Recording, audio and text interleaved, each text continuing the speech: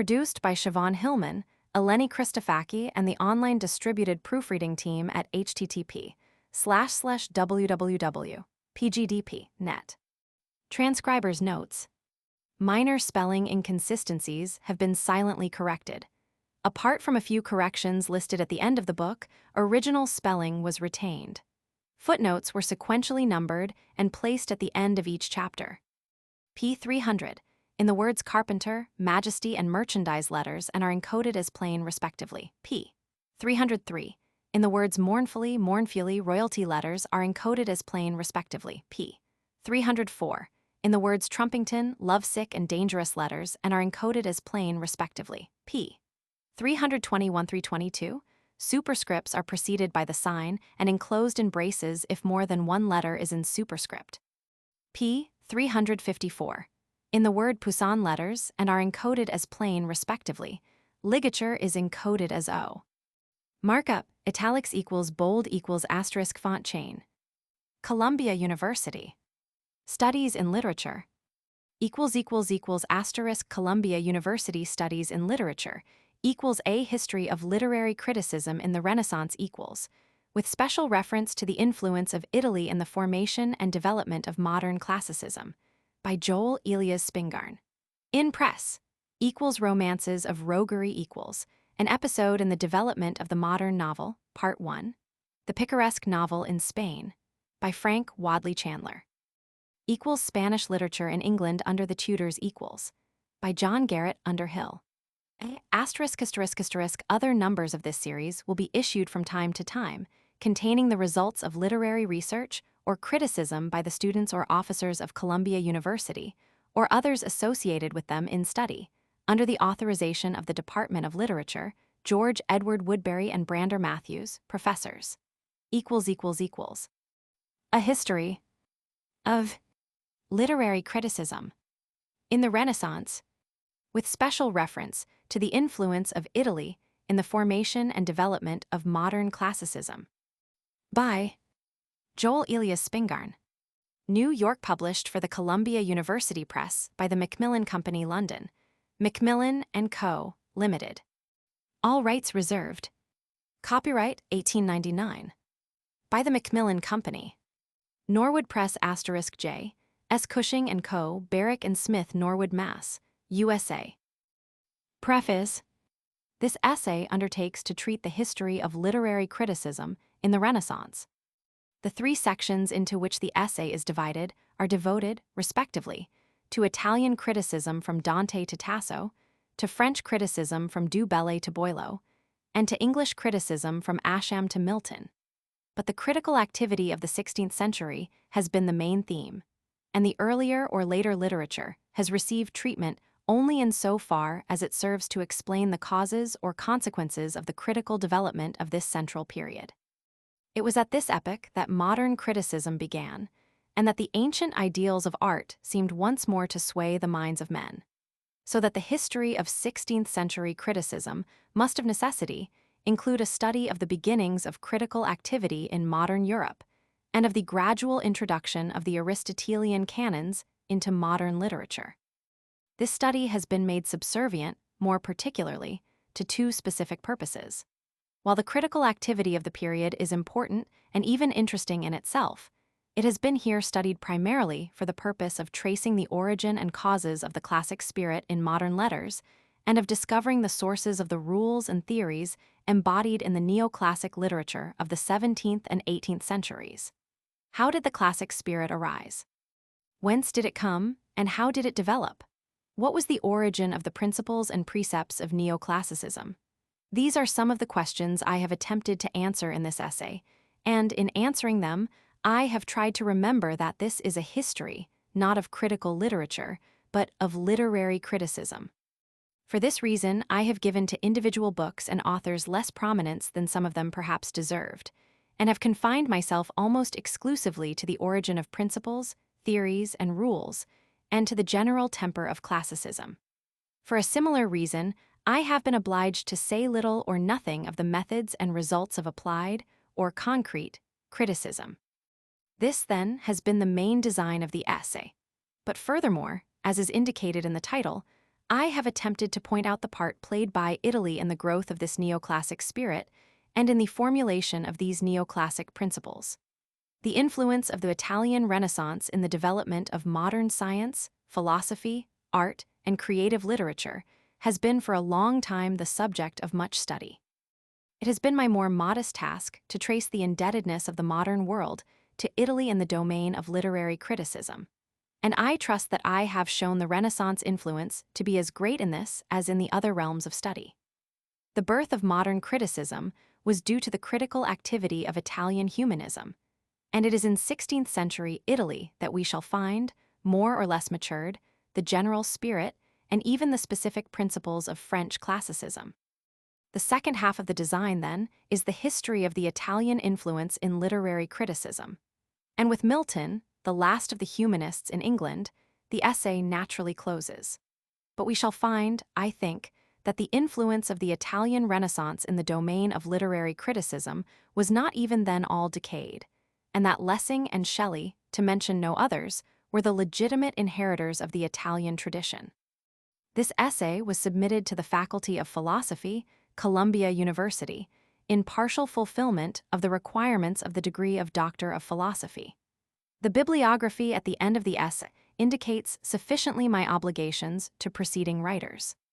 It has been prepared chiefly for the purpose of facilitating reference to works cited in the text and in the footnotes, and should be consulted for the full titles of books therein mentioned. It makes no pretense of being a complete bibliography of the subject. It will be seen that the history of Italian criticism in the 16th century has received scarcely any attention from modern scholars. In regard to Aristotle's Poetics, I have used the text, and in general followed the interpretation given in Professor S. H. Butcher's Aristotle's Theory of Poetry and Fine Art, a noble monument of scholarship vivified by literary feeling. I desire also to express my obligations to Professor Butcher for an abstract of Zabarella, to Mr. P. O. Skinner of Harvard for an analysis of Capriano, to my friend, Mr. F. W. Chandler, for summaries of several early English rhetorical treatises, and to Professor Cavalier Speranza for a few corrections. Also to my friends, Mr. J. G. Underhill, Mr. Louis Einstein, and Mr. H. A. Uterhart, and to my brother, Mr. A. B. Spingarn, for incidental assistance of some importance. But above all, I desire to acknowledge my indebtedness to Professor George E. Woodbury. This book is the fruit of his instruction, and in writing it, also, I have had recourse to him for assistance and criticism.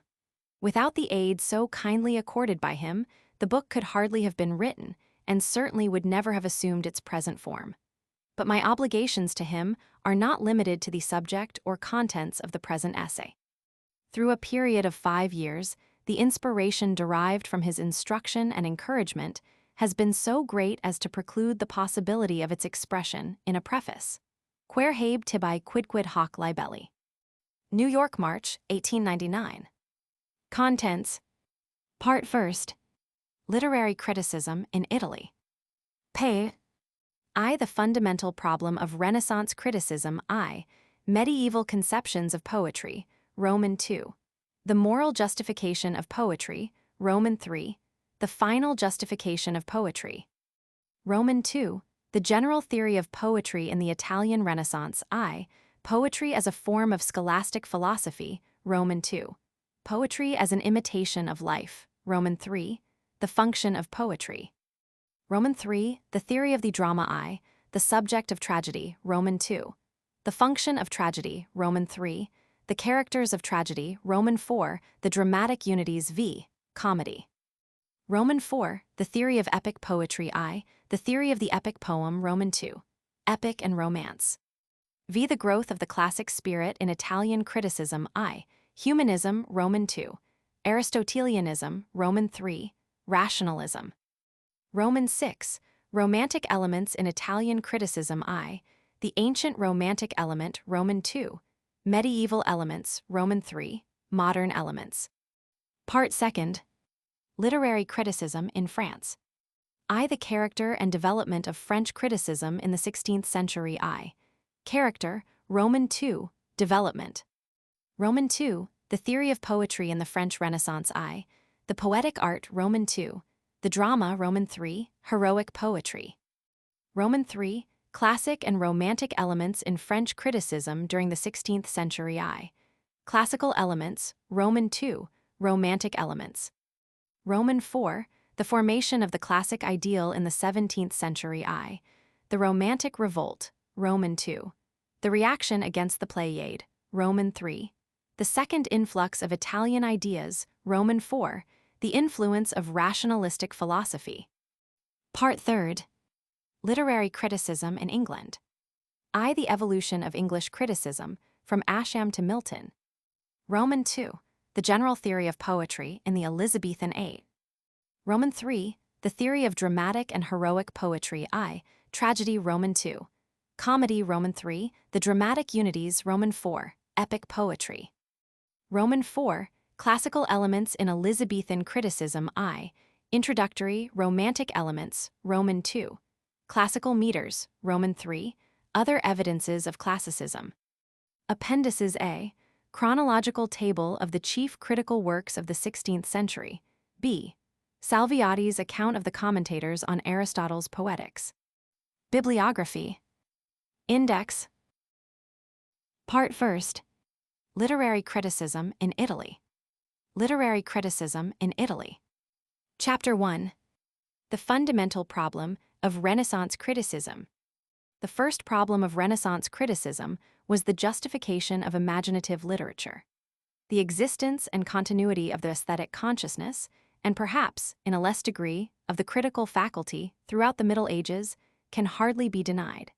Yet distrust of literature was keenest among the very class of men in whom the critical faculty might be presupposed, and it was as the handmaid of philosophy, and most of all as the vassal of theology, that poetry was chiefly valued. In other words, the criteria by which imaginative literature was judged during the Middle Ages were not literary criteria. Poetry was disregarded or contemned, or was valued if at all for virtues that least belonged to it. The Renaissance was thus confronted with the necessity of justifying its appreciation of the vast body of literature, which the revival of learning had recovered for the modern world. And the function of Renaissance criticism was to re-establish the aesthetic foundations of literature, to reaffirm the eternal lesson of Hellenic culture, and to restore once and for all the element of beauty to its rightful place in human life and in the world of art. Medieval conceptions of poetry. The medieval distrust of literature was the result of several cooperating causes. Popular literature had fallen into decay, and in its contemporary form was beneath serious consideration. Classical literature was unfortunately pagan, and was moreover but imperfectly known. The medieval church from its earliest stages had regarded pagan culture with suspicion, and had come to look upon the development of popular literature as antagonistic to its own supremacy. But beyond this, the distrust of literature went deeper, and was grounded upon certain theoretical and fundamental objections to all the works of the imagination. These theoretical objections were in no wise new to the Middle Ages. They had been stated in antiquity with much more directness and philosophical efficacy than was possible in the medieval period. Plato had tried imaginative literature by the criteria of reality and morality, both of which are unaesthetic criteria, although fundamentally applicable to poetry.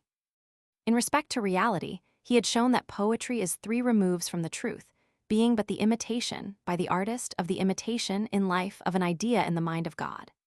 In respect to morality, he had discovered in Homer, the greatest of poets, deviations from truth, blasphemy against the gods, and obscenity of various sorts. Furthermore, he had found that creative literature excites the emotions more than does actual life, and stirs up ignoble passions which were better restrained. These ideas ran throughout the Middle Ages, and indeed persisted even beyond the Renaissance.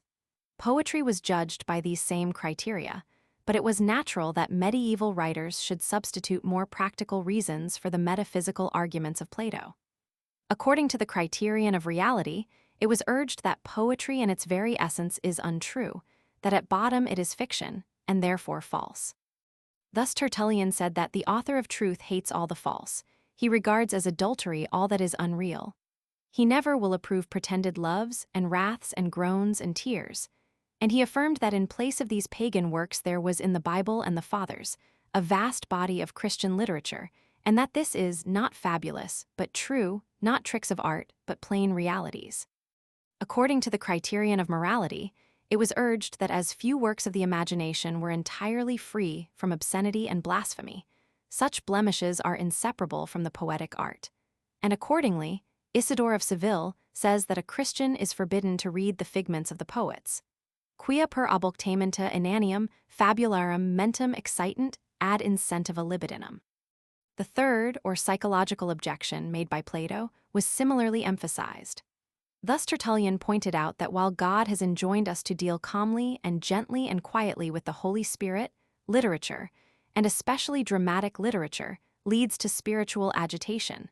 This point seemed to the medieval mind fundamental, for in real beauty, as Thomas Aquinas insisted, desire is quieted. Furthermore, it was shown that the only body of literary work worthy of serious study dealt with pagan divinities and with religious practices which were in direct antagonism to Christianity. Other objections, also, were incidentally alluded to by medieval writers. For example, it was said, the supreme question in all matters of life is the question of conduct, and it was not apparent in what manner poetry conduces to action. Poetry has no practical use. It rather enervates men than urges them to the call of duty, and above all, there are more profitable occupations in which the righteous man may be engaged. These objections to literature are not characteristically medieval. They have sprung up in every period of the world's history, and especially recur in all ages in which ascetic or theological conceptions of life are dominant. They were stock questions of the Greek schools, and there are extant treatises by Maximus of Tyre, and others on the problem whether or not Plato was justified in expelling Homer from his ideal commonwealth. The same objections prevailed beyond the Renaissance, and they were urged in Italy by Savonarola, in Germany by Cornelius Agrippa, in England by Gosson and Prynne, and in France by Bossuet and other ecclesiastics. Roman II, the moral justification of poetry. The allegorical method of interpreting literature was the result of the medieval attempt to answer the objections just stated. This method owed its origin to the mode of interpreting the popular mythology first employed by the Sophists and more thoroughly by the later Stoics. Such heroes as Hercules and Theseus, instead of being mere brute conquerors of monsters and giants, were regarded by the Stoic philosophers as symbols of the early sages who had combated the vices and passions of mankind, and they became in the course of time types of pagan saints. The same mode of interpretation was later applied to the stories of the Old Testament by Philo Judaeus, and was first introduced into Occidental Europe by Hilary of Poitiers and Ambrose, Bishop of Milan. Abraham, Adam, Eve, Jacob became types of various virtues, and the biblical stories were considered as symbolical of the various moral struggles in the soul of man. The first instance of the systematic application of the method to the pagan myths occurs in the Mythologicon of Fulgentius, who probably flourished in the first half of the 6th century. And in his Virgiliana Continentia, the Aeneid is treated as an image of life, and the travels of Aeneas as the symbol of the progress of the human soul, from nature, through wisdom, to final happiness. From this period, the allegorical method became the recognized mode of interpreting literature, whether sacred or profane. Petrarch, in his letter De Quibusdam Fictionibus Virgilige, treats the Aeneid after the manner of Fulgentius, and even at the very end of the Renaissance Tasso interpreted his own romantic epics in the same way. After the acceptance of the method, its application was further complicated. Gregory the Great ascribes 3 meanings to the Bible: the literal, the typical or allegorical, and the moral. Still later, a 4th meaning was added, and Dante distinctly claims all 4, the literal, the allegorical, the moral or philosophical, and the anagogical or mystical for his Divine Comedy. This method, while perhaps justifying poetry from the standpoint of ethics and divinity, gives it no place as an independent art. Thus considered, poetry becomes merely a popularized form of theology. Both Petrarch and Boccaccio regarded allegory as the warp and woof of poetry, but they modified the medieval point of view by arguing conversely that theology itself is a form of poetry, the poetry of God. Both of them insist that the Bible is essentially poetical, and that Christ himself spoke largely in poetical images. This point was so emphasized by Renaissance critics that Burney, in his Dialogo contra I Poeti, 1537, condemns the poets for speaking of God as Jupiter and of the saints as Mercury, Hercules, Bacchus, and for even having the audacity to call the prophets and the writers of the scriptures poets and makers of verses. The 14th and 15th books of Boccaccio's treatise, De Genealogidiorum, have been called the first defense of poesy in honor of his own art by a poet of the modern world. But Boccaccio's justification of imaginative literature is still primarily based on the usual medieval grounds. The reality of poetry is dependent on its allegorical foundations. Its moral teachings are to be sought in the hidden meanings discoverable beneath the literal expression. Pagan poetry is defended for Christianity on the ground that the references to Greek and Roman gods and rituals are to be regarded only as symbolical truths. The poet's function, for Boccaccio, as for Dante and Petrarch, was to hide and obscure the actual truth behind a veil of beautiful fictions veritatem rerum pulchris veluminibus adornere. The humanistic point of view, in regard to poetry, was of a more practical and far-reaching nature than that of the Middle Ages. The allegorical interpretation did indeed continue throughout the Renaissance, and Mantuan, for example, can only define a poem as a literary form which is bound by the stricter laws of meter, and which has its fundamental truths hidden under the literal expressions of the fable. For still later writers, this mode of regarding literature seemed to present the only loophole of escape from the moral objections to poetry. But in employing the old method, the humanists carried it far beyond its original application. Thus, Leonardo Bruni, in his De Studiis et Litteris, c. 1405, after dwelling on the allegorical interpretation of the pagan myths, argues that when one reads the story of Aeneas and Dido, he pays his tribute of admiration to the genius of the poet, but the matter itself is known to be fiction, and so leaves no moral impression. By this Bruni means that fiction as such, when known to be fiction, can leave no moral impression, and secondly that poetry is to be judged by the success of the artist, and not by the efficacy of the moralist. Similarly, Battista Guarino, in his De Ordine Docendi et Studendi, 1459, says that we are not disturbed by the impieties, cruelties, horrors, which we find in poetry. We judge these things simply by their congruity with the characters and incidents described. In other words, we criticize the artist, not the moralist. This is a distinct attempt at the aesthetic appreciation of literature, but while such ideas are not uncommon about this time, they express isolated sentiments, rather than a doctrine strictly coordinated with an aesthetic theory of poetry. The more strict defense of poetry was attempted for the most part on the grounds set forth by Horace in his Ars Poetica. At no period from the Augustan age to the Renaissance does the Ars Poetica seem to have been entirely lost.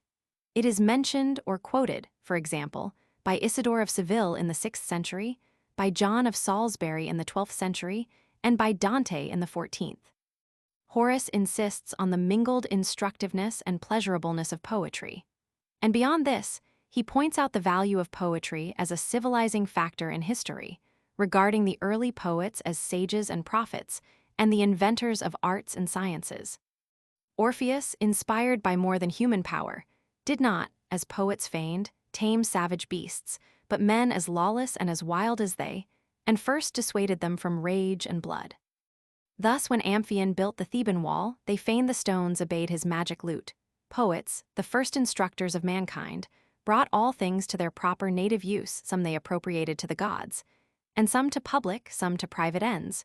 Promiscuous love by marriage was restrained, cities were built, and useful laws were made. So ancient is the pedigree of verse, and so divine the poet's function. This conception of the early poet's function was an old one. It is to be found in Aristophanes. It runs through Renaissance criticism. And even in this very century, Shelley speaks of poets as the authors of language, and of music, of the dance and architecture and statuary, and painting, as the institutors of laws and the founders of civil society and the inventors of the arts of life. Today the idealist takes refuge in the same faith. The tree of knowledge is of equal date with the tree of life, nor were even the tamer of horses, the worker in metals, or the sower, elder than those twin guardians of the soul, the poet and the priest. Conscience and imagination were the pioneers who made Earth habitable for the human spirit. It was this ethical and civilizing function of poetry which was first in the minds of the humanists. Action being the test of all studies, poetry must stand or fall in proportion as it conduces to righteous action. Thus, Leonardo Bruni speaks of poetry as so valuable an aid to knowledge, and so ennobling a source of pleasure. And Ennia's Silvius Piccolomini, in his treatise De Liberorum Education, 1450, declares that the crucial question is not, is poetry to be contemned, but how are the poets to be used? And he solves his own question by asserting that we are to welcome all that poets can render in praise of integrity and in condemnation of vice, and that all else is to be left unheeded.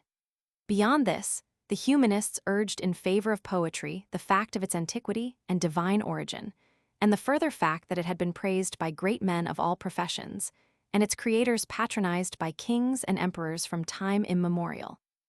There were then, at the end of the Middle Ages and the beginning of the Renaissance, two opposing tendencies in regard to the poetic art, one representing the humanistic reverence for ancient culture, and for poetry as one of the phases of that culture, and the other representing not only the medieval tradition, but a purism allied to that of early Christianity, and akin to the ascetic conceptions of life found in almost every period.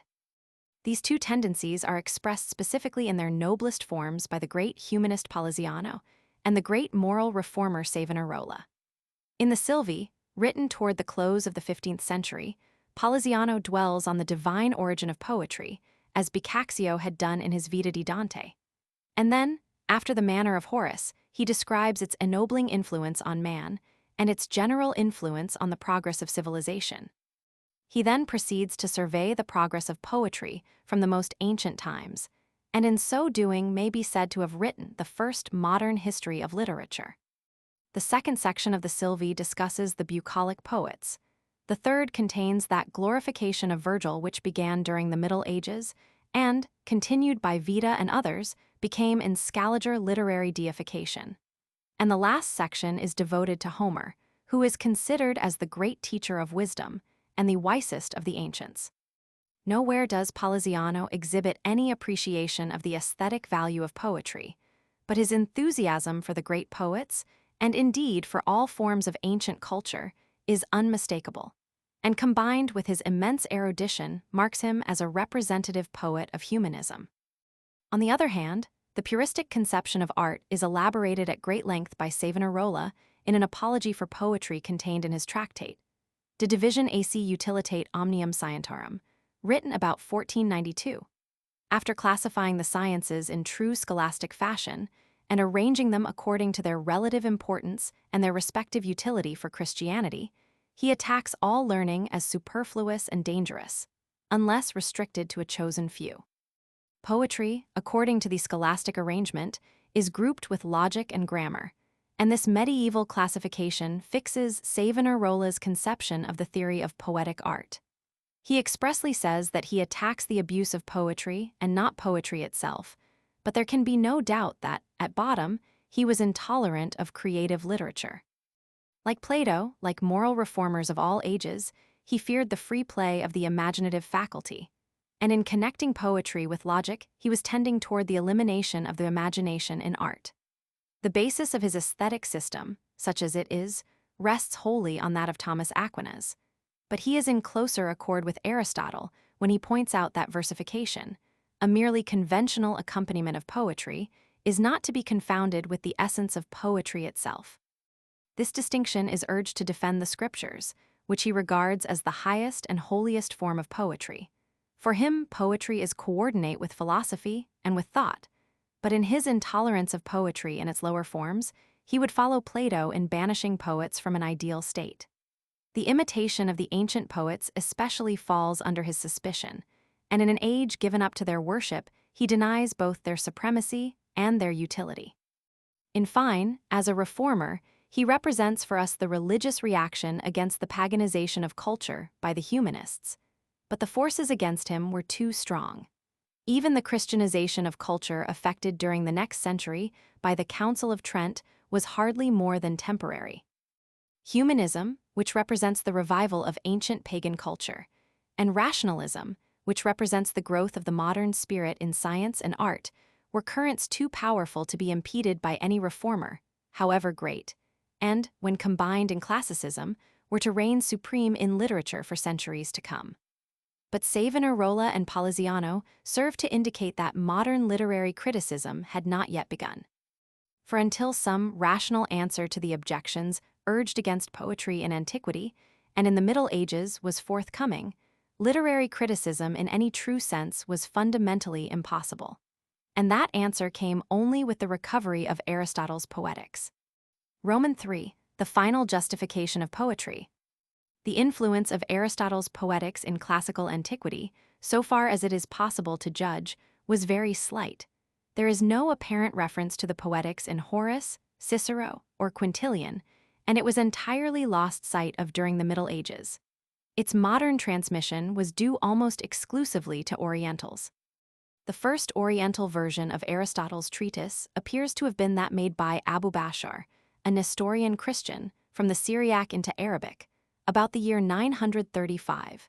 2 centuries later, the Moslem philosopher Averroes made an abridged version of the Poetics, which was translated into Latin in the 13th century, by a certain German named Hillman, and again by Mantinus of Tortosa in Spain in the 14th century. Hillman's version seems to have circulated considerably in the Middle Ages, but it had no traceable influence on critical literature whatsoever. It is mentioned and censured by Roger Bacon, but the Poetics in any form was probably unknown to Dante, to Boccaccio, and beyond a single obscure reference to Petrarch. There is no question that for a long time before the beginning of the 16th century, the Poetics had been entirely neglected. Not only do the critical ideas of this period show no indication of Aristotelian influence, but during the 16th century itself, there seems to have been a well-defined impression that the Poetics had been recovered only after centuries of oblivion.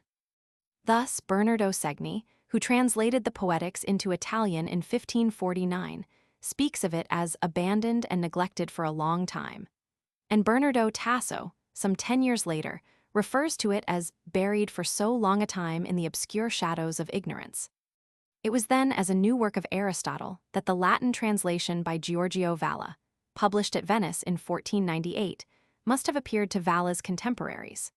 Though hardly successful as a work of scholarship, this translation, and the Greek text of the Poetics published in the Aldine Retters, Greci in 1508, had considerable influence on dramatic literature, but scarcely any immediate influence on literary criticism. Somewhat later, in 1536, Alessandro de Pazzi published a revised Latin version, accompanied by the original. And from this time, the influence of the Aristotelian canons becomes manifest in critical literature. In 1548, Robortelli produced the first critical edition of the Poetics, with a Latin translation and a learned commentary, and in the very next year the first Italian translation was given to the world by Bernardo Segni. From that day to this, the editions and translations of the Poetics have increased beyond number, and there is hardly a single passage in Aristotle's treatise which has not been discussed by innumerable commentators and critics. It was in Aristotle's Poetics that the Renaissance was to find, if not a complete, at least a rational justification of poetry, and an answer to every one of the Platonic and medieval objections to imaginative literature. As to the assertion that poetry diverges from actual reality, Aristotle contended that there is to be found in poetry a higher reality than that of mere commonplace fact, that poetry deals not with particulars, but with universals, and that it aims at describing not what has been, but what might have been or ought to be. In other words, poetry has little regard for the actuality of the specific event, but aims at the reality of an eternal probability. It matters not whether Achilles or Aeneas did this thing, or that thing, which Homer or Virgil ascribes to either. But if Achilles or Aeneas was such a man as the poet describes, he must necessarily act as Homer or Virgil has made him do. It is needless to say that Aristotle is here simply distinguishing between ideal truth and actual fact, and in asserting that it is the function of poetry to imitate only ideal truth, he laid the foundations, not only of an answer to medieval objections, but also of modern aesthetic criticism. Beyond this, poetry is justified on the grounds of morality. For while not having a distinctly moral aim, it is essentially moral, because it is this ideal representation of life, and an idealized version of human life must necessarily present it in its moral aspects. Aristotle distinctly combats the traditional Greek conception of the didactic function of poetry, but it is evident that he insists fundamentally that literature must be moral, for he sternly rebukes Euripides several times on grounds that are moral rather than purely aesthetic. In answer to the objection that poetry, instead of calming, stirs and excites our meanest passions, that it waters and cherishes those emotions which ought to wither with drought, and constitutes them our rulers when they ought to be our subjects, Aristotle taught those in the Renaissance who were able to understand him that poetry, and especially dramatic poetry, does not indeed starve the emotions, but excites them only to allay and to regulate them, and in this aesthetic process purifies and ennobles them. In pointing out these things, he has justified the utility of poetry, regarding it as more serious and philosophically than history, because it universalizes mere fact and imitates life in its noblest aspects. These arguments were incorporated into Renaissance criticism. They were emphasized, as we shall see, over and over again, and they formed the basis of the justification of poetry in modern critical literature. At the same time, this purely aesthetic conception of art did not prevail by itself in the 16th century, even in those for whom Aristotle meant most and who best understood his meaning. The Horatian elements, also, as found in the early humanists, were elaborated and discussed. In the Poetica of Daniello, 1536, these Horatian elements form the basis for a defense of poetry that has many marked resemblances to various passages in Sir Philip Sidney's Defense of Poesy. After referring to the antiquity and nobility of poetry, and affirming that no other art is nobler or more ancient, Daniello shows that all things known to man, all the secrets of God and nature, are described by the poets in musical numbers and with exquisite ornament. He furthermore asserts, in the manner of Horace, that the poets were the inventors of the arts of life, and in answer to the objection that it was the philosophers who in reality did these things, he shows that while instruction is more proper to the philosopher than to the poet, poets teach too, in many more ways, and far more pleasantly, than any philosopher can. They hide their useful teachings under various fictions and fabulous veils, as the physician covers bitter medicine with a sweet coating. The style of the philosopher is dry and obscure, without any force or beauty by itself, and the delightful instruction of poetry is far more effective than the abstract and harsh teachings of philosophy. Poetry, indeed, was the only form of philosophy that primitive men had, and Plato, while regarding himself as an enemy of poets, was really a great poet himself, for he expresses all his ideas in a wondrously harmonious rhythm, and with great splendor of words and images. This defense of Daniello's is interesting, as anticipating the general form of such apologies throughout the 16th century. Similarly, Minturno in his De Poeta, 1559, elaborates the Horatian suggestions for a defense of poetry. He begins by pointing out the broad inclusiveness of poetry, which may be said to comprehend in itself every form of human learning, and by showing that no form of learning can be found before the first poets, and that no nation, however barbarous, has ever been averse to poetry. The Hebrews praised God in verse. The Greeks, Italians, Germans, and British have all honored poetry. The Persians have had their magi and the Gauls their bards. Verse, while not essential to poetry, gives the latter much of its delightful effectiveness, and if the gods ever speak, they certainly speak in verse. Indeed, in primitive times it was in verse that all sciences, history, and philosophy were written. To answer the traditional objections against imaginative literature, which had survived beyond the Middle Ages, seemed to the Renaissance a simpler task, however, than to answer the more philosophical objections urged in the Platonic dialogues.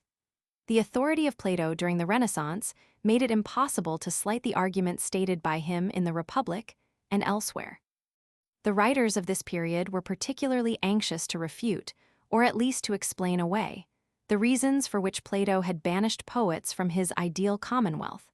Some critics, like Bernardo Tasso and Daniello, asserted that Plato had not argued against poetry itself, but only against the abuse of poetry.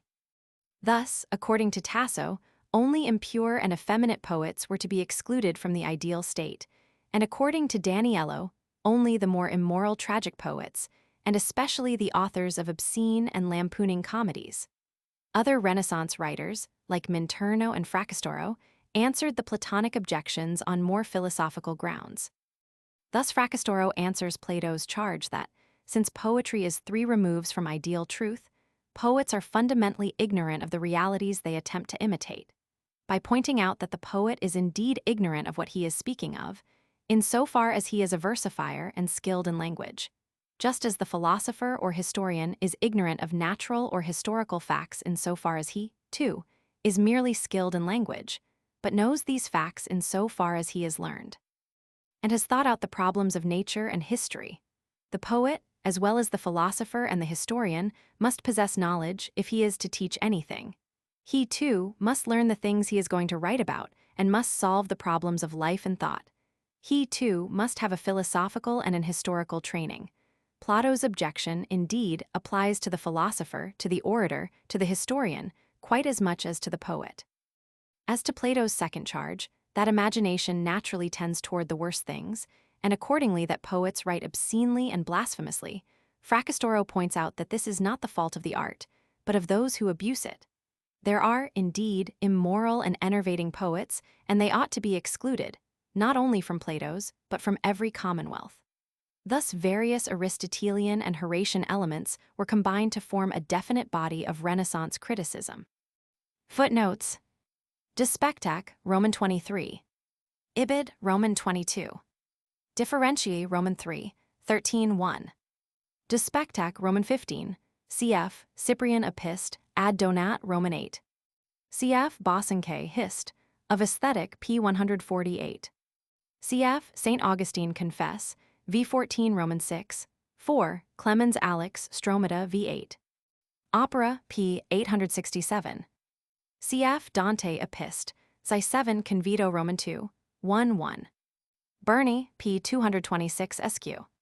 Petrarch Opera, p. 1205, cf. Boccaccio Gendigli Dei, p. 250 v. Woodward Vittorino de Felter, p. 132. Ibid, p. 175. Etymology, Roman 8, 7-5. Polycraticus, I-8. Moore, Dante and his early biographers, London, 1890, pp. 173, 174. Ars Poet, 391, Roscommon. Frogs, 1030 SQ. Defense of Poetry, ed. Cook, p. 5. Woodbury, A New Defense of Poetry. In Heart of Man, New York, 1899, p. 76. Woodward, p. 182 SQ. Ibid, p. 131. Ibid, p. 150. Pope Selecta Pomata, Roman 2, 108, cf. Ars Poet, 398. Cf. Gasperi, Roman 2, 220. Villari, p. 501 SQ, and Perrins, Roman 2, 328 SQ. Cf. Cartier, L'Esthétique de Savonarola, in Didron's Annales Archéologiques, 1847, Roman 7, 255 SQ. Egger, 209 SQ. Ibid, 555 SQ. Segni, p. 160.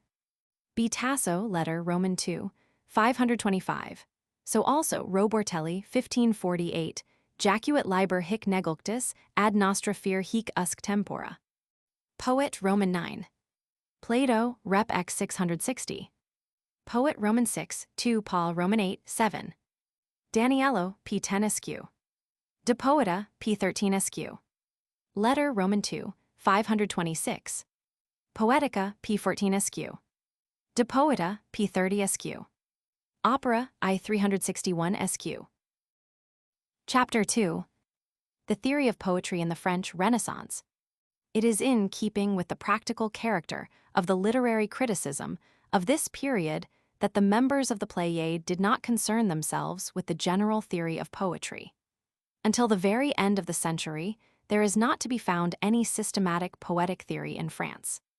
It is in dramatic criticism that this period has most to offer, and the dramatic criticism is peculiarly interesting because it foreshadows in many ways the doctrines upon which were based the dramas of Racine and Corneille. The poetic art. In Du Bellay's defense, there is no attempt to formulate a consistent body of critical doctrine, but the book exhibits, in a more or less crude form, all the tendencies for which the Pléiade stands in French literature. The fundamental idea of the defense is that French poetry can only hope to reach perfection by imitating the classics. The imitation of the classics implies, in the first place, erudition on the part of the poet, and moreover, it requires intellectual labor and study. The poet is born, it is true, but this only refers to the ardor and joyfulness of spirit which naturally excite him, but which, without learning and erudition, are absolutely useless. He who wishes poetic immortality, says Du Bellay, must spend his time in the solitude of his own chamber. Instead of eating, drinking, and sleeping, he must endure hunger, thirst, and long vigils. Elsewhere he speaks of silence and solitude as Amy des Muses. From all this, there arises a natural contempt for the ignorant people, who know nothing of ancient learning.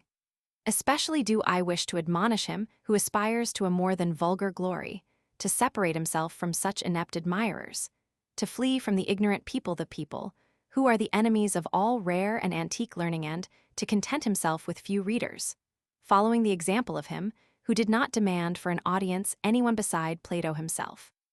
In the Art Poétique of Jacques Pelletier Dumans, published at Lyons in 1555, the point of view is that of the Pléiade, but more mellow and moderate than that of its most advanced and radical members. The treatise begins with an account of the antiquity and excellence of poetry, and poets are spoken of as originally the maîtres et réformateurs de la vie. Poetry is then compared with oratory and with painting after the usual Renaissance fashion, and Pelletier agrees with Horace in regarding the combined power of art and nature as necessary to the fashioning of a poet. His conception of the latter's office is not unlike that of Tasso and Shelley. It is the office of the poet to give novelty to old things, authority to the new, beauty to the rude, light to the obscure, faith to the doubtful, and to all things their true nature, and to their true nature all things. Concerning the questions of language, versification, and the feeling for natural scenery, he agrees fundamentally with the chief writers of the Pléiade. The greatest of these, Ronsard, has given expression to his views on the poetic art in his Abrégé de l'art poétique François, 1565, and later in the two prefaces of his Epic of the Franciade. The chief interest of the Abrégé in the present discussion is that it expounds and emphasizes the high notion of the poet's office introduced into French poetry by the Pléiade. Before the advent of the new school, mere skill in the complicated forms of verse was regarded as the test of poetry. The poet was simply a rhymer, and the term poet, with all that it implies, first came into use with the Pléiade. The distinction between the versifier and the poet, as pointed out by Aristotle and insisted upon by the Italians, became with the Pléiade almost vital. Binet, the disciple and biographer of Ronsard, says of his master that he was the mortal enemy of versifiers, whose conceptions are all debased, and who think they have wrought a masterpiece when they have transposed something from prose into verse. Ronsard's own account of the dignity and high function of poetry must needs be cited at length. Above all things you will hold the Muses in reverence, yea, in singular veneration, and you will never let them serve in matters that are dishonest, or mere jests, or injudicious libels. But you will hold them dear and sacred, as the daughters of Jupiter, that is, God, who by his holy grace has through them first made known to ignorant people the excellencies of his majesty. For poetry in early times was only an allegorical theology, in order to make stupid men, by pleasant and wondrously colored fables, know the secrets they could not comprehend, were the truth too openly made known to them. Now, since the Muses do not care to lodge in a soul unless it is good, holy, and virtuous, you should try to be of a good disposition, not wicked, scowling, and cross, but animated by a gentle spirit. And you should not let anything enter your mind that is not superhuman and divine. You should have, in the first place, conceptions that are high, grand, beautiful, and not trailing upon the ground. For the principal part of poetry consists of invention, which comes as much from a beautiful nature as from the reading of good and ancient authors. If you undertake any great work, you will show yourself devout and fearing God, commencing it either with his name or by any other which represents some effects of his majesty, after the manner of the Greek poets. For the Muses, Apollo, Mercury, Pallas, and other similar deities merely represent the powers of God, to which the first men gave several names for the diverse effects of his incomprehensible majesty.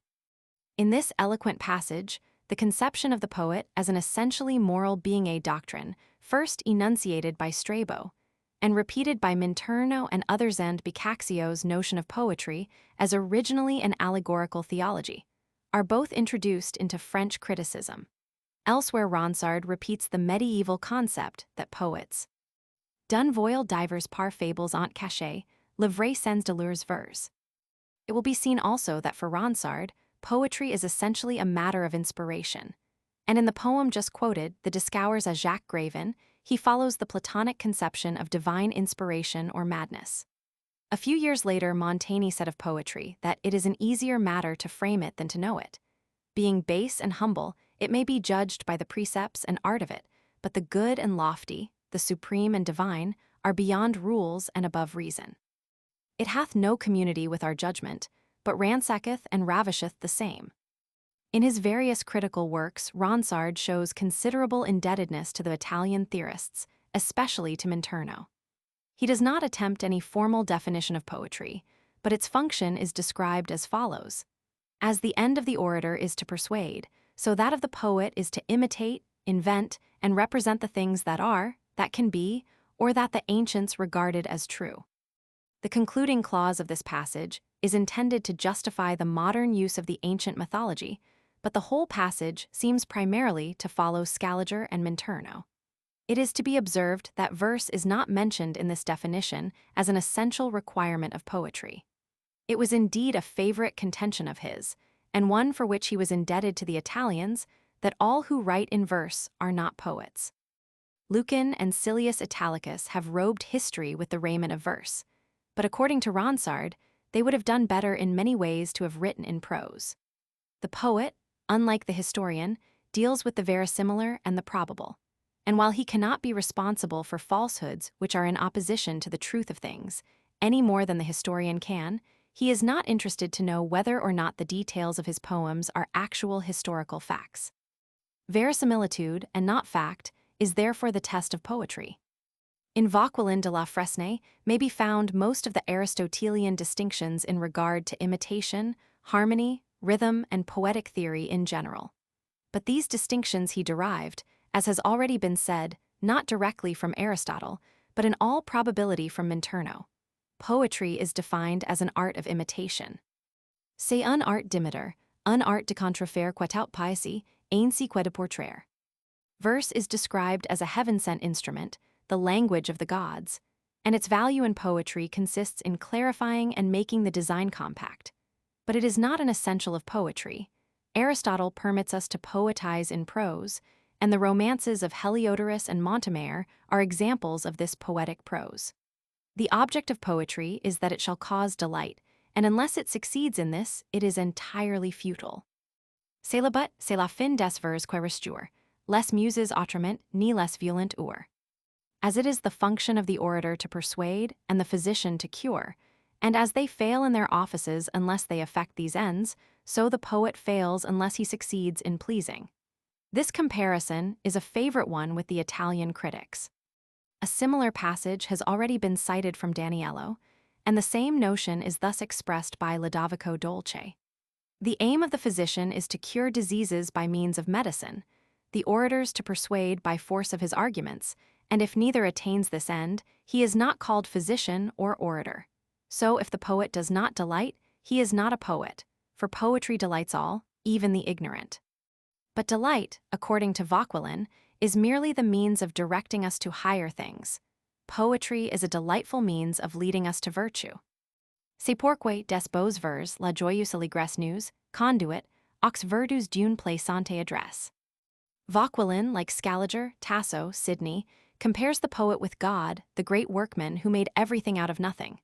The poet is a divinely inspired person who, sans art, sans savoir, creates works of divine beauty.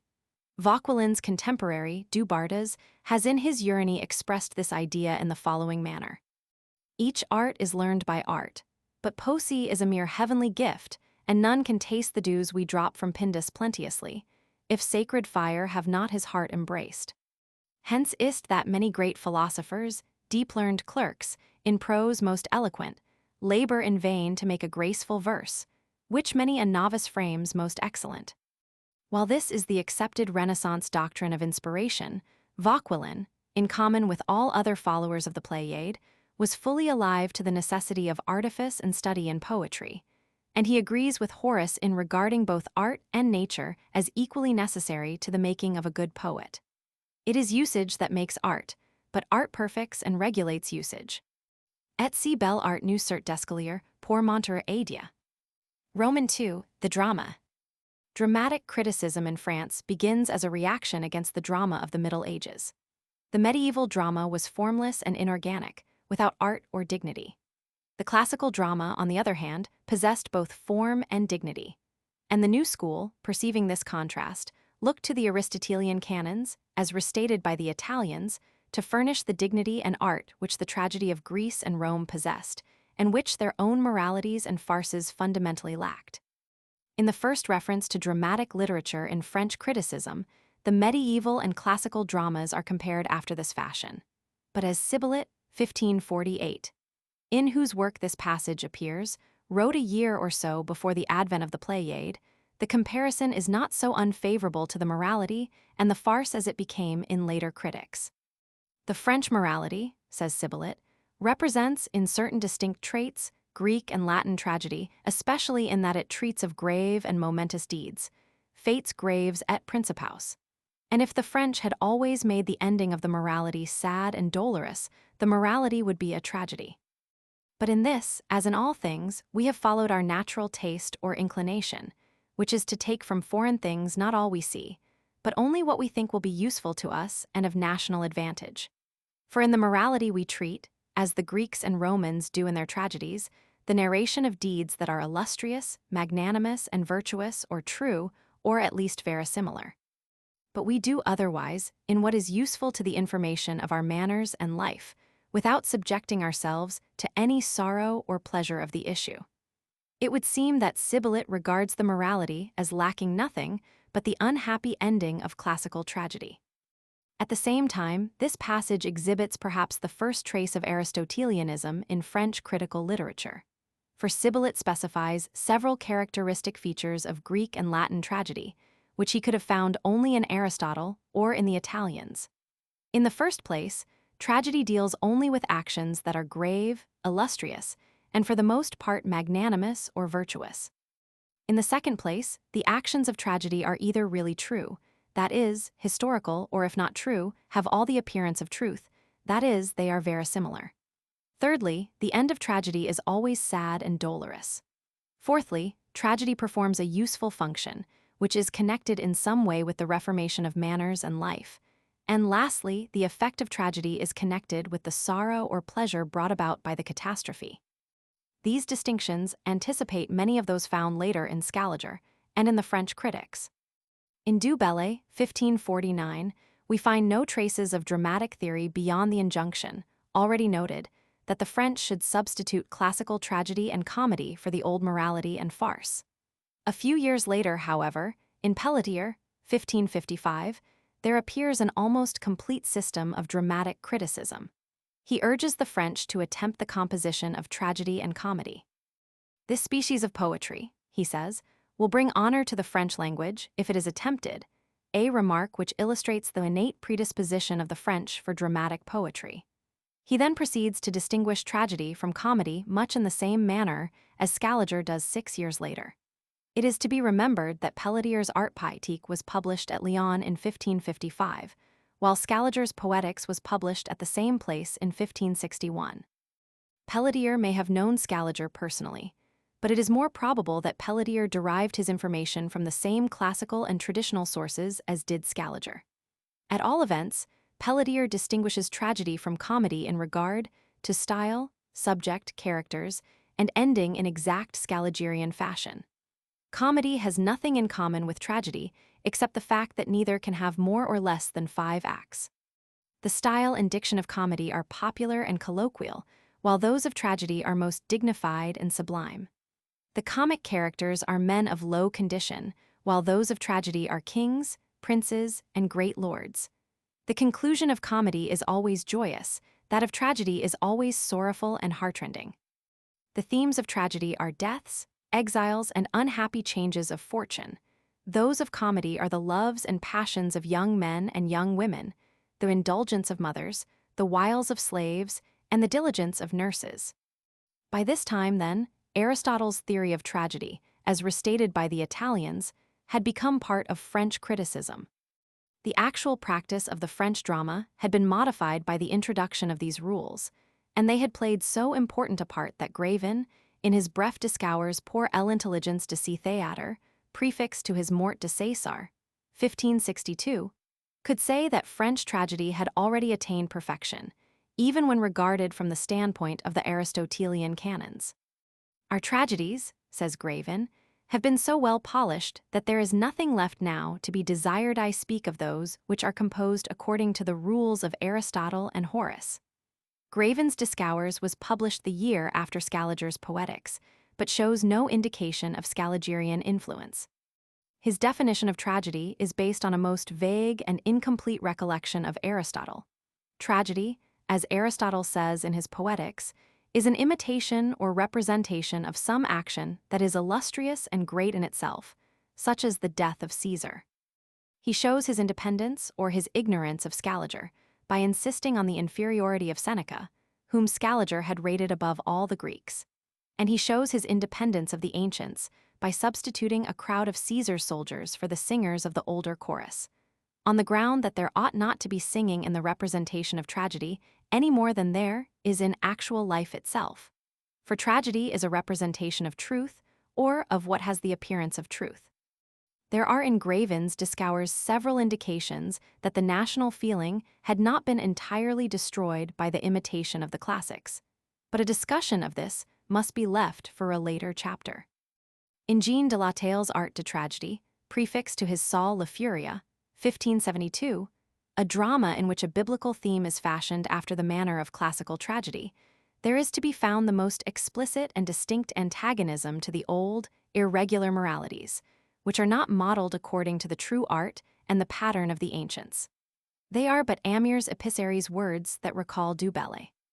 But curiously enough, Jean de la Tale differs entirely from Gravin and asserts positively that France had as yet no real tragedies, except possibly a few translated from the classics. Waging war as he is against the crude formlessness of the national drama, perfect construction assumes for him a very high importance. The principal point in tragedy, he says, is to know how to dispose and fashion it well, so that the plot is well intertwined, mingled, interrupted, and resumed, and that there is nothing useless, without purpose, or out of place. For Jean de la Tale, as for most Renaissance writers, tragedy is the least popular and the most elegant and elevated form of poetry, exclusive of the epic.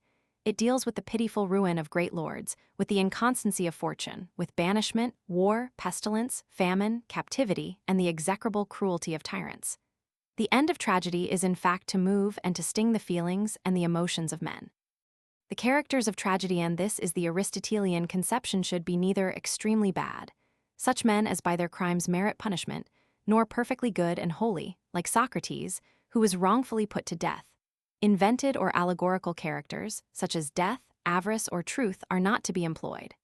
At the same time, Jean de la Tale, like Gravin, is not averse to the use of scriptural subjects in tragedy, although he cautions the poet against long-winded theological discussions.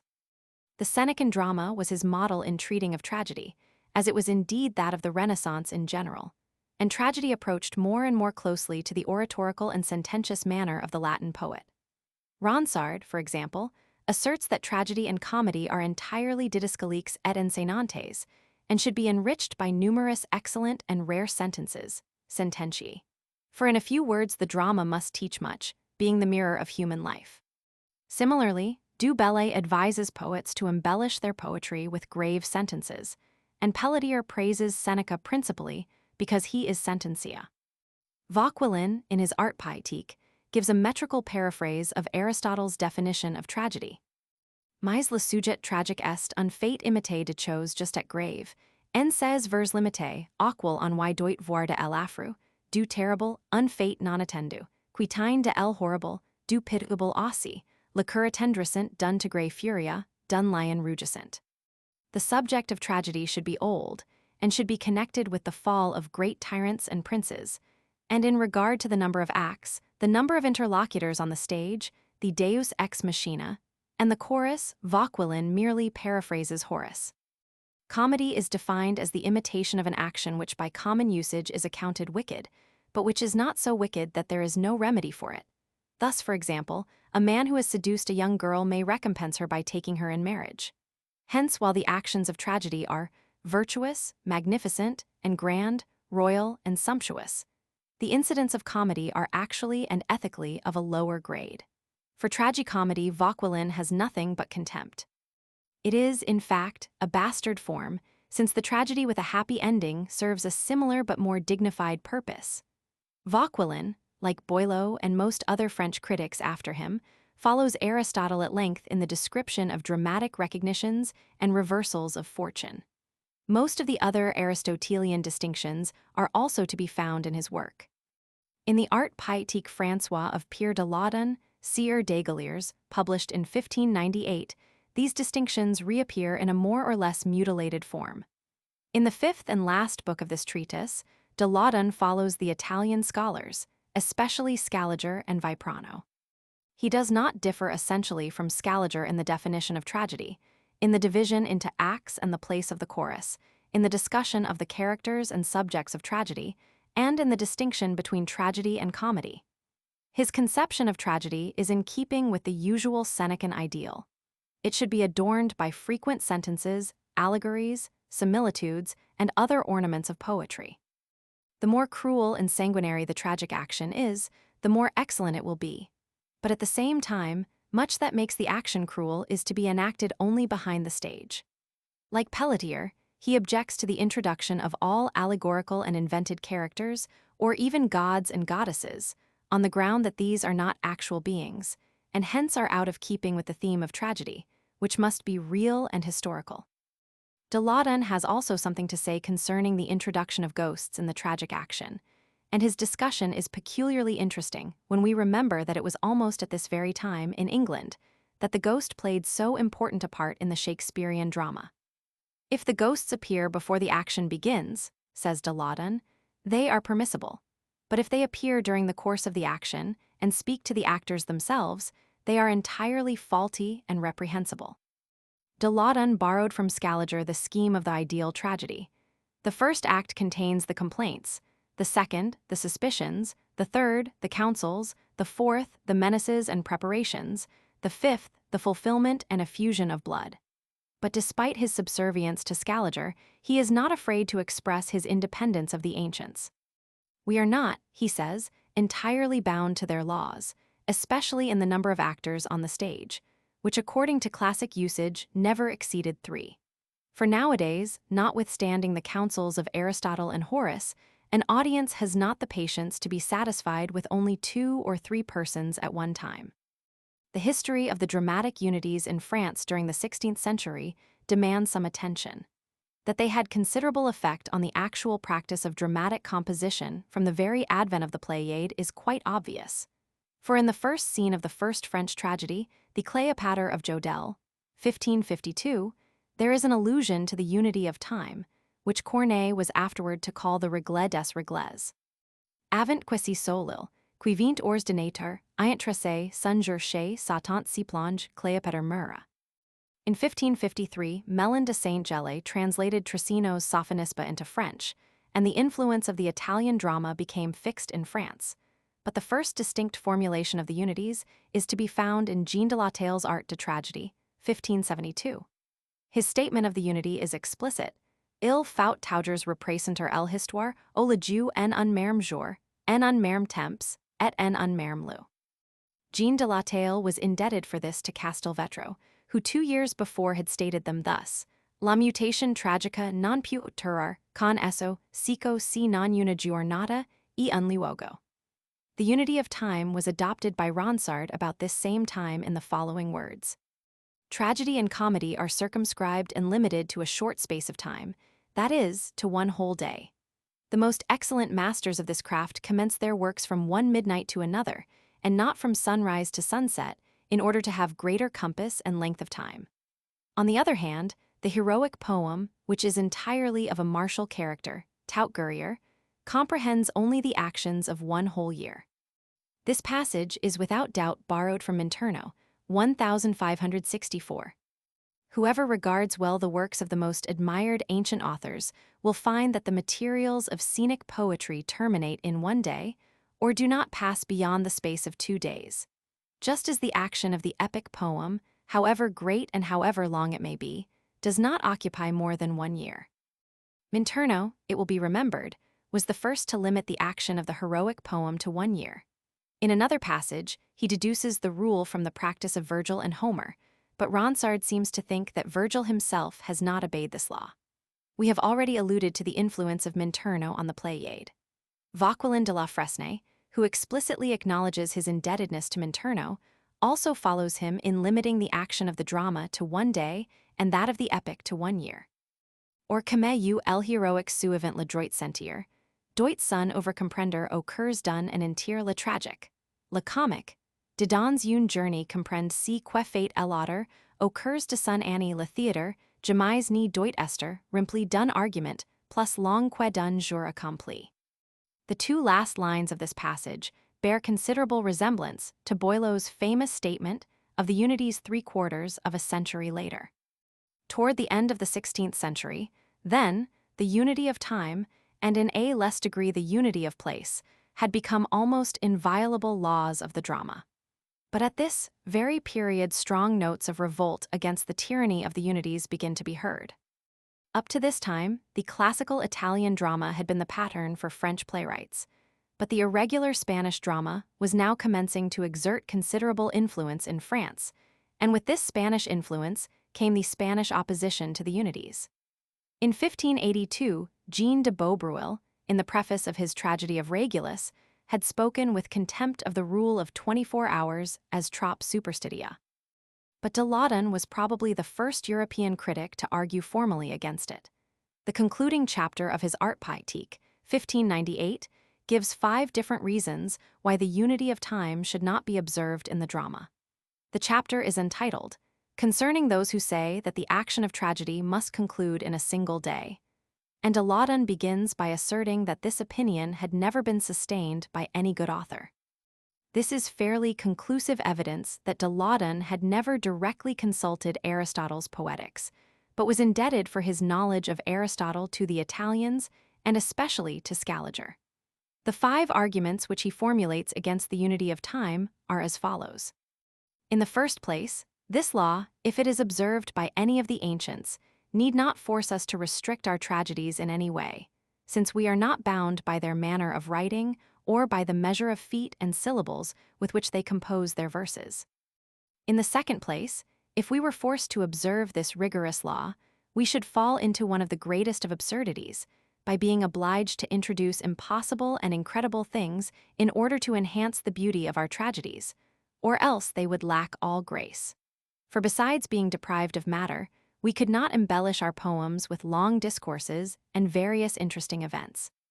In the third place, the action of the Troades, an excellent tragedy by Seneca, could not have occurred in 1 day, nor could even some of the plays of Euripides or Sophocles. In the fourth place, according to the definition already given on the authority of Aristotle, tragedy is the recital of the lives of heroes, the fortune and grandeur of kings, princes, and others, and all this could not be accomplished in 1 day. Besides, a tragedy must contain 5 acts, of which the first is joyous, and the succeeding ones exhibit a gradual change, as I have already indicated above. And this change a single day would not suffice to bring about. In the fifth and last place, the tragedies in which this rule is observed are not any better than the tragedies in which it is not observed. And the tragic poets, Greek and Latin, or even French, do not and need not and cannot observe it, since very often in a tragedy the whole life of a prince, king, emperor, noble, or other person is represented besides 1,000 other reasons which I could advance if time permitted, but which must be left for a second edition. The history of the unity of time during the next century does not strictly concern us here, but it may be well to point out that it was through the offices of Chaplain, seconded by the authority of Cardinal Richelieu, that it became fixed in the dramatic theory of France.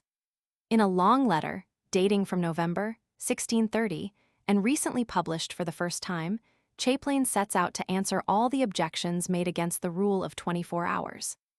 It is sustained, he says, by the practice of the ancients and the universal consensus of the Italians, but his own proof is based on reason alone. It is the old argument of resemblance, as found in Maggi, Scaliger, and especially Castelvetro, whom Chaplain seems in part to follow. By 1635, he had formulated the whole theory of the three unities and converted Cardinal Richelieu to his views. In the previous year, Mertz-Sophonisbe, the first regular French tragedy, had been produced. In 1636, the famous Cid controversy had begun. By 1640, the battle was gained, and the unities became a part of the classic theory of the drama throughout Europe. A few years later, their practical application was most thoroughly indicated by the Abbé d'Aubignac in his Pratique du théâtre, and they were definitely formulated for all time by Boileau in the celebrated couplet. Quen un lieu, quen un jour, un seul fait accomplitine jusqu'à la fin le théâtre rempli. Roman 3, Heroic Poetry. It was the supreme ambition of the Pléiade to produce a great French epic. In the very first manifesto of the new school, Du Bellay urges every French poet to attempt another Iliad or Aeneid for the honor and glory of France. For Pelletier, 1555, the heroic poem is the one that really gives the true title of poet. It may be compared to the ocean, and all other forms to rivers. He seems to be following Giraldi Cintio's discourse on the Romanzi, published the year before his own work, when he says that the French poet should write a Heraclide, the deeds of Hercules furnishing the mightiest and most heroic material he can think of. At the same time, Virgil is for him the model of an epic poet, and his parallel between Homer and Virgil bears striking resemblance to the similar parallel in Capriano's Della Vera Poetica, published in the very same year as his own treatise. Like Capriano, Pelletier censures the superfluous exuberance, the loquaciousness, the occasional indecorum, and the inferiority in eloquence and dignity of Homer when compared with the Latin poet. It was Ronsard's personal ambition to be the French Virgil, as in lyric poetry he had been proclaimed the French Pindar. For 20 years he labored on the Franciade, but never finished it. In the two prefaces which he wrote for it, the first in 1572 and the second, published posthumously, about 1584, he attempts to give expression to his ideal of the heroic poet. In neither of them does he succeed in formulating any very definite or consistent body of epic theory. They are chiefly interesting in that they indicate the general tendencies of the Pléiade and show Ronsard's own rhetorical principles and his feeling for nature and natural beauty. The passage has already been cited in which he speaks of the heroic poem as entirely of a martial character and limits its action to the space of 1 year. It has also been seen that for him, as for the Italians, verisimilitude, and not fact, is the test of poetry. At the same time, the epic poet is to avoid anachronisms and misstatements of fact. Such faults do not disturb the reader so much when the story is remote in point of time, and the poet should therefore always use an argument, the events of which are at least 300 or 400 years old. The basis of the work should rest upon some old story of past times and of long-established renown, which has gained the credit of men. This notion of the antiquity of the epic fable had been accepted long ago by the Italians. It is stated, for example, in Tasso's Discorsi dell'arte poetica, written about 1564, though not published until 1587, 15 years after Tasso had visited Ronsard in Paris. Vauquelin de la Fresnaye has the Pléiade veneration for heroic poetry, but he cannot be said to exhibit any more definite conception of its form and function. For him, the epic is a vast and magnificent narration, a world in itself, wherein men, things, and thoughts are wondrously mirrored. C'est un tableau du monde, un miroir qui rapporte les gestes des mortals en différentes sortes. Car tout pieci il contient en soi-même, soit tragique ou comique, ou soit autre poème. With this, we may compare what Musio had said in 1551. Il poema sovrano e grave una pittura de el universo, e Piero in si comprende ogni stilo, ogni forma, ogni ritratto. But despite this very vague conception of the epic in the French Renaissance, there was, as has been said, a high veneration for it as a form, and for its masters, Homer and especially Virgil. This accounts for the large number of attempts at epic composition in France during the next century. But beyond the earlier and indefinite notion of heroic poetry, the French did not get for a long time to come. Even for Boileau, the epic poem was merely the vast récit d'une longue action. Footnotes: Défense Roman 2, 3. Ibid Roman 2, 11. Ronsard Roman 7, 310, 325. Ronsard Roman 7, 37 SQ. Ronsard Roman 6, 311 SQ. Essays I-36, Florio's translation. Ronsard Roman 7, 322, cf. Aristotle Poet Roman 9, 1-4 Roman 25, 6, 7. Poet Roman 3, 24. De Poeta pp. 44-47. Art Poet I-187. Ibid I-87 SQ. Art Poet Roman 2, 261. Ibid I-697 SQ. Osservationi Vinija 1560, p. 190. Art Poet I-744. Art Poet I-19. cf. Tasso, cited by Shelley, Defense p. 42, no one merits the name of creator except God and the poet. Sylvesters du Bartas, 1641, p. 242. Art Poet I-149. Sibyllite Art Poet Roman 2, 8. Pelletier Art Poet Roman 2, 7. Ibid. Robert App Roman 3. Ronsard Roman 3, 18 SQ. Art Poet Roman 3, 153. Ibid Roman 2, 1113, 441. Art Poet Roman 2, 459. Ibid Roman 3, 143. Ibid Roman 3, 181. Ibid Roman 3, 189 SQ. Robert App Roman 4. Art Poet v6. Robert App Roman 3. Poetica p. 534. Ronsard Roman 3, 19. Art Poetica p. 71. Ibid p. 12. De Poeta p. 149. Art Poet Roman 2, 253. Boileau Art Poet Roman 3, 45. Arnaud App Roman 3. Art Poet Roman 3, 45. Art Poet Roman 2, 8. Ibid I3. Ibid I5, cf. Capriano Cap v. Ronsard Roman 3, 23-29. Vauquelin Art Poet I471, 503. Boileau Art Poet Roman 3, 161. This line suggests that the function of poetry may be to please or to instruct, or both to please and instruct, and every one of the writers of the Renaissance takes one or other of these three positions. Aristotle, as we know, regarded poetry as an imitation of human life, for the purpose of giving a certain refined pleasure to the reader or hearer. The end of the fine arts is to give pleasure, Greek, prose herdenern, or rational enjoyment. It has already been said that poetry, in so far as it is an imitation of human life, and attempts to be true to human life in its ideal aspects, must fundamentally be moral. But to give moral or scientific instruction is in no way the end or function of poetry. It will be seen that the Renaissance was in closer accord with Horace than with Aristotle, in requiring for the most part the util as well as the dulce in poetry. For Daniello, one of the earliest critical writers of the century, the function of the poet is to teach and delight.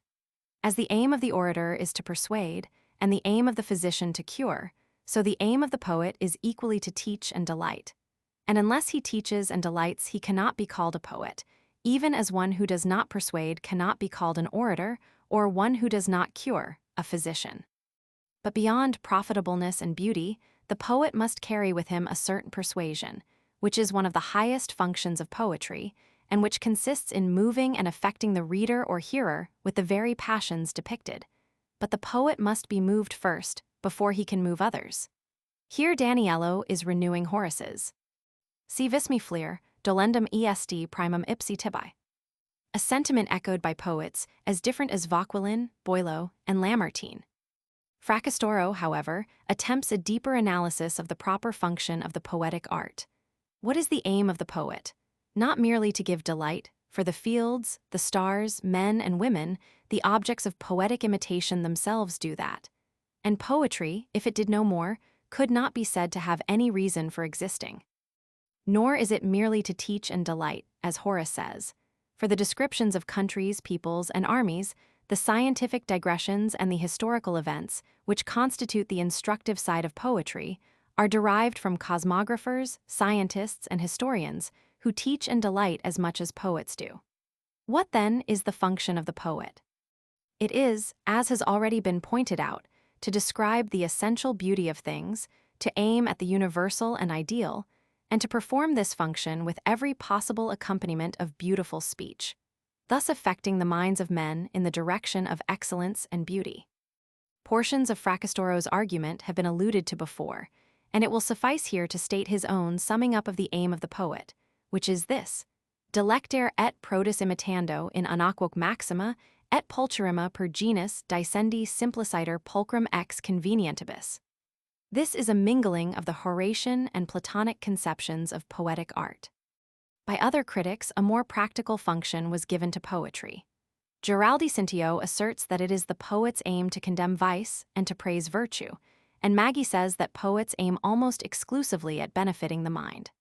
Poets who, on the contrary, treat of obscene matters for the corruption of youth may be compared with infamous physicians who give their patients deadly poison in the guise of wholesome medicine.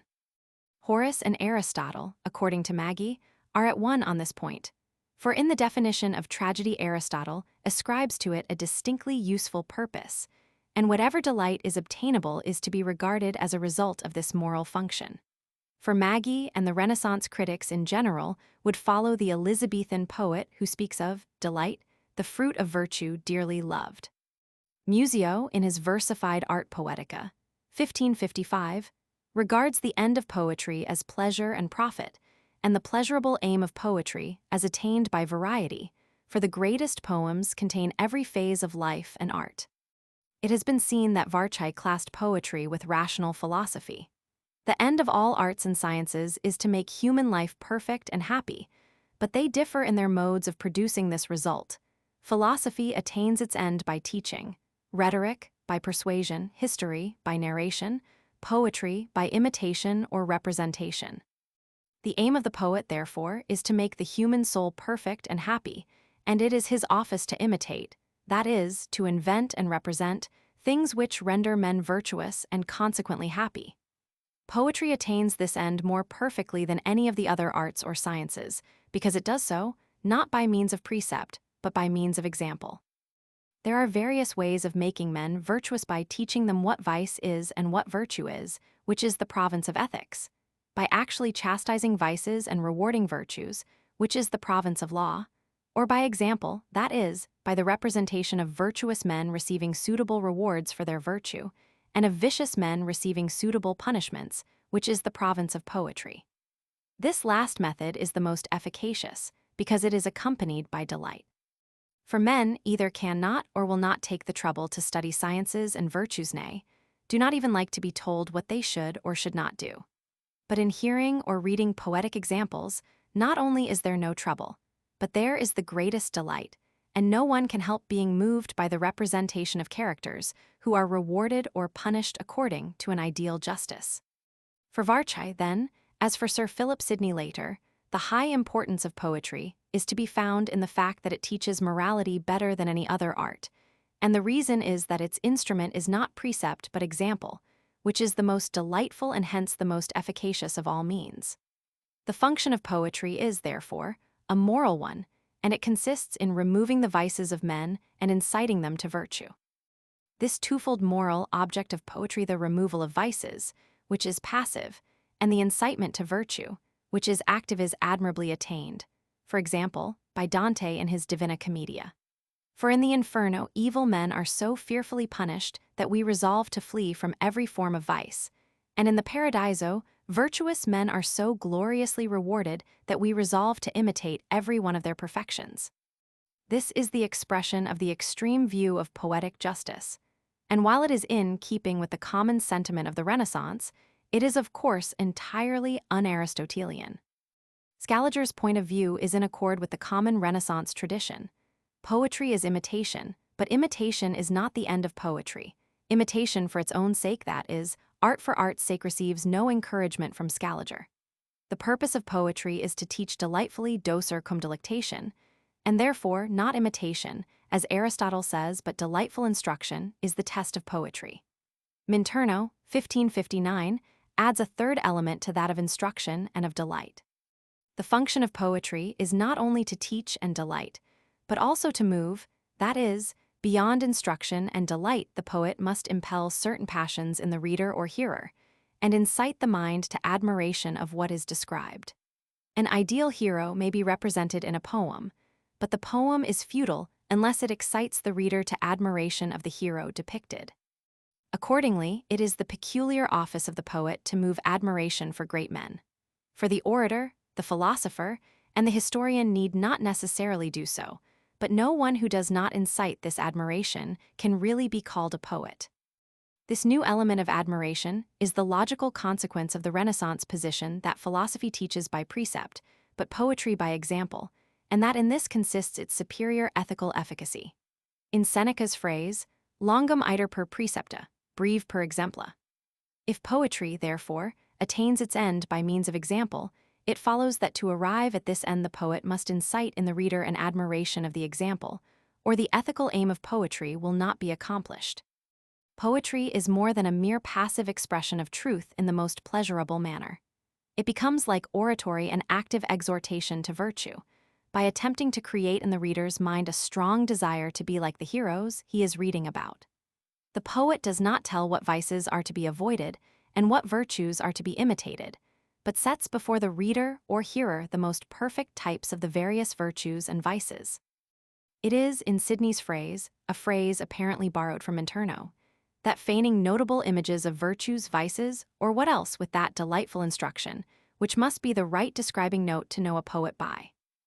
Dryden, a century later, seems to be insisting upon the same principle of admiration when he says that it is the work of the poet to affect the soul and excite the passions, and above all to move admiration, which is the delight of serious plays. But Minturno goes even further than this. If the poet is fundamentally a teacher of virtue, it follows that he must be a virtuous man himself, and in pointing this out, Minturno has given the first complete expression in modern times of the consecrated conception of the poet's office. As no form of knowledge and no moral excellence is foreign to the poet, so at bottom he is the truly wise and good man. The poet may, in fact, be defined as a good man skilled in language and imitation. Not only ought he to be a good man, but no one will be a good poet unless he is so. This conception of the moral nature of the poet may be traced henceforth throughout modern times. It is to be found in Ronsard and other French and Italian writers. It is especially noticeable in English literature, and is insisted on by Ben Jonson, Milton, Shaftesbury, Coleridge, and Shelley.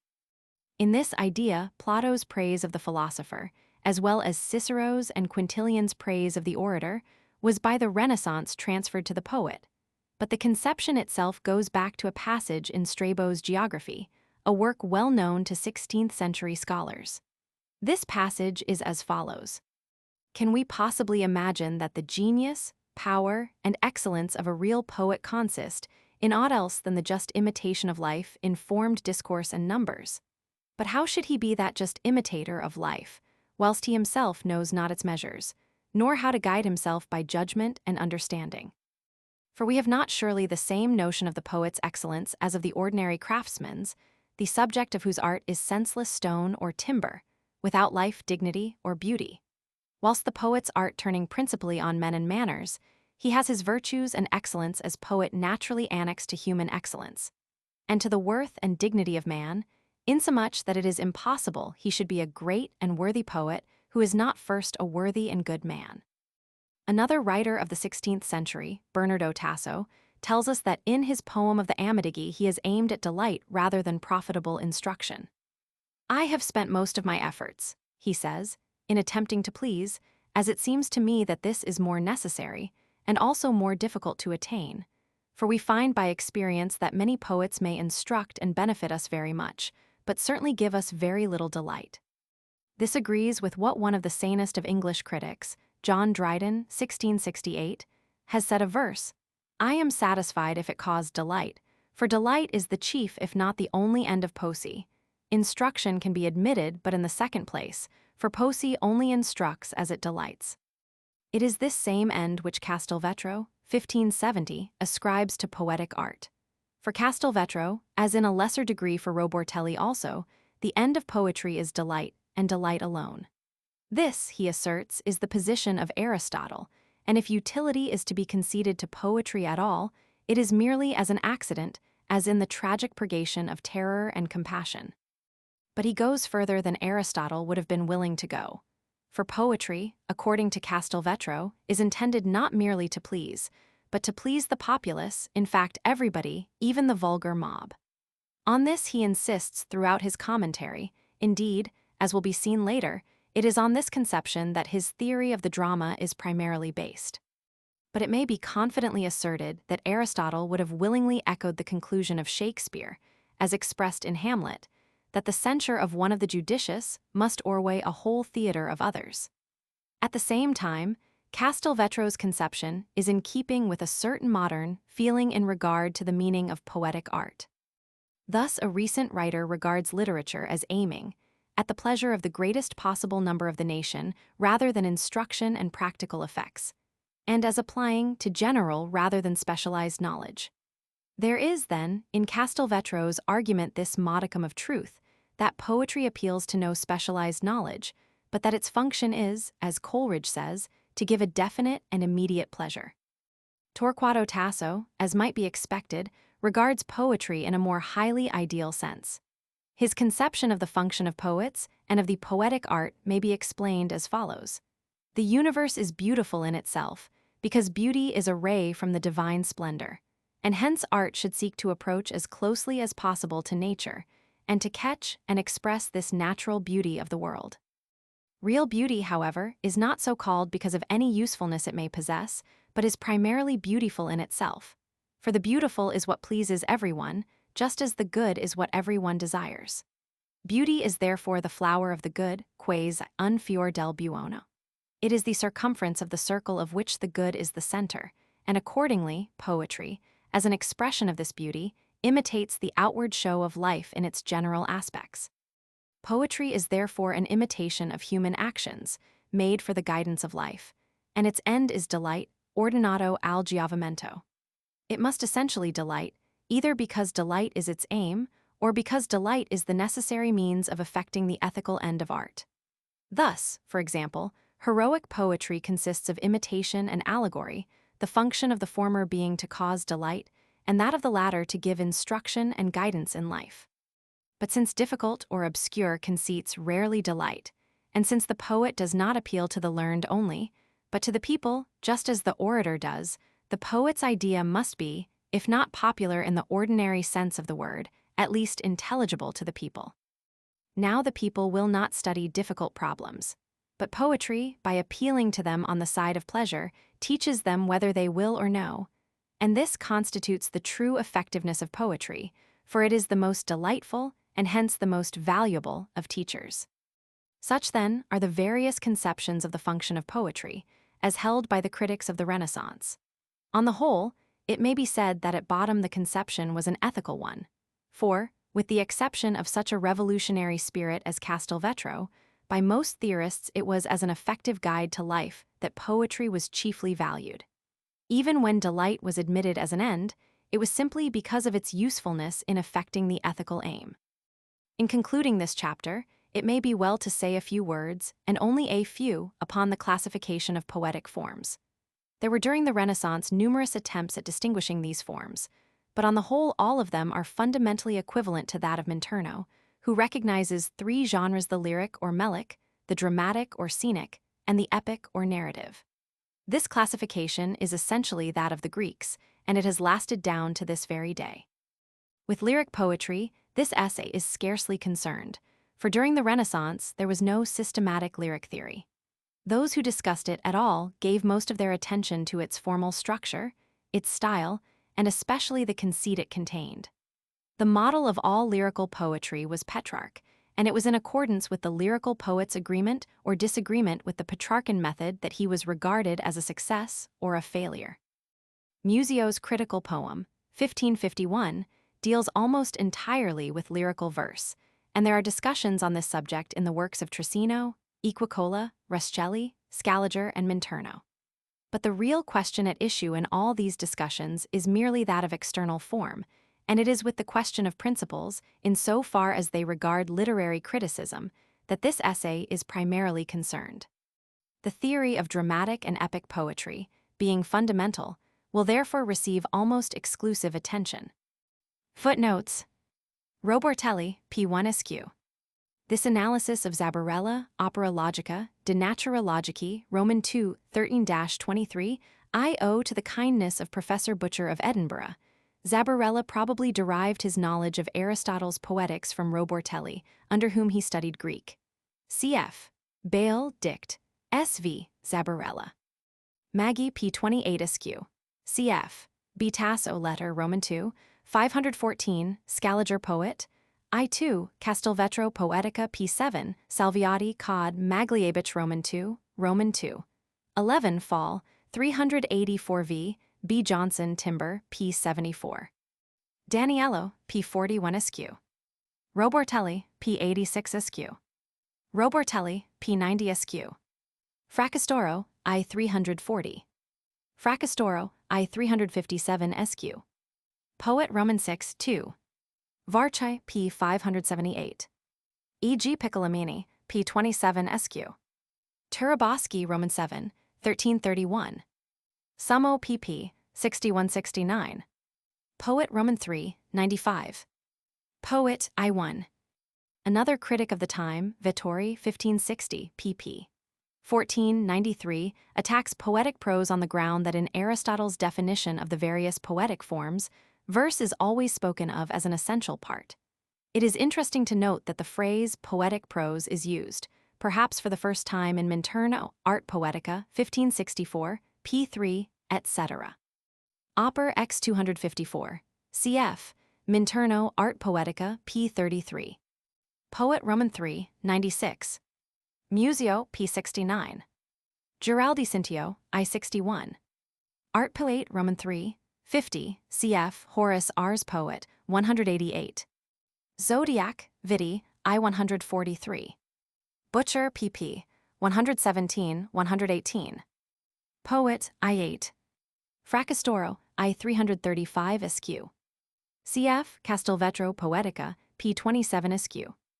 Ret, I11. Cf. A. Segni, 1581 Cap. I. Varchai, p227 Esq. Capriano Cap, Roman 2. Leonardi, p43 Esq. Letter Roman 2, 525. Scaliger Poet, I2. Defense pp. 10-11. De Poeta, p53 Esq. Castelvetro, Poetica, p23 Esq. Ibid, p190. Cf. T. Tasso, Xi51. Poetica, p158. Poetica, p191. Ars Poet, 333. Butcher, p185. Daniello, p25. Ibid, p40. Fracastoro, I363. Scaliger Poet, Roman 6, Roman 2 2. De Poeta, p102. Cf. Scaliger Poet, Roman 3, 96. De Poeta, p11. Essay of Dramatic Poesy, p104. De Poeta, p79. Ouvres, Roman 7, 318. Works, I333. Prose Works, Roman 3, 118. Characteristics, 1711, I207. H. C. Robinson, Diary, May 29, 1812. Coleridge talked of the impossibility of being a good poet without being a good man. Defense of Poetry, p42. Minturno plainly says as much, De Poeta, p105. Geog I Roman 2, 5 as cited by Shaftesbury. Letter Roman 2, 195. Essay of Dramatic Poesy, p104. Cf. Piccolomini, p369. Castelvetro Poetica, p505. Cf. Twining, Roman 2, 449-450. Poetica, p29.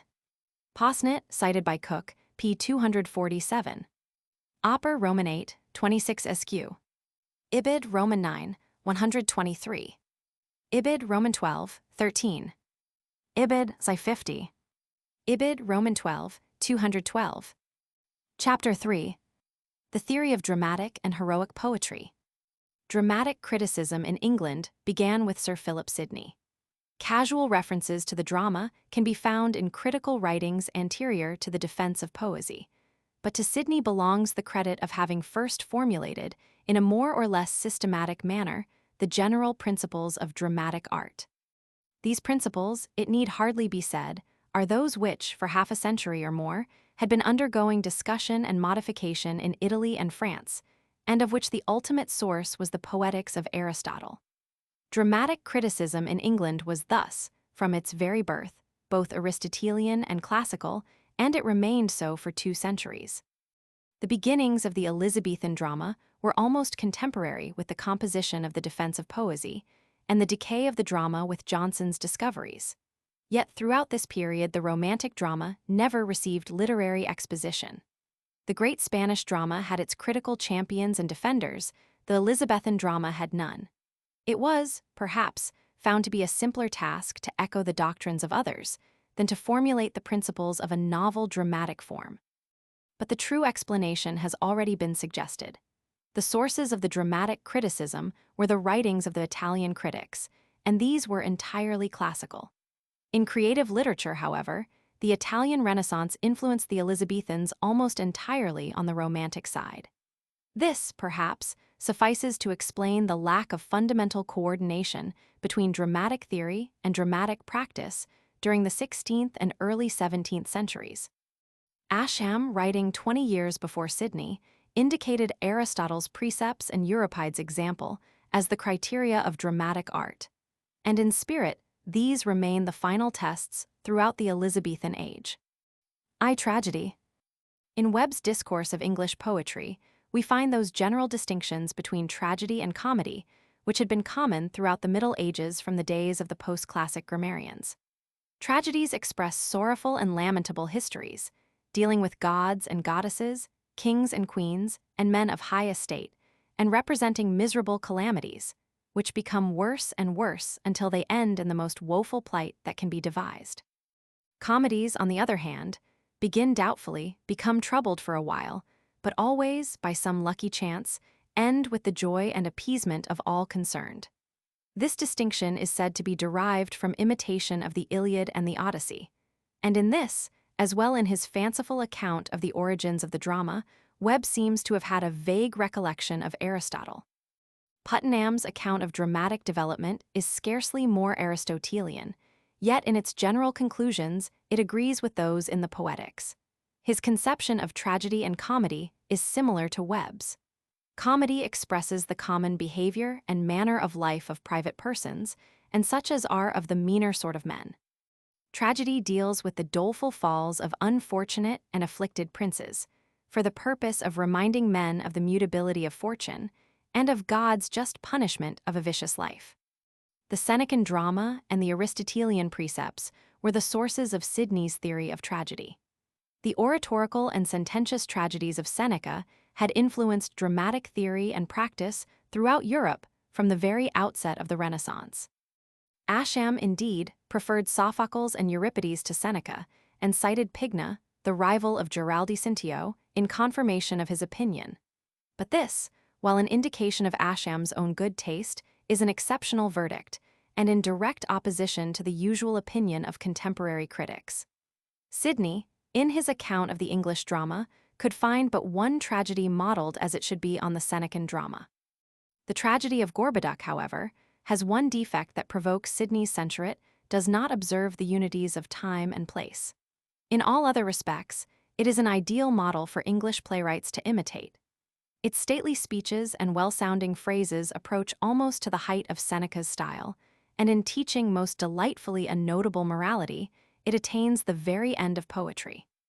The ideal tragedy end in the Sidney closely follows the Italians' an imitation of a noble action, in the representation of which it stirs admiration and commiseration, and teaches the uncertainty of the world and the weak foundations upon which golden roofs are built.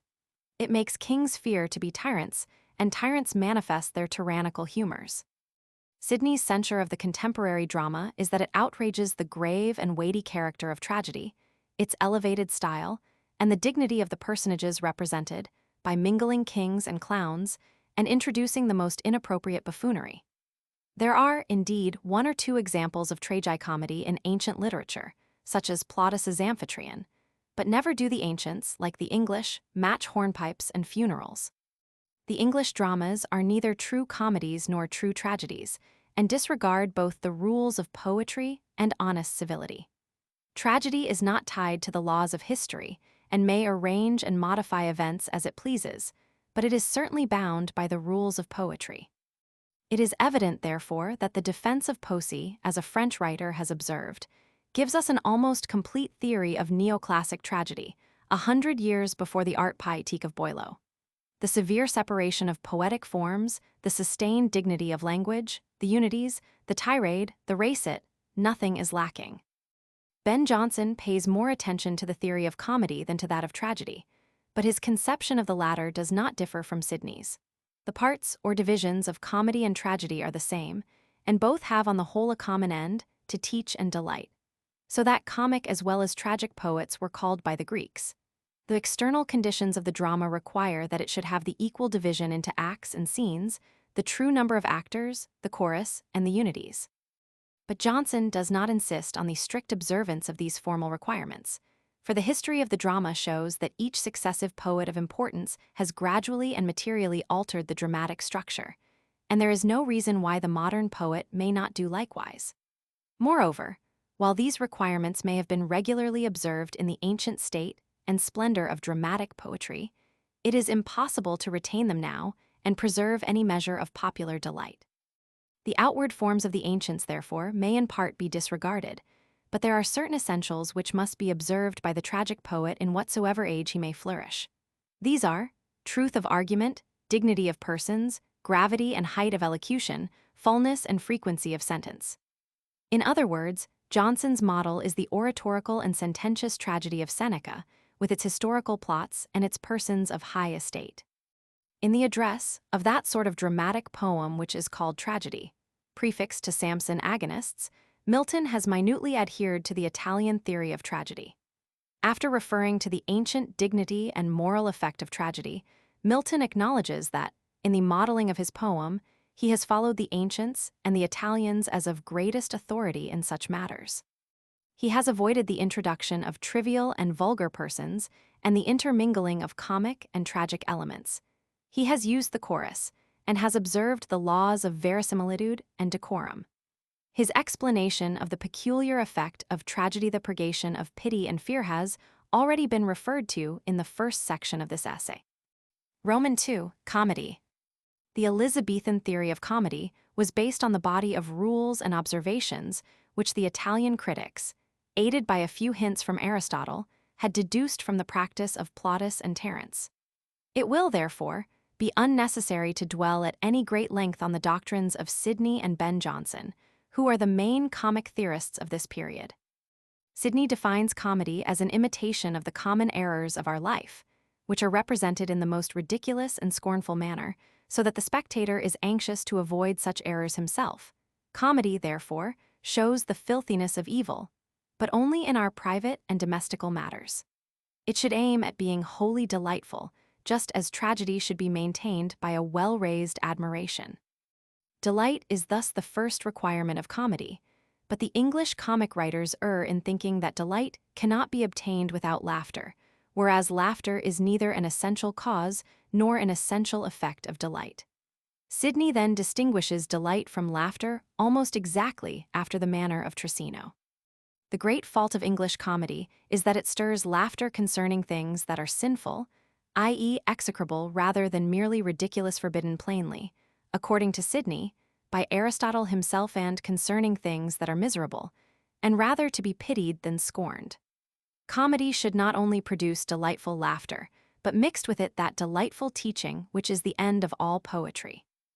Ben Jonson, like Sidney, makes human follies or errors the themes of comedy, which should be an image of the times and sport with human follies, not with crimes, except we make them such by loving still our popular errors, when we know they're ill, I mean such errors as you'll all confess by laughing at them, they deserve no less. In depicting these human follies, it is the office of the comic poet to imitate justice, to improve the moral life and purify language, and to stir up gentle affections. The moving of mere laughter is not always the end of comedy. In fact, Johnson interprets Aristotle as asserting that the moving of laughter is a fault in comedy, a kind of turpitude that depraves a part of man's nature. This conclusion is based on an interpretation of Aristotle which has persisted almost to the present day. In the Poetics, the ludicrous is said to be the subject of comedy, and many critics have thought that Aristotle intended by this to distinguish between the risible and the ridiculous, between mere laughter and laughter mixed with contempt or disapprobation. The nature and the source of one of the most important elements in Johnson's theory of comedy, his doctrine of humors, have been briefly discussed in the first section of this essay. It will suffice here to define a humor as an absorbing singularity of character, and to note that it grew out of the conception of decorum, which played so important a part in poetic theory during the Italian Renaissance. Roman 3. The dramatic unities. Before leaving the theory of the drama, there is one further point to be discussed, the doctrine of the unities. It has been seen that the unities of time and place were, in Italy, first formulated together by Castelvetro in 1570, and in France by Jean de la Taille in 1572. The first mention of the unities in England is to be found, a dozen years later, in the Defense of Poesy, and it cannot be doubted that Sidney derived them directly from Castelvetro. Sidney, in discussing the tragedy of Gorboduc, finds it faulty in time and place, the two necessary companions of all corporal actions. For where the stage should always represent but one place, and the uttermost time presupposed in it should be, both by Aristotle's precept and common reason, but one day, there is both many days and many places inartificially imagined. He also objects to the confusions of the English stage, where on one side Africa and on the other Asia may be represented, and where in an hour a youth may grow from boyhood to old age. How absurd this is! Common sense, art, and ancient examples ought to teach the English playwright. And at this day, says Sidney, the ordinary players in Italy will not err in it. If indeed it be objected that one or two of the comedies of Plautus and Terence do not observe the unity of time, let us not follow them when they err, but when they are right. It is no excuse for us to do wrong, because Plautus on one occasion has done likewise. The law of the unities does not receive such rigid application in England as is given by Sidney until the introduction of the French influence nearly 3/4 of a century later. Ben Jonson is considerably less stringent in this respect than Sidney. He lays particular stress on the unity of action, and in the Discoveries explains at length the Aristotelian conception of the unity and magnitude of the fable. The fable is called the imitation of one entire and perfect action, whose parts are so joined and knit together, as nothing in the structure can be changed or taken away without impairing or troubling the whole, of which there is a proportionable magnitude in the members. Simplicity, then, should be one of the chief characteristics of the action, and nothing receives so much of Johnson's censure as monstrous and forced action. As to the unity of time, Johnson says that the action should be allowed to grow until necessity demands a conclusion. The argument, however, should not exceed the compass of one day, but should be large enough to allow place for digressions and episodes, which are to the fable what furniture is to a house. Johnson does not formally require the observance of the unity of place, and even acknowledges having disregarded it in his own plays, but he does not favor much change of scene on the stage. In the prologue of Volpone, he boasts that he has followed all the laws of refined comedy. As best critics have designed, the laws of time, place, persons he observeth, from no needful rule he swerveth. Milton observes the unity of time in the Samson agonists. The circumscription of time, wherein the whole drama begins and ends, is, according to ancient rule and best example, within the space of 24 hours. With the introduction of the French influence, the unities became fixed requirements of the English drama, and remained so for over a century. Sir Robert Howard, in the preface of his tragedy, The Duke of Lerma, impugned their force and authority, but Dryden, in answering him, pointed out that to attack the unities is really to contend against Aristotle, Horace, Ben Jonson, and Corneille. Farquhar, however, in his discourse upon comedy, 1702, argued with force and wit against the unities of time and place, and scoffed at all the legislators of Parnasius, ancient and modern Aristotle, Horace, Scaliger, Vossius, Heinsius, D'Aubignac, and Rapin. Roman 4. Epic poetry. The Elizabethan theory of heroic poetry may be dismissed briefly. Webb refers to the epic as that princely part of poetry, wherein are displayed the noble acts and valiant exploits of puissant captains, expert soldiers, wise men, with the famous reports of ancient times.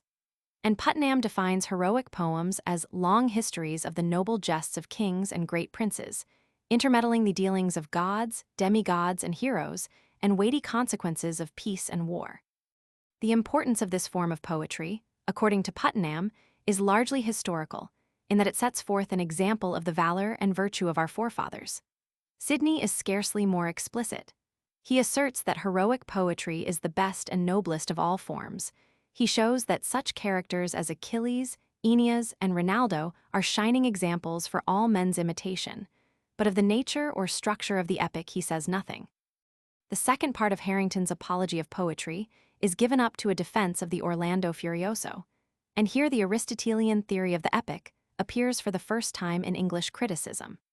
Harrington, taking the Aeneid as the approved model of all heroic poetry, first shows that Ariosto has followed closely in Virgil's footsteps, but is to be preferred even to Virgil in that the latter pays reverence to false deities, while Ariosto has the advantage of the Christian spirit. But since some critics, reducing all heroical poems unto the method of Homer and certain precepts of Aristotle, insist that Ariosto is wanting in art, Harrington sets out to prove that the Orlando Furioso may not only be defended by the example of Homer, but that it has even followed very strictly the rules and precepts of Aristotle. In the first place, Aristotle says that the epic should be based on some historical action, only a short part of which, in point of time, should be treated by the poet. So Ariosto takes the story of Charlemagne and does not exceed a year or so in the compass of the argument. Secondly, Aristotle holds that nothing that is utterly incredible should be invented by the poet, and nothing in the Orlando exceeds the possibility of belief.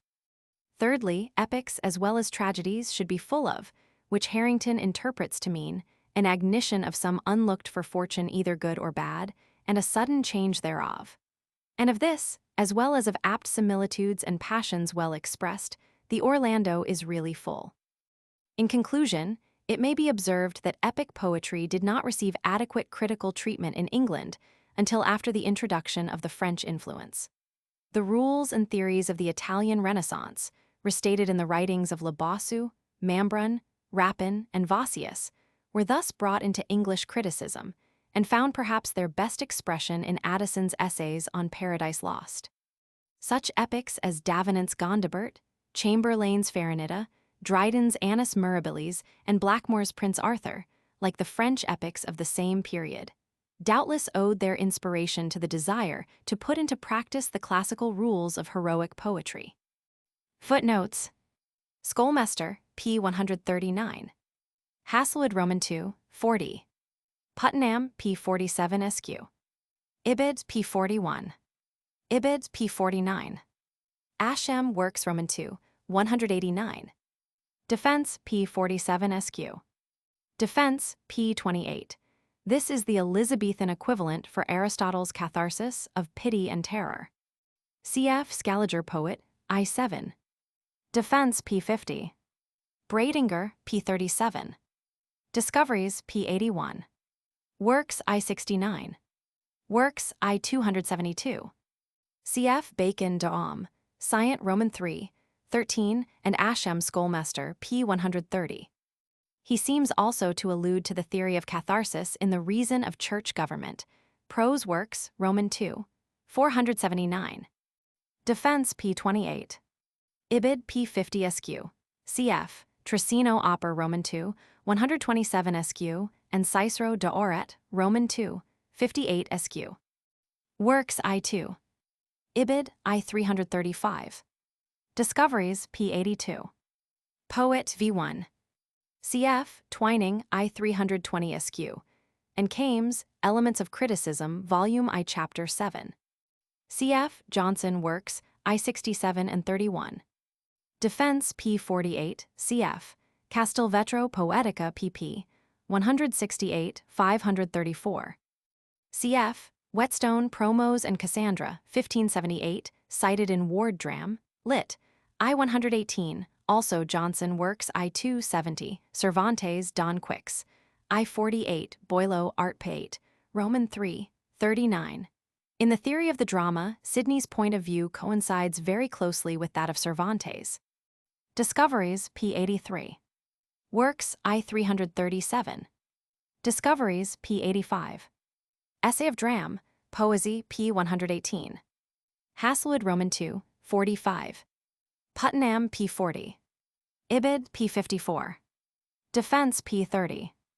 Hasselwood, Roman 2, 140 SQ. Cf. Minturno, Art Poetica, p. 71, and Ronsard, Ouvres, Roman 3, 19. Cf. Dryden, Discourse on Satire in Works, Roman 13, 37. V. Comedy. The treatment of comedy in the literary criticism of this period is entirely confined to a discussion and elaboration of the little that Aristotle says on the subject of comedy in the Poetics. Aristotle, it will be remembered, had distinguished tragedy from comedy in that the former deals with the nobler, the latter with the baser, sort of actions. Comedy is an imitation of characters of a lower type than those of tragedy characters of a lower type indeed, but not in the full sense of the word bad. The ludicrous is merely a subdivision of the ugly. It may be defined as a defect or ugliness which is not painful or destructive. Thus, for example, the comic mask is ugly and distorted, but does not cause pain. From these few hints, the Italian theorists constructed a body of comic doctrine. There is, however, in the critical literature of this period, no attempt to explain the theory of the indigenous Italian comedy, the commedia dell'arte. The classical comedies of Plautus and Terence were the models, and Aristotle's Poetics the guide, of all the discussions on comedy during the Renaissance. The distinction between the characters of comedy and tragedy has already been explained in sufficient detail. All that remains to be done in treating of comedy is to indicate as briefly as possible such definitions of it as were formulated by the Renaissance, and the special function which the Renaissance understood comedy to possess. According to Trissino, 1563, the comic poet deals only with base things and for the single purpose of chastising them. As tragedy attains its moral end through the medium of pity and fear, comedy does so by means of the chastisement and vituperation of things that are base and evil. The comic poet, however, is not to deal with all sorts of vices, but only such as give rise to ridicule, that is, the jocose actions of humble and unknown persons. Laughter proceeds from a certain delight or pleasure arising from the sight of objects of ugliness. We do not laugh at a beautiful woman, a gorgeous jewel, or beautiful music, but a distortion or deformity, such as a silly speech, an ugly face, or a clumsy movement, makes us laugh. We do not laugh at the benefits of others. The finder of a purse, for example, arouses not laughter but envy. But we do laugh at someone who has fallen into the mud, because, as Lucretia says, it is sweet to find in others some evil not to be found in ourselves. Yet great evils, so far from causing us to laugh, arouse pity and fear, because we are apprehensive lest such things should happen to us. Hence we may conclude that a slight evil which is neither sad nor destructive, and which we perceive in others but do not believe to be in ourselves, is the primary cause of the ludicrous. In Maggie's treatise, De Ridiculis, appended to his commentary on the Poetics, the Aristotelian conception of the ridiculous is accepted, with the addition of the element of admiratio. Maggie insists on the idea of suddenness or novelty, for we do not laugh at painless ugliness if it be very familiar or long continued. According to Robortelli, 1548, comedy, like all other forms of poetry, imitates the manners and actions of men and aims at producing laughter and lightheartedness. But what produces laughter? The evil and obscene merely disgust good men, the sad and miserable cause pity and fear. The basis of laughter is therefore to be found in what is only slightly mean or ugly, subterpiculum. The object of comedy, according to the consensus of Renaissance opinion, is therefore to produce laughter for the purpose of rendering the minor vices ridiculous. Musio, 1551, indeed complains, as both Sidney and Ben Jonson do later, that the comic writers of his day were more intent on producing laughter than on depicting character or manners. Intenta al riso più ch, ai costumi. But Minturno points out that comedy is not to be contemned because it excites laughter. For by comic hilarity the spectators are kept from becoming buffoons themselves, and by the ridiculous light in which amours are placed, are made to avoid such things in future. Comedy is the best corrective of men's morals. It is indeed what Cicero calls it, imitatio vidi, speculum consuetudinis, imago veritatis. This phrase, ascribed by Donatus to Cicero, runs through all the dramatic discussions of the Renaissance and finds its echo in a famous passage in Hamlet. Cervantes cites the phrase in Don Quixote, and Il Lasca, in the prologue to El Arzigaglio, berates the comic writers of his day after this fashion. They take no account of the absurdities, the contradictions, the inequalities, and the discrepancies of their pieces, for they do not seem to know that comedy should be truth's image, the ensample of manners, and the mirror of life.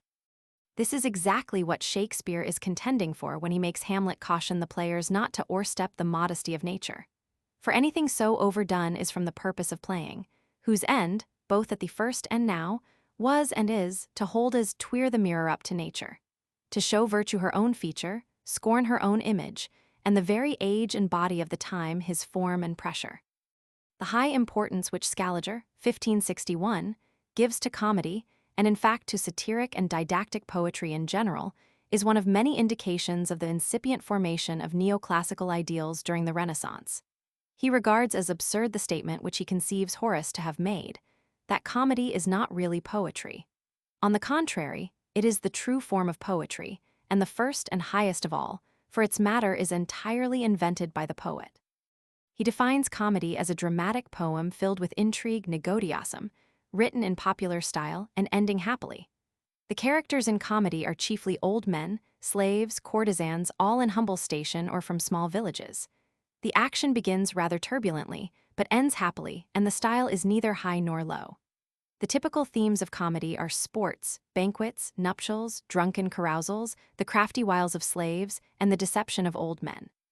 The theory of comedy in 16th century Italy was entirely classical, and the practice of the time agrees with its theory.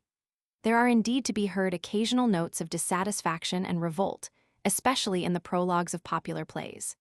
Il Lasca, in the prologue to the Strega, defiantly protests against the inviolable authority of Aristotle and Horace, and in the prologue to his Gelosia reserves the right to copy the manner of his own time, and not those of Plautus and Terence. Secchi, Aretino, Gelli, and other comic writers give expression to similar sentiments, but on the whole these protests availed nothing. The authors of comedy, and more especially the literary critics, were guided by classical practice and classical theory. Dramatic forms like the improvised commedia dell'arte had marked influence on the practice of European comedy in general, especially in France, but left no traces of their influence on the literary criticism of the Italian Renaissance. Footnotes. Poet Roman 6, 2. Daniello, p. 34.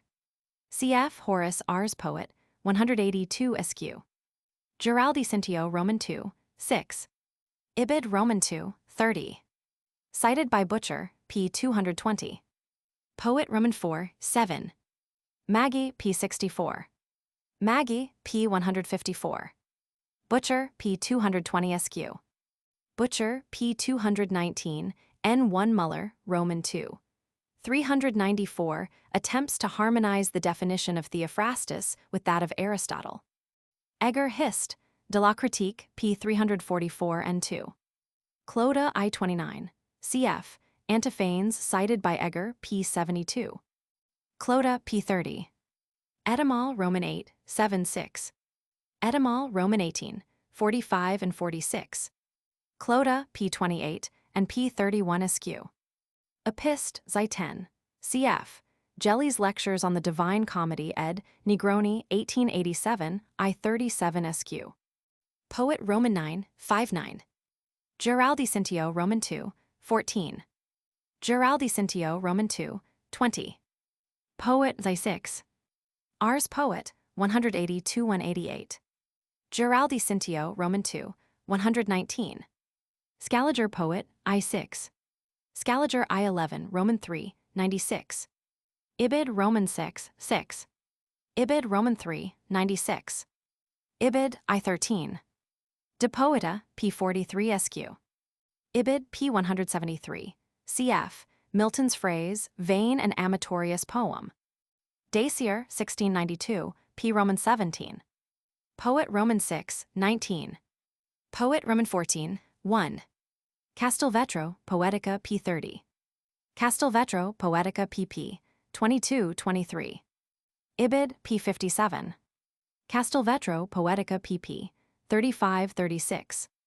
Twining Roman 2, 3. Butcher ch Roman 6. Giraldi Cintio Roman 2, 12. Ibid I66 SQ. Trissino Roman 2, 93 SQ. Robortelli p52 SQ. Vittori p56 SQ. And Castelvetro Poetica p117 SQ. Maggi p97 SQ. Cf. Shelley, Defense of Poetry, p35. Tragedy delights by affording a shadow of that pleasure which exists in pain, etc. Lesani, p660. Scaliger Poet, Roman 7, I3 Roman 3, 96. Art Poetica, p287. Art Poetica, p77. Butcher, pp. 229, 230. Opper, v 178. Butcher, p280 SQ. Poet Roman 13, 2-3. Daniello, p38. Poet Roman 13, 7. Delivera Poetica, cap Roman 3. De Poeta, p182 SQ. Art Poetica, p118 SQ. Also in Scaliger and Giraldi Cintio. Poet Roman 15, 1-5. Ars Poet, 154 SQ. Museo, p80. Pope, I165. Poetica, p36 SQ. Capriano op, sit, cap v. Cod, Magliabe Chiano, Roman 7, 715. Another expression of Johnson's, small Latin and less Greek, may perhaps be traced to Minturno's Poco del Latino e Pochissimo del Greco, Art Poetica, p158. Poet Roman 8, 1-4. Poet v4. Giraldi Cintio Roman 2, 10 SQ. Robortelli, pp. 50, 275 and Appendix p45. Cf. Luisino's Commentary on Horace's Ars Poetica, 1554, p40. B. Segni, p170v. Trissino Roman 2, 95. Brunetière, I69. Maggi, p94. Scaliger Roman 3, 96. So Robortelli, p53, speaks of tragedy as representing things qui multum excedunt ad veritatem ipsum. E.g. Lintelhack de Scal, Poet, p32. De Poeta, pp. 185-281. Vettori, p250. Art Poet, pp. 71-117. Ibid, p12. Castelvetro, Poetica, pp. 157-170. Ibid, pp. 57-109. Castelvetro Poetica, p534. Cf. Boileau, Art P8, Roman 3:45. Castelvetro Poetica, p179. Ibid, pp. 534-535. Other allusions to the unities, besides those already mentioned, will be found in Castelvetro Poetica, pp. 163-165, 168-171, 191, 397, 501, 527, 530-1536, 692, 697, etc. Lintelhack in the Nouvelle Revue, Elziv, 541. Essay of Dramatic Poesy, p31. Poet v1 cf. Ret Roman 3, 18. Trissino Roman 2, 120. Cf. Butcher p203 SQ. Trissino Roman 2, 127-130. Trissino seems to follow Cicero de Orat Roman 2, 58 SQ. It is to these Italian discussions of the ludicrous that the theory of laughter formulated by Hobbes and after him by Addison owes its origin. For Renaissance discussions of wit and humor before the introduction of Aristotle's Poetics, cf. the third and fourth books of Pontano's De Sermone and the second book of Castiglioni's Cortegiano. Maggie P. 307, cf. Hobbes' Human Nature, 1650, Roman 9, 13. Cf. B. Tasso, Roman 2, 515, Robortelli, p. 2, etc. Don Quix, Roman 4, 21. Hamlet, Roman 3, 2. Scaliger, Poet, I. 2. Castiglioni, in the second book of the Cortegiano, says that the comic writer, more than any other, expresses the true image of human life. Poet, I. 5. Poet, Roman 3, 96. Simmons, Ren, in Italy, v. 124 SQ, 533 SQ. Chapter 4. Classical Elements in Elizabethan Criticism. I. Introductory, Romantic Elements. It were no less than supererogation to adduce evidences of the romantic spirit of the age of Shakespeare. No period in English literature is more distinctly romantic, and although in England criticism is less affected by creative literature and has had less effect upon it than in France, it is only natural to suppose that Elizabethan criticism should be as distinctly romantic as the works of imagination of which it is presumably an exposition. As early as Wilson's Rhetoric, we find evidences of that independence of spirit in questions of art, which seems typical of the Elizabethan age. And none of the writers of this period exhibits anything like the predisposition of the French mind to submit instinctively to any rule or set of rules, which bears the stamp of authority. From the outset, the element of nationality colors English criticism, and this is especially noticeable in the linguistic discussions of the age. At the very time when Sidney was writing The Defense of Poesy, Spenser's old teacher, Mulcaster, wrote, "I love Rome, but London better. I favor Italy, but England more. I honor the Latin, but I worship the English." It is this spirit which pervades what may be called the chief expression of the romantic temper in Elizabethan criticism. Daniel's Defense of Rhyme, 1603, written in answer to Campion's attack on rhyme in the Observations in the Art of English Poesy. The central argument of Daniel's defense is that the use of rhyme is sanctioned both by custom and by nature, custom that is before all law, nature that is above all art. He rebels against that conception which would limit, within a little plot of Grecian, ground the soul of mortal things that can avail. And he shows that each age has its own perfections and its own usages. This attempt at historical criticism leads him into a defense of the Middle Ages, and he does not hesitate to assert that even classical verse had its imperfections and deficiencies. In the minutiae of metrical criticism, also, he is in opposition to the neoclassic tendencies of the next age, and his favorable opinion of enjambment and his unfavorable comments on the heroic couplet drew from Ben Jonson an answer, never published, in which the latter attempted to prove that the couplet is the best form of English verse, and that all other forms are forced and detestable. Roman 2, Classical Meters. Daniel's Defense of Rhyme may be said to have dealt a death blow to a movement which for over half a century had been a subject of controversy among English men of letters. In reading the critical works of this period, it is impossible not to notice the remarkable amount of attention paid by the Elizabethans to the question of classical meters in the vernacular. The first organized attempt to introduce the classical versification into a modern language was, as Daniel himself points out, that of Claudio Tolomei in 1539. The movement then passed into France, and classical meters were adopted by Baïf in practice and defended by Jacques de Lautale in theory. In England, the first recorded attempt at the use of quantity in the vernacular was that of Thomas Watson, from whose unpublished translation of the Odyssey in the meter of the original Ascham has cited a single distich. All travelers do gladly report great praise of Ulysses, for that he knew many men's manners and saw many cities. This was probably written between 1540 and 1550. Toward the close of the preceding century, we are told, a certain Musset had already translated the Iliad and the Odyssey into French hexameters.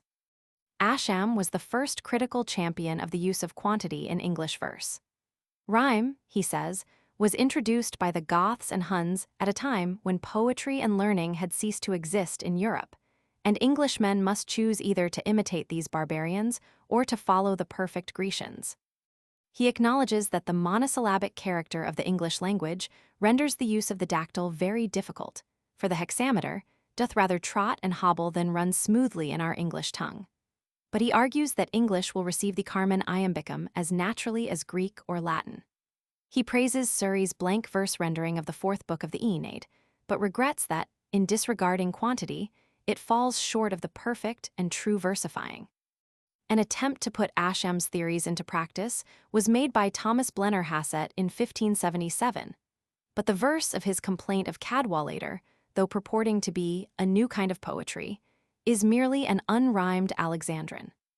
In 1580, however, 5 letters which had passed between Spenser and Gabriel Harvey appeared in print as 3 proper, and witty, familiar letters and 2 other very commendable letters. And from this correspondence, we learn that an organized movement to introduce classical meters into English had been started. It would seem that for several years, Harvey had been advocating the use of quantitative verse to several of his friends. But the organized movement to which reference has just been made seems to have been started independently by Thomas Drant, who died in 1578.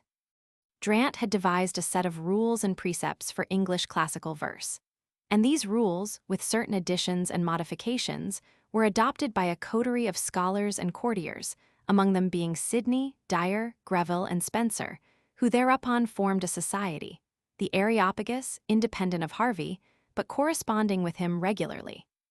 This society appears to have been modeled on Baillif's Académie de Poésie et de Musique, which had been founded in 1570 for a similar purpose, and which Sidney doubtless became acquainted with when at Paris in 1572. From the correspondence published in 1580, it becomes evident that Harvey's and Drant's systems of versification were almost antipodal. According to Drant's system, the quantity of English words was to be regulated entirely by the laws of Latin prosody by position, diphthong, and the like.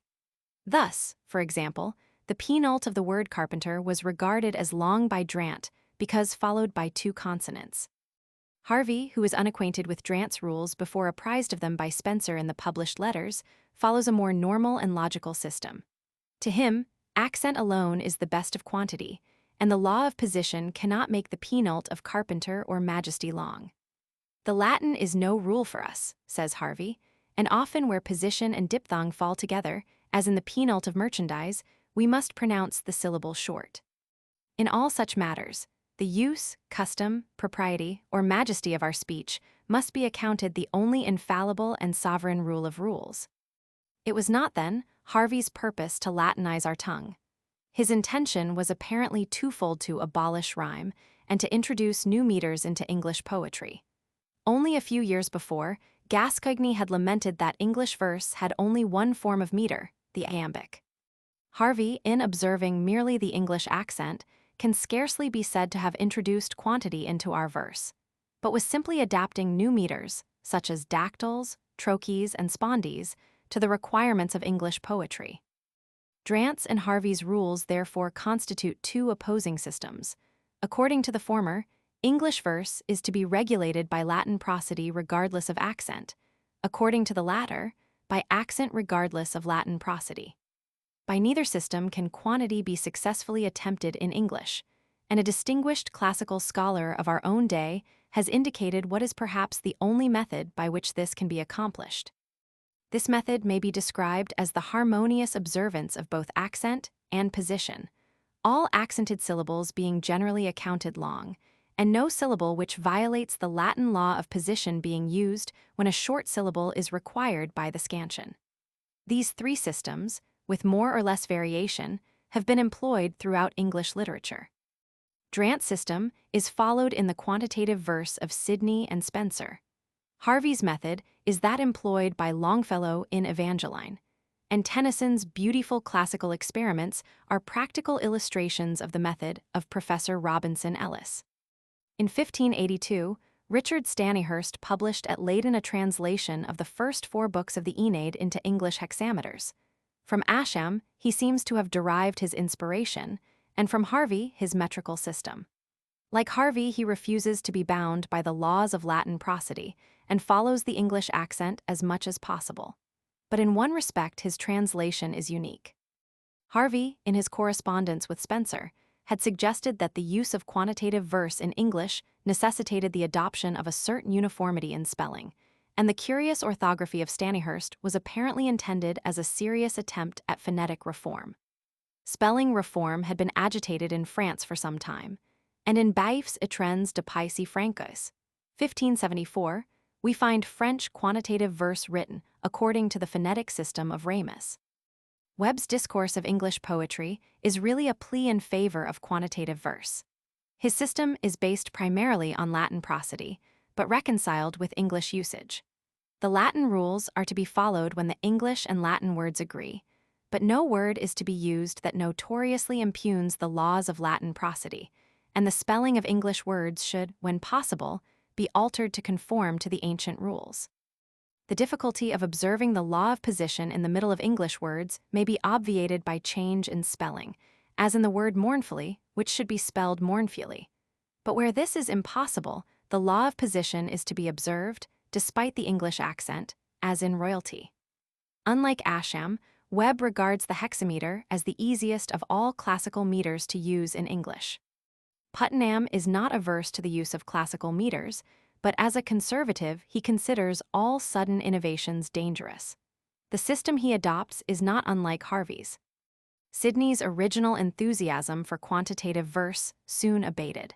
And in the defense of poesy, he points out that although the ancient versification is better suited to musical accompaniment than the modern, both systems cause delight and are therefore equally effective and valuable. And English is more fitted than any other language to use both. Campion, like Ascham, regards English polysyllables as too heavy to be used as dactyls, so that only trochaic and iambic verse can be suitably employed in English poetry. He suggests 8 new forms of verse. The English accent is to be diligently observed and is to yield to nothing save the law of position, hence the second syllable of Trumpington is to be accounted long. In observing the law of position, however, the sound and not the spelling is to be the test of quantity. Thus, lovesick is pronounced lovesick, dangerous is pronounced dangerous, and the like. Roman 3. Other evidences of classicism. With Campion's observations, 1602, the history of classical meters in England may be said to close, until the resuscitation of quantitative verse in the present century. Daniel's defense of rhyme effectually put an end to this innovation, but the stronghold which the movement seems to have had during the Elizabethan age is interesting evidence of the classical tendencies of the period. Ben Jonson has usually been regarded as the forerunner of neoclassicism in England, but long before his influence was felt, classical tendencies may be observed in English criticism.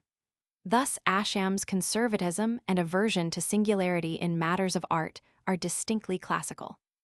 He that can neither like Aristotle in logic and philosophy, nor Tully in rhetoric and eloquence, says Ascham, will from these steps likely enough presume by like pride to mount higher to the misliking of graver matters.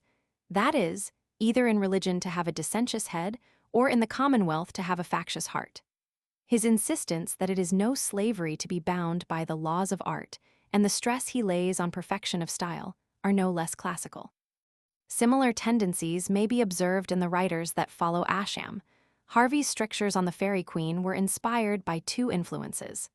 As a humanist, he looked back with contempt on medieval literature in general, its superstitions, its fairy lore, and the like.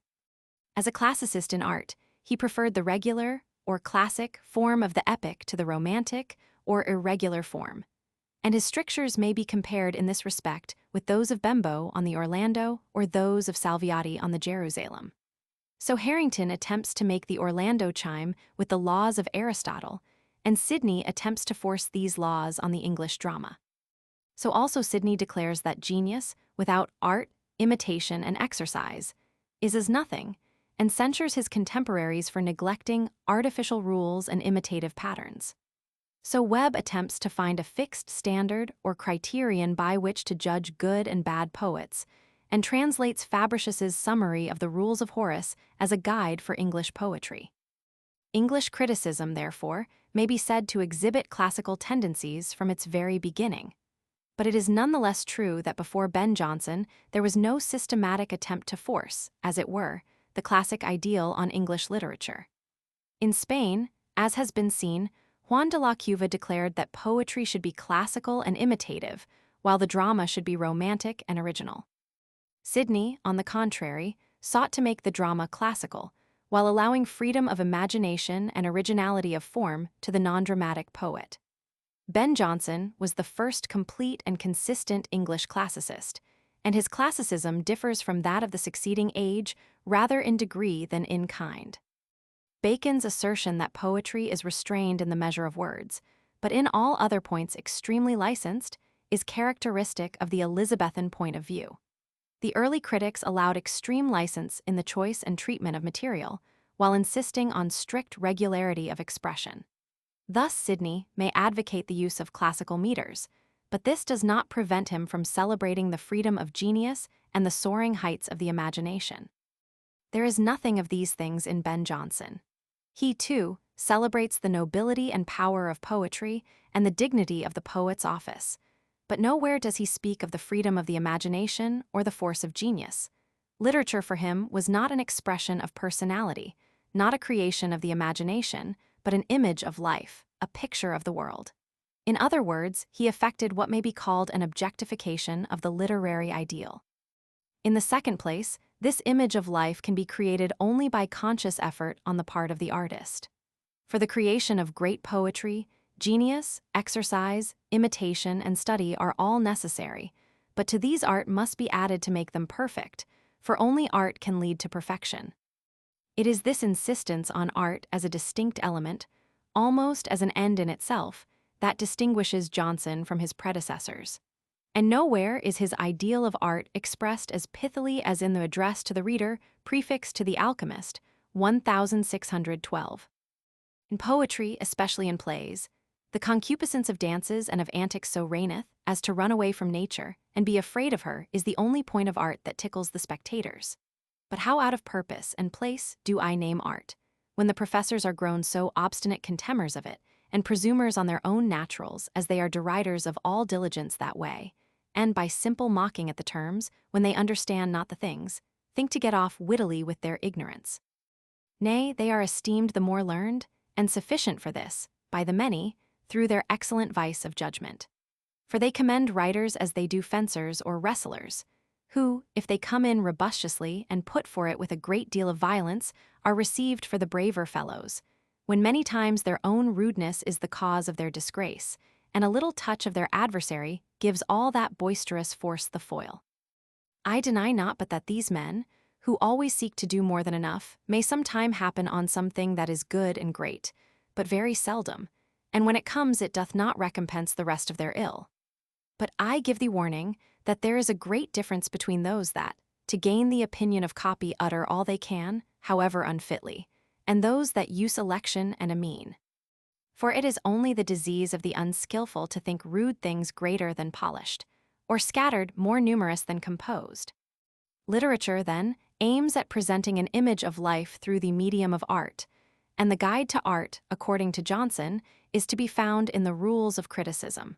Thus, for example, success in comedy is to be attained by observation of those comic laws which I, your master, first did teach the age. And elsewhere, it will be remembered, Jonson boasts that he had swerved from no needful law. But though art can find a never-failing guide and monitor in the rules of criticism, he does not believe in mere servile adherence to the practice or theory of classical literature. The ancients are to be regarded as guides, not commanders. In short, the English mind was not yet prepared to accept the neoclassic ideal in all its consequences, and absolute subservience to ancient authority came only with the introduction of the French influence.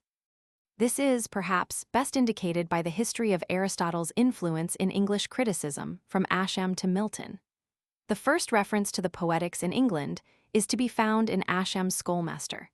There we are told that Ascham, Cheek, and Watson had many pleasant talks together at Cambridge, comparing the poetic precepts of Aristotle and Horace with the examples of Euripides, Sophocles, and Seneca. In Sidney's Defense of Poesy, Aristotle is cited several times, and in the drama, his authority is regarded by Sidney as almost on a par with that of the common reason. Harrington was not satisfied until he had proved that the Orlando agrees substantially with Aristotle's requirements. Johnson wrote a commentary on Horace's Ars Poetica, with elucidations from Aristotle, in which all the old Venusign in poetry, enlightened by the Stagirite, could spy, was there made English. But the manuscript was unfortunately destroyed by fire in 1623. Yet Johnson was aware how ridiculous it is to make any author a dictator. His admiration for Aristotle was great, but he acknowledges that the Aristotelian rules are useless without natural talent, and that a poet's liberty cannot be bound within the narrow limits prescribed by grammarians and philosophers. At the same time, he points out that Aristotle was the first critic, and the first of all men to teach the poet how to write. The Aristotelian authority is not to be contemned, since Aristotle did not invent his rules, but taking the best things from nature and the poets, converted them into a complete and consistent code of art. Milton, also, had a sincere admiration for that sublime art which in Aristotle's Poetics, in Horace, and the Italian commentaries of Castelvetro, Tasso, Mazzoni, and others. But despite all this, the English independence of spirit never failed, and before the French influence, we can find no such thing in English criticism as the literary dictatorship of Aristotle. To conclude, then, it would seem that by the middle of the 16th century, there had grown up in Italy an almost complete body of poetic rules and theories. This critical system passed into France, England, Spain, Germany, Portugal, and Holland, so that by the beginning of the 17th century, there was a common body of Renaissance doctrine throughout Western Europe. Each country, however, gave this system a national cast of its own, but the form which it received in France ultimately triumphed, and modern classicism therefore represents the supremacy of the French phase, or version, of Renaissance Aristotelianism. A number of modern writers, among them Lessing and Shelley, have returned more or less to the original Italian form. This is represented in Elizabethan criticism by Sidney. Ben Jonson represents a transitional phase, and Dryden and Pope the final form of French classicism. Footnotes: Morley, English Writers, Roman 9, 187. Hasselwood, Roman 2, 197. Ibid, Roman 2, 217. Johnson, Works, Roman 3, 470. Cf. Gascoigne's Comments on Enjambment in Hasselwood, Roman 2, 11. Hasselwood, Roman 2, 205. Schoolmaster, p. 73. Ibid, p. 145 askew. Cf. Hasselwood, Roman 2, p. Roman 22, the treatises of Gascoigne, 1575, and King James Roman 6, 1584, contain no reference to quantitative verse. Cf. Pulsi Morgante Magyar, Roman 25, 117. Hasselwood, Roman 2, 280. Hasselwood, Roman 2, 5. R. Ellis, Poems and Fragments of Catullus translated in the original meters, London, 1871, p. Roman 14. SQ. Stanihurst, p. 11 SQ. Hasselwood, Roman 2, 69. Puttenham, p. 126 SQ. Defense, p. 55. Hasselwood, Roman 2, 167. Hasselwood, Roman 2, 186. Cf. Ellis op. Cit., p. Roman 16. Schoolmaster, p. 93. Ibid, pp. 118, 121. Defense, p. 46. Hasselwood, Roman 2, 1985 askew. Works, Roman 6, 202. Discoveries, p. 78. Cf. Scaliger Poet, v3, where the highest virtue of a poet is said to be electio et sui fastidium, and Roman 6, 4, where it is said that the life of all excellence lies in measure. Works, Roman 2, 3, cf. Discoveries, pp. 2227. Works, Roman 3, 297. Discoveries, p. 7. Schoolmaster, p. 139. Defense, p. 48. Works, Roman 3, 321, cf. I 335, Roman 3, 487. Discoveries, p. 66. Ibid, p. 78 askew. Works, Roman 3, 473.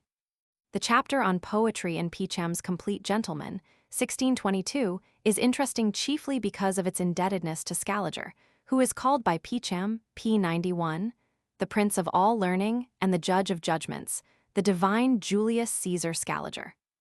This constitutes him a literary arbiter, if not dictator. In the Great Assizes holden in Parnassus, 1645, Scaliger is proclaimed one of the lords of Parnassus, in company with Bacon, Sidney, Erasmus, Butius, Heinsius, Vossius, Casaubon, Maiscardo, Pico della Mirandola, Selden, Grotius, and others. Appendices. Appendix. Chronological table of the chief critical works of the 16th century. Date Italy, date France, date England, +++++, 1527 Vita, de Art, c. 1524 Cox, Poetica. Rhetoric, 1529 Trissino, Poetica, PTS, I Roman 4. 1535 Dolce, Trans of a Horace's Ars Poetica. 1536 Pazzi, Transil. Of Aristotle's Poetics. 1536 Daniello, Poetica. 1539 Ptolemy, 1545 Pelletier, Versi e Rigol Trans of Della Nuova Horace's Ars Poesia, Poetica. 1548 Robortelli, 1548 Sibyllet, Art ed. of Pietique, Aristotle's Poetics. 1549 Segni, Transil. 1549 Du Bellay, of Aristotle's Defense et Poetics. Illustration, 1550 Maggie, ed. of 1553 Wilson, Aristotle's Rhetoric, Poetics. 1551 Museo, Art Poetica. 1554 Giraldi, 1554 Pelletier, Cintio, Art Discorsi, Pietique. 1559 Minturno, de 1555 Morel, ed. of Poeta, Aristotle's Poetics. 1560 Vittori, ed. 1567 Drant, of Aristotle's 1560 Pasquier, Transil of Poetics, Rechurches, Horace's Ars Poetica. 1561 Scaliger, 1561 Scaliger, 1570 Ascham, Poetics, Poetics, Scolmesta. 1563 Trissino, 1575 Gascagni, Poetica in Notes of PTS, v. Roman 6. Instruction, 1564 Minturno, Art Poetica. 1579 Gossin, School. 1570 Castelvetro, 1565 Ronsard, of Abuse, ed. of Abregé Aristotle's de l'Art. 1579 Lodge Poetics, Pietique, reply to Gossin. 1575 Piccolomini, 1572 Jean de la. 1580 Harvey and ed. of Tale, Spencer, Aristotle's Preface of Letters, Poetics, Saul. c. 1583 Sidney, 1579 Viprano, 1572 Ronsard, Defense to Art, Preface of Poesie Poetica, Franciade, Pubble, 1595, 1586 Patrizzi, 1585 James Roman 6, Della Irulis and Poetica, Cauteles. 1587 T. Tasso, 1573 Jacques de la Discorsi, Tale, 1586 Webb, Del Treatise Discourse Art Poetica. On French of English Classical Poetry, 1588 de Nors, Meters, Poetica. 1597 Buonamici, 1598 de Laudon, 1589 Puttenham, Discorsi Art of Poetici. Pietique English Francois, Poissy 1598 Ingegneri, Poesia Vauquelin Rappresentativa, Art 1591 Harrington, Pietique, Apology 1600 Summo, Discorsi of Poetici. Poetry == Chapter 5. The growth of the classic spirit in Italian criticism. The growth of classicism in Renaissance criticism was due to three causes: humanism, or the imitation of the classics, Aristotelianism, or the influence of Aristotle's Poetics, and rationalism, or the authority of the reason. the result of the growth of the modern spirit in the arts and sciences. These three causes are at the bottom of Italian classicism, as well as of French classicism during the 17th century. Humanism. The progress of humanism may be distinguished by an arbitrary, but more or less practical division into four periods. The first period was characterized by the discovery and accumulation of classical literature, and the second period was given up to the arrangement and translation of the works thus discovered. The third period is marked by the formation of academies, in which the classics were studied and humanized, and which, as a result, produced a special cult of learning. The fourth and last period is marked by the decline of pure erudition and the beginning of aesthetic and stylistic scholarship. The practical result of the revival of learning and the progress of humanism was thus the study and imitation of the classics. To this imitation of classical literature, all that humanism gave to the modern world may be ultimately traced. The problem before us, then, is this. What was the result of this imitation of the classics, insofar as it regards the literary criticism of the Renaissance? In the first place, the imitation of the classics resulted in the study and cult of external form. Elegance, polish, clearness of design became objects of study for themselves, and as a result, we have the formation of aesthetic taste and the growth of a classic purism, to which many of the literary tendencies of the Renaissance may be traced. Under Leo X, and throughout the first half of the 16th century, the intricacies of style and versification were carefully studied. Vida was the first to lay down laws of imitative harmony. Bembo, and after him Dolce and others, studied the poetic effect of different sounds and the onomatopoeic value of the various vowels and consonants. Claudio Tolomei attempted to introduce classical meters into the vernacular. Trissino published subtle and systematic researches in Tuscan language and versification. Later, the rhetorical treatises of Cavalcanti, 1565, Leonardi, 1554, and Partenio, 1560, and the more practical manuals of Fanucci, 1533, Equicola, 1541, and Ruscelli, 1559, all testify to the tremendous impulse which the imitation of the classics had given to the study of form both in classical and vernacular literatures. In Vida's Ars Poetica, there are abundant evidences of the rhetorical and especially the puristic tendencies of modern classicism. The mechanical conception of poetic expression, in which imagination, sensibility, and passion are subjected to the elaborate and intricate precepts of art, is everywhere found in Vida's poem. Like Horace, Vida insists on long preparation for the composition of poetry and warns the poet against the indulgence of his first impulses. He suggests as a preparation for the composition of poetry that the poet should prepare a list of phrases and images for use whenever occasion may demand. He impresses upon the poet the necessity of euphemistic expressions in introducing the subject of his poem. For example, the name of Ulysses should not be mentioned, but he should be referred to as one who has seen many men and many cities, who has suffered shipwreck on the return from Troy, and the like. In such mechanical precepts as these, the rhetoric of 17th century classicism is anticipated. Its restraint, its purity, its mechanical side are everywhere visible in Vida. A little later in Daniello, we find similar puristic tendencies. He requires the severe separation of genres, decorum and propriety of characterization, and the exclusion of everything disagreeable from the stage. In Partenio's Della Imitation Poetica, 1560, the poet is expressly forbidden the employment of the ordinary words in daily use, and elegance of form is especially demanded. Partenio regards form as of superior importance to subject or idea, for those who hear or read poetry care more for beauty of diction than for character or even thought. It is on merely rhetorical grounds that Partenio distinguishes excellent from mediocre poetry.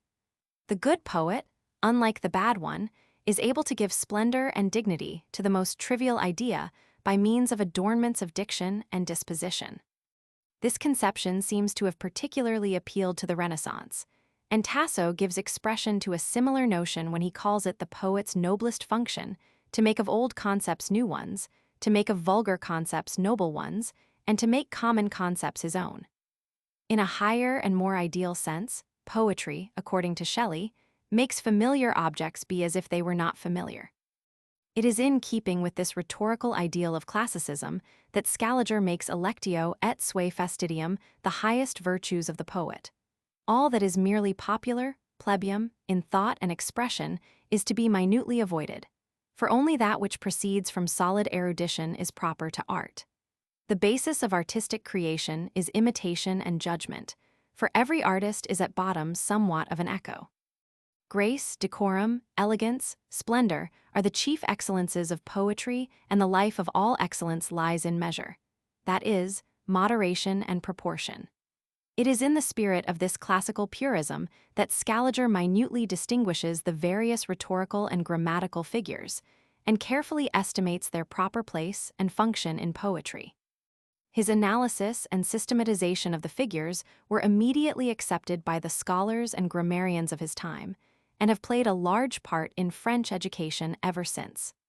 Another consequence of Scaliger's dogmatic teaching, the Latinization of culture, can only be referred to here in passing. A second result of the imitation of the classics was the paganization of Renaissance culture. Classic art is at bottom pagan, and the Renaissance sacrificed everything in order to appear classical. Not only did Christian literature seem contemptible when compared with classic literature, but the mere treatment of Christian themes offered numerous difficulties in itself. Thus Museo declares that the ancient fables are the best poetic materials, since they permit the introduction of the deities into poetry, and a poem, being something divine, should not dispense with the association of divinity. To bring the God of Israel into poetry, to represent him, as it were, in the flesh discoursing and arguing with men, was sacrilege. And to give the events of poetic narrative divine authoritativeness, the pagan deities became necessities of Renaissance poetry. Savonarola in the 15th century, and the Council of Trent in the 16th reacted against the paganization of literature, but in vain. Despite the Council of Trent, despite Tasso and Du Bartas, the pagan gods held sway over Parnassus until the very end of the classical period. And in the 17th century, as will be seen, Boileau expressly discourages the treatment of Christian themes and insists that the ancient pagan fables alone must form the basis of neoclassical art. A third result of the imitation of the classics was the development of applied or concrete criticism. If the foundations of literature, if the formation of style, can result only from a close and judicious imitation of classical literature, this problem confronts us: which classical authors are we to imitate? An answer to this question involves the application of concrete criticism. A reason must be given for one's preferences. In other words, they must be justified on principle. The literary controversies of the humanists, the disputes on the subject of imitation, of Ciceronianism, and what not, all tended in this direction. The judgment of authors was dependent more or less on individual impressions. But the longer these controversies continued, the nearer was the approach to a literary criticism, justified by appeals to general principles, which became more and more fixed and determined, so that the growth of principles, or criteria of judgment in matters of literature, is in reality coterminous with the history of the growth of classicism. But one of the most important consequences of the imitation of the classics was that this imitation became a dogma of criticism, and radically changed the relations of art and nature insofar as they touch letters and literary criticism. The imitation of the classics became, in a word, the basis of literary creation. Vida, for example, affirms that the poet must imitate classical literature, for only by such imitation is perfection attainable in modern poetry. In fact, this notion is carried to such an extreme that the highest originality becomes for Vida merely the ingenious translation of passages from the classic poets. Haud minor est ideo virtus, si te audit Apollo, inventa argivum in patrium converter vosum, quam si tut aliquid intactum in veneris anti. Museo, echoing Horace, urges the poet to study the classics by day and by night, and Scaliger, as has been seen, makes all literary creation depend ultimately on judicious imitation. Nemo est qui non aliquid de echo. As a result, imitation gradually acquired a specialized and almost esoteric meaning, and became in this sense the starting point of all the educational theories of the later humanists. The doctrine of imitation set forth by John Sturm, the Strasbourg humanist, was particularly influential. According to Sturm, imitation is not the servile copying of words and phrases. It is a vehement and artistic application of mind, which judiciously uses and transfigures all that it imitates. Sturm's theory of imitation is not entirely original, but comes through Agricola and Melanchthon from Quintilian. Quintilian had said that the greater part of art consists in imitation. But for the humanists, imitation became the chief and almost the only element of literary creation, since the literature of their own time seemed so vastly inferior to that of the ancients. The imitation of the classics having thus become essential to literary creation, what was to be its relation to the imitation of nature? The ancient poets seem to insist that every writer is at bottom an imitator of nature, and that he who does not imitate nature diverges from the purpose and principle of art. A lesson coming from a source so authoritative as this could not be left unheeded by the writers of the Renaissance, and the evolution of classicism may be distinguished by the changing point of view of the critics in regard to the relations between nature and art. This evolution may be traced in the neoclassical period through three distinct stages, and these three stages may be indicated by the doctrines respectively of Vida, Scaliger, and Boileau. Vida says that it is the first essential of literary art to imitate the classics. This, however, does not prevent him from warning the poet that it is his first duty to observe and copy nature. Praederia haud ladet te, nil canarier artem naturem nisi ut assimulit, propiusque sequitur. For Vida, however, as for the later classicists, nature is synonymous with civilized men, perhaps even further restricted to the men of the city and the court. And the study of nature was hardly more for him than close observation of the differences of human character, more especially of the external differences which result from diversity of age, rank, sex, race, profession, and which may be designated by the term decorum. The imitation of nature, even in this restricted sense Vida, requires on the authority of the ancients. The modern poet should imitate nature, because the great classical poets have always acknowledged her sway. Hanc unum vates, sibi proposera magistram. Nature has no particular interest for Vida in itself. He accepts the classics as we accept the scriptures, and nature is to be imitated and followed because the ancients seem to require it. In Scaliger, this principle is carried one stage farther. The poet creates another nature and other fortunes as if he were another god. Virgil especially has created another nature of such beauty and perfection that the poet need not concern himself with the realities of life, but can go to the second nature created by Virgil for the subject matter of his imitation. All the things which you have to imitate, you have according to another nature, that is, Virgil. In Virgil, as in nature, there are the most minute details of the foundation and government of cities, the management of armies, the building and handling of ships, and in fact all the secrets of the arts and sciences. What more can the poet desire, and indeed what more can he find in life, and find there with the same certainty and accuracy? Virgil has created a nature far more perfect than that of reality, and one compared with which the actual world and life itself seem but pale and without beauty. What Scaliger stands for, then, is the substitution of the world of art instead of life as the object of poetic imitation. This point of view finds expression in many of the theorists of his time. Partenio, for example, asserts that art is a firmer and safer guide than nature. With nature we can err, but scarcely with art, for art eradicates from nature all that is bad, while nature mingles weeds with flowers and does not distinguish vices from virtues. Boileau carries the neoclassical ideal of nature and art to its ultimate perfection. According to him, nothing is beautiful that is not true, and nothing is true that is not in nature.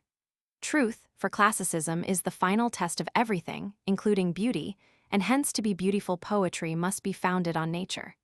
Nature should therefore be the poet's sole study, although for Boileau, as for Vida, nature is one with the court and the city. Now, in what way can we discover exactly how to imitate nature and perceive whether or not we have imitated it correctly? Boileau finds the guide to the correct imitation of nature, and the very test of its correctness, in the imitation of the classics. The ancients are great, not because they are old, but because they are true, because they knew how to see and to imitate nature. And to imitate antiquity is therefore to use the best means the human spirit has ever found for expressing nature in its perfection. The advance of Boileau's theory on that of Vida and Scaliger is therefore that he founded the rules and literary practice of classical literature on reason and nature, and showed that there is nothing arbitrary in the authority of the ancients. For Vida, nature is to be followed on the authority of the classics. For Boileau, the classics are to be followed on the authority of nature and reason. Scaliger had shown that such a poet as Virgil had created another nature more perfect than that of reality, and that therefore we should imitate this more beautiful nature of the poet. Boileau, on the contrary, showed that the ancients were simply imitating nature itself in the closest and keenest manner, and that by imitating the classics, the poet was not imitating a second and different nature, but was being shown in the surest way how to imitate the real and only nature. This final reconciliation of the imitation of nature and the imitation of the classics was Boileau's highest contribution to the literary criticism of the neoclassical period. II. Aristotelianism. The influence of Aristotle's poetics is first visible in the dramatic literature of the early 16th century. Trissino's Sophonisba, 1515, usually accounted the first regular modern tragedy, Rousseau's Rosmunda, 1516, and innumerable other tragedies of this period, were in reality little more than mere attempts at putting the Aristotelian theory of tragedy into practice. The Aristotelian influence is evident in many of the prefaces of these plays, and in a few contemporary works of scholarship, such as the Antiquilections, 1516, of Caelius Rhodiginus, whom Scaliger called Omnium Doctissimus Preceptor Noster. At the same time, the Poetics did not immediately play an important part in the critical literature of Italy. From the time of Petrarch, Aristotle, identified in the minds of the humanists with the medieval scholasticism so obnoxious to them, had lost somewhat of his supremacy, and the strong Platonic tendencies of the Renaissance had further contributed to lower the prestige of Aristotelianism among the humanists. At no time of the Renaissance, however, did Aristotle lack ardent defenders, and Filefo, for example, wrote in 1439, "To defend Aristotle, and the truth seems to me one and the same thing." In the domain of philosophy, the influence of Aristotle was temporarily sustained by the liberal peripateticism of Pomponazzi, and numerous others, among them Scaliger himself, continued the traditions of a modernized Aristotelianism.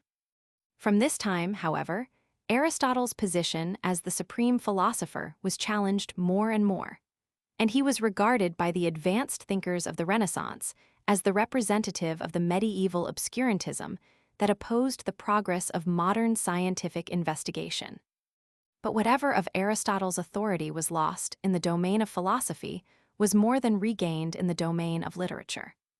The beginning of the Aristotelian influence on modern literary theory may be said to date from the year 1536, in which year Trincavelli published a Greek text of the Poetics, Pazzi his edition and Latin version, and Daniello his own Poetica.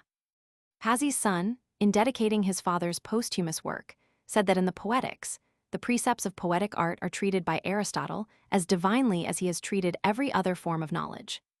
In the very year that this was said, Ramus gained his master's degree at the University of Paris by defending victoriously the thesis that Aristotle's doctrines without exception are all false.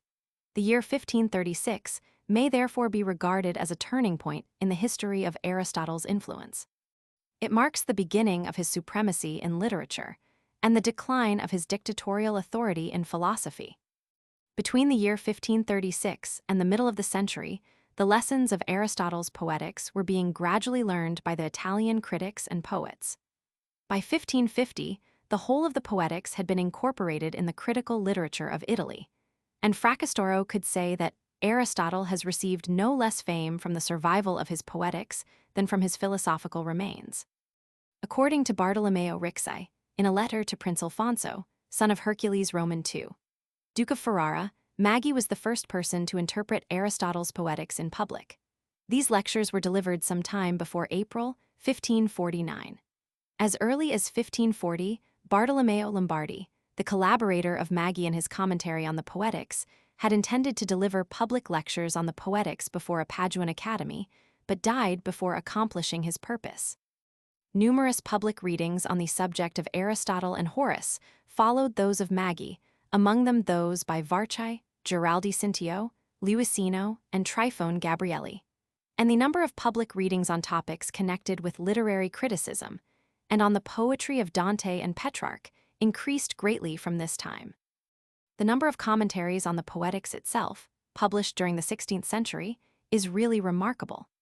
The value of these commentaries in general is not so much that they add anything to the literary criticism of the Renaissance, but that their explanations of Aristotle's meaning were accepted by contemporary critics and became in a way the source of all the literary arguments of the 16th century. Nor was their influence restricted merely to this particular period. They were, one might almost say, living things to the critics and poets of the classical period in France. Racine, Corneille, and other distinguished writers possessed copies of these commentaries, studied them carefully, cited them in their prefaces and critical writings, and even annotated their own copies of the commentaries with marginal notes, of which some may be seen in the modern editions of their works. In the preface to Rapin's Réflexions sur l'art poétique, 1674, there is a history of literary criticism, which is almost entirely devoted to these Italian commentators, and writers like Chaplain and Balzac eagerly argued and discussed their relative merits. Several of these Italian commentators have been alluded to already. The first critical edition of the Poetics was that of Robortelli, 1548, and this was followed by those of Maggi, 1550, and Vettori, 1560, both written in Latin and both exhibiting great learning and acumen. The first translation of the Poetics into the vernacular was that by Segni, 1549, and this was followed by the Italian commentaries of Castelvetro, 1570, and Piccolomini, 1575. Tasso, after comparing the works of these two commentators, concluded that while Castelvetro had greater erudition and invention, Piccolomini had greater maturity of judgment, more learning, perhaps, with less erudition, and certainly learning more Aristotelian and more suited to the interpretation of the Poetics.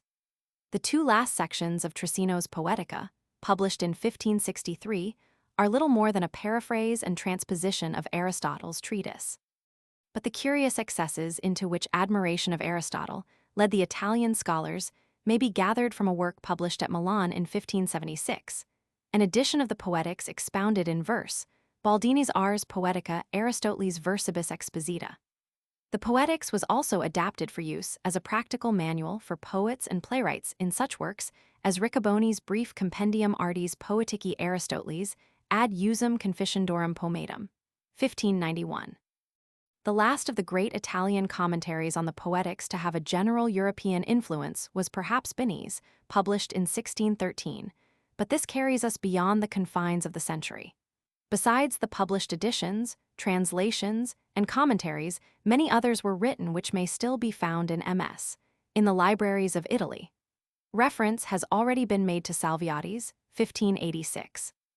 There are also two anonymous commentaries dating from this period in Ms. at Florence, one in the Magliabiana and the other in the Riccardiana. The last work which may be mentioned here is Buonamici's Discorsi Poetici in Diffsa di Aristotle, in which Aristotle is ardently defended against the attacks of his detractors. It was in Italy during this period that the literary dictatorship of Aristotle first developed, and it was Scaliger to whom the modern world owes the formulation of the supreme authority of Aristotle as a critical theorist. Fracastoro had likened the importance of Aristotle's Poetics to that of his philosophical treatises. Trissino had followed Aristotle verbally and almost literally. Varchi had spoken of years of Aristotelian study as an essential prerequisite for everyone who entered the field of literary criticism. Partenio, a year before the publication of Scaliger's Poetics, had asserted that everything relating to tragedy and epic poetry had been settled by Aristotle and Horace. But Scaliger went farther still. He was the first to regard Aristotle as the perpetual lawgiver of poetry. He was the first to assume that the duty of the poet is first to find out what Aristotle says, and then to obey these precepts without question. He distinctly calls Aristotle the perpetual dictator of all the arts. Aristotle's Imperator Noster, omnium bonarum artium dictator perpetuus. This is perhaps the first occasion in modern literature in which Aristotle is definitely regarded as a literary dictator. and the dictatorship of Aristotle in literature may, therefore, be dated from the year 1561. But Scaliger did more than this. He was the first apparently to attempt to reconcile Aristotle's poetics, not only with the precepts of Horace and the definitions of the Latin grammarians, but with the whole practice of Latin tragedy, comedy, and epic poetry. It was in the light of this reconciliation, or concord of Aristotelianism with the Latin spirit, that Aristotle became for Scaliger a literary dictator. It was not Aristotle that primarily interested him, but an ideal created by himself, and founded on such parts of the doctrine of Aristotle as received confirmation from the theory or practice of Roman literature. And this new ideal, harmonizing with the Latin spirit of the Renaissance, became in the course of time one of the foundations of classicism. The influence of Aristotelianism was further augmented by the Council of Trent, which gave to Aristotle's doctrine the same degree of authority as Catholic dogma. All these circumstances tended to favor the importance of Aristotle in Italy during the 16th century, and as a result, the literary dictatorship of Aristotle was by the Italians foisted on Europe for 2 centuries to come. From 1560 to 1780, Aristotle was regarded as the supreme authority in letters throughout Europe. At no time, even in England, during and after that period, was there a break in the Aristotelian tradition, and the influence of the poetics may be found in Sidney and Ben Jonson, in Milton and Dryden, as well as in Shelley and Coleridge. Lessing, even in breaking away from the classical practice of the French stage, defended his innovations on the authority of Aristotle and said of the poetics, "I do not hesitate to acknowledge, even if I should therefore be held up to scorn in these enlightened times, that I consider the work as infallible as the elements of Euclid." In 1756, a dozen years before Lessing, one of the precursors of the Romantic movement in England, Joseph Warton, had also said of the poetics, "To attempt to understand poetry without having diligently digested this treatise would be as absurd and impossible as to pretend to a skill in geometry without having studied Euclid." One of the first results of the dictatorship of Aristotle was to give modern literature a body of inviolable rules for the drama and the epic. That is, the dramatic and heroic poets were restricted to a certain fixed form and to certain fixed characters.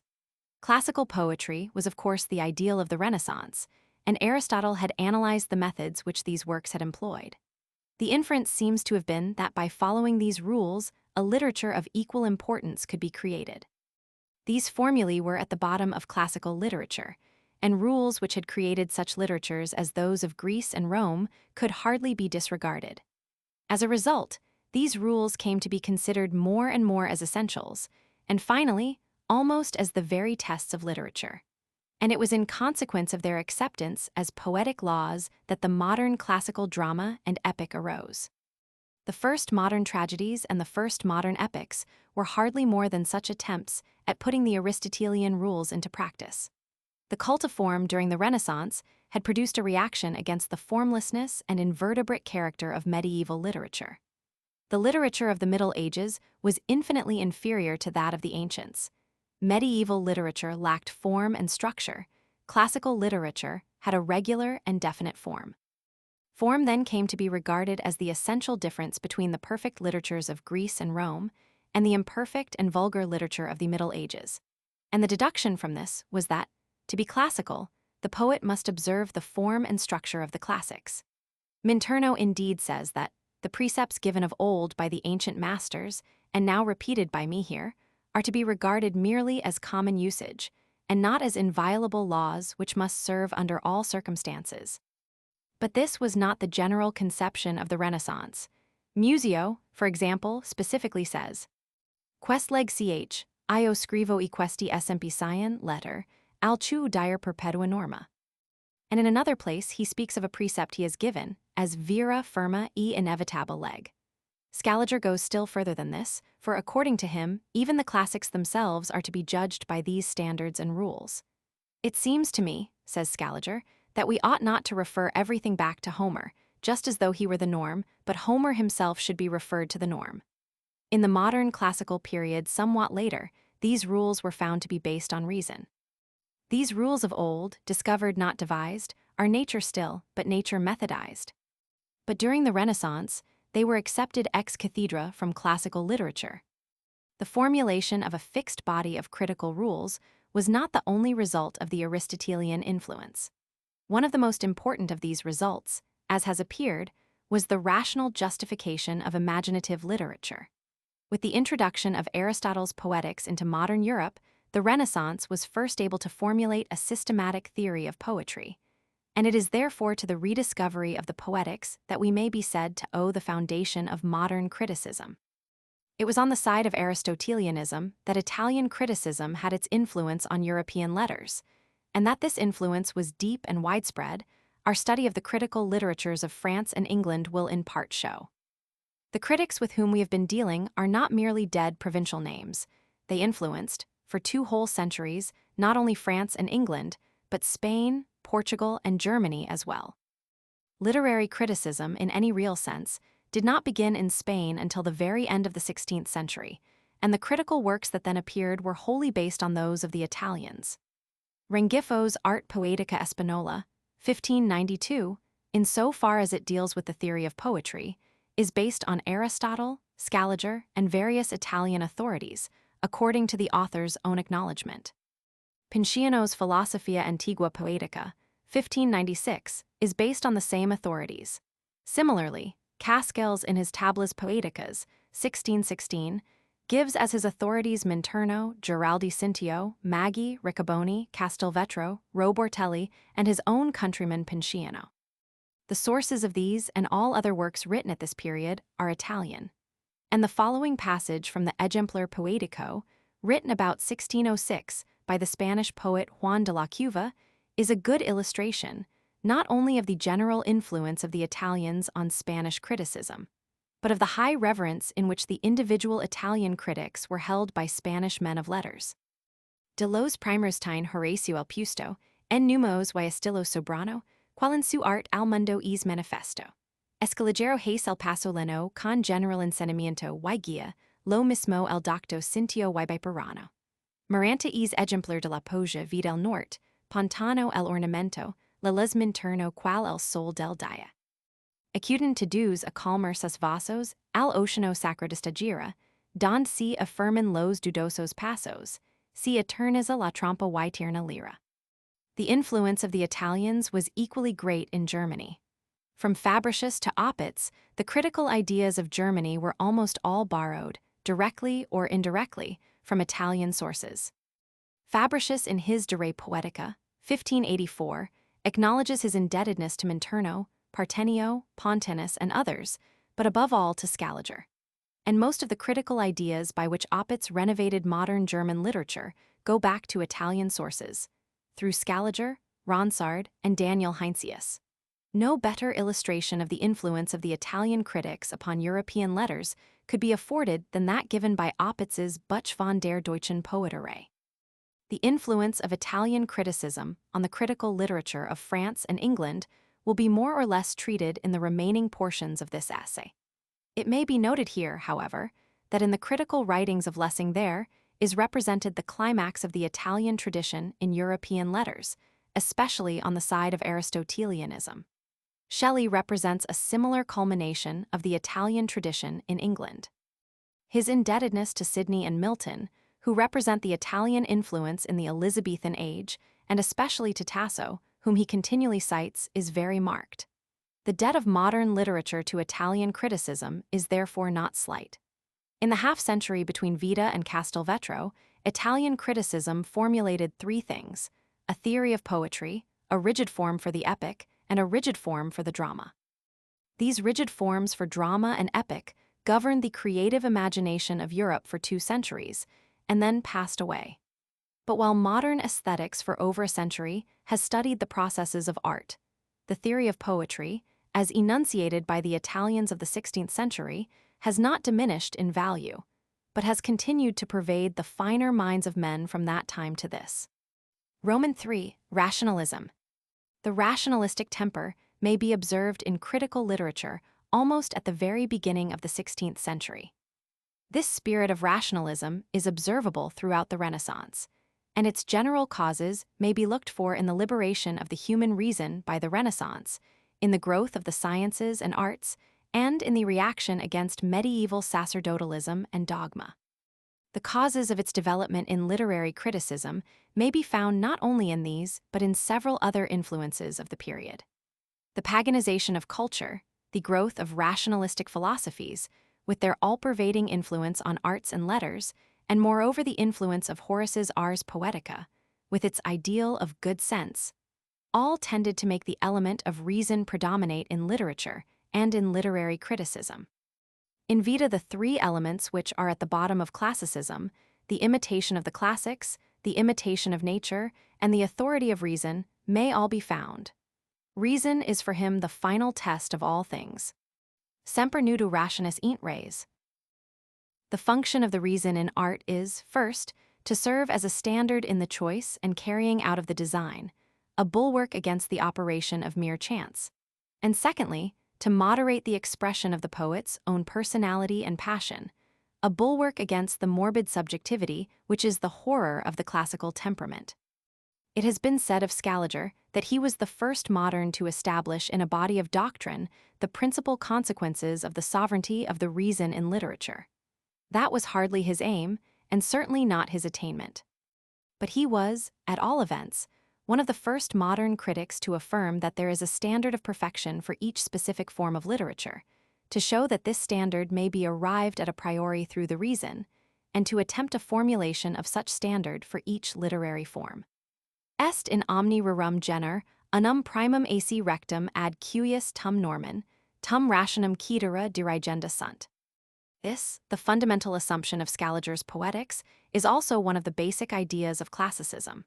Not only is there a standard, a norm, in every species of literature, but this norm can be definitely formulated and defined by means of the reason, and it is the duty of the critic to formulate this norm, and the duty of the poet to study and follow it without deviating from the norm in any way. Even Homer, as we have seen, is to be judged according to this standard arrived at through the reason. Such a method cuts off all possibility of novelty of form or expression, and holds every poet, ancient or modern, great or small, accountable to one and the same standard of perfection. The growth and influence of rationalism in Italian criticism may be best observed by the gradual effect which its development had on the element of Aristotelianism. In other words, rationalism changed the point of view according to which the Aristotelian canons were regarded in the Italian Renaissance. The earlier Italian critics accepted their rules and precepts on the authority of Aristotle alone. Thus Trissino, at the beginning of the fifth section of his Poetica, finished in 1549, although begun about 20 years before, says, "I shall not depart from the rules and precepts of the ancients, and especially Aristotle." Somewhat later, in 1553, Varchi says, "Reason and Aristotle are my two guides." Here the element of the reason first asserts itself, but there is no intimation that the Aristotelian canons are in themselves reasonable. The critic has two guides, the individual reason and the Aristotelian rules, and each of these two guides is to serve wherever the other is found wanting. This same point of view is found a decade later in Tasso, who says that the defenders of the unity of the epic poem have made a shield of the authority of Aristotle, nor do they lack the arms afforded by the reason. And similarly, in 1583, Sir Philip Sidney says that the unity of time is demanded, both by Aristotle's precept and common reason. Here both Tasso and Sidney, while contending that the particular law under discussion is in itself reasonable, speak of Aristotle's Poetics and the reason as separate and distinct authorities, and fail to show that Aristotle himself based all his precepts upon the reason.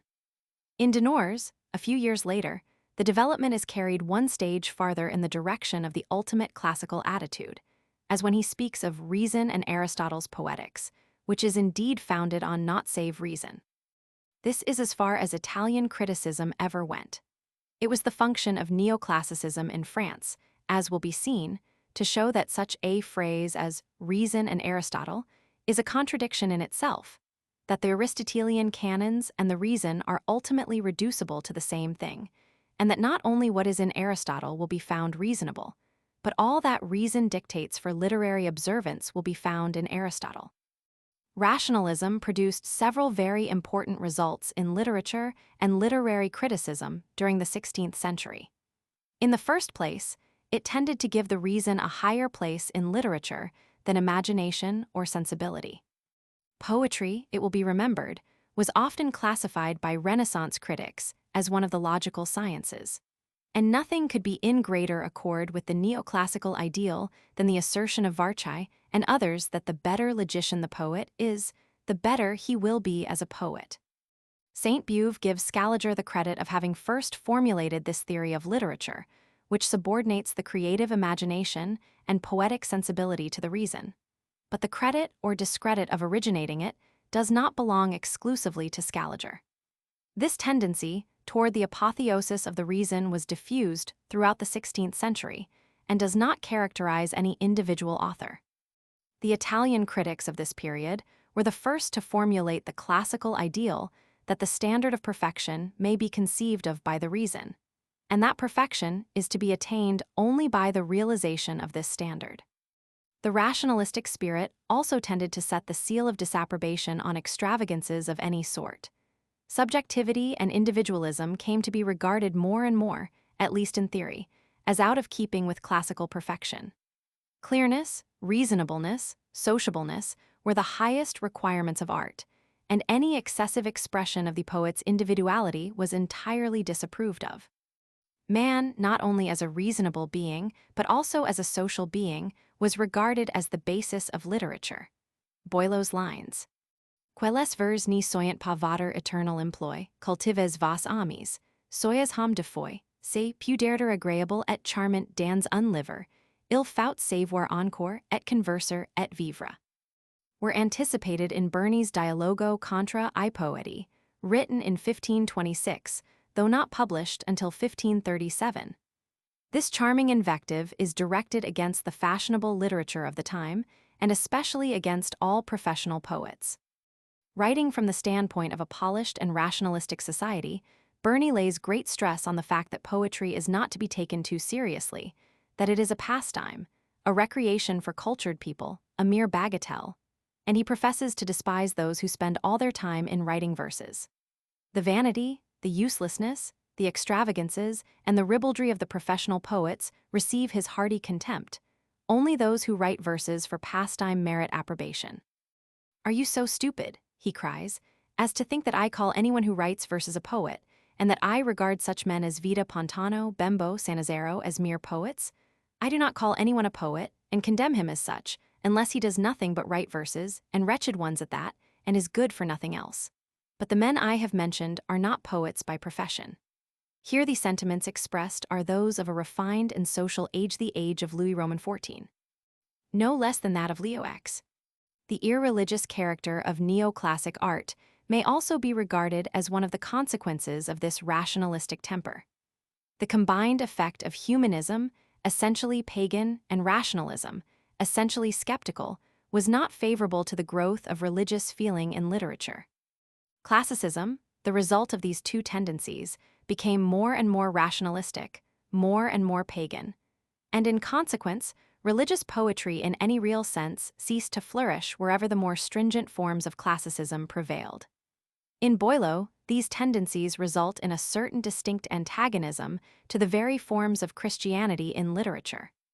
C'est donc bien vainement que nos auteurs d'équis, bannissant de leurs vers ces ornements recus, pensant faire agir ces saints et ces prophètes, comme ces dia éclos du cerveau des poètes, mettant à chaque pas le lecteur en infer en offrant rien quasteroth, Belzébuth, Lucifer. De la foi d'une création les mystères terribles d'ornements, aiguilles ni sont point susceptibles, à l'évangile, à l'esprit en offer de tous catés, qua pénitence, à faire et tourments mérités, et de vos fictions le mélange coupable, merme à ces vérités dans l'air de la fable. Footnotes. Symonds, Roman II, 161, based on Voigt. Cf. Woodward, p. 210 SQ. Hallam lit. Of Europe, I81 cf. Pope I182, omnia sed numeris vocum concordibus aptant, etc. Bembo Le Prose 1525, Dolce Osservationi 1550 lib. Roman 4, etc. Versi e Regol della Nuova Poesia Toscana, 1539. Tricino Poetica, lib. I Roman 4, 1529, Tomatano della Lingua Toscana, 1545, etc. Pope I 134. Cf. De Sanctis Roman 2, 153 SQ. Pope I 152. Partenio p. 80. Ibid p. 95. Oppers a 51. Defense p. 13. Poet v. 3. Poet v. 1 Roman 6, 4. Cf. Brunetière p. 53. Simmons Roman 2, 395 SQ. Museo p. 94. Cf. Dennis, Select Works, 1718 Roman 2, 417 SQ. Pope I 167. Laws die Pädagogik des Johannes Sturm, Berlin, 1872, p. 65 SQ. Inst Oret x2. Pope I 165. Poet I 1. Poet Roman 3, 4. Partenio p. 39 SQ. Cf. Brunetière p. 102 SQ and Lanson Hist. de la Lit. Fr. p. 494 SQ. Letters Grax ed. Legrand 1892 p. 31. Quicunc ob Aristotle dicta sint falsa et commentitia esse, Bail dict. SV Ramus note c. Fracastoro, I 321. Turaboski Roman 7, 1465. Maggie dedication. In an appendix to this essay will be found an excerpt from Salviati's unpublished commentary on the Poetics, giving his judgment of the commentators who had preceded him. Tasso Roman 15, 20. Poet Roman 7 Roman 2, 1. Hamburg Dramat, 101-104.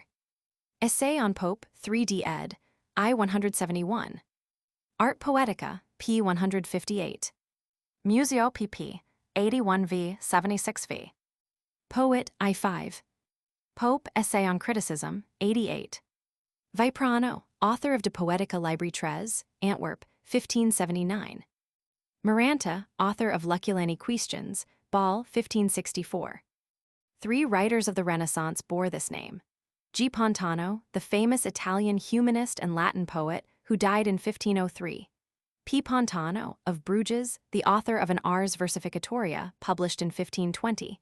And J. Pontanus, a Bohemian Jesuit, author of Institutions Poetici, first published at Ingolstadt in 1594 and several times reprinted.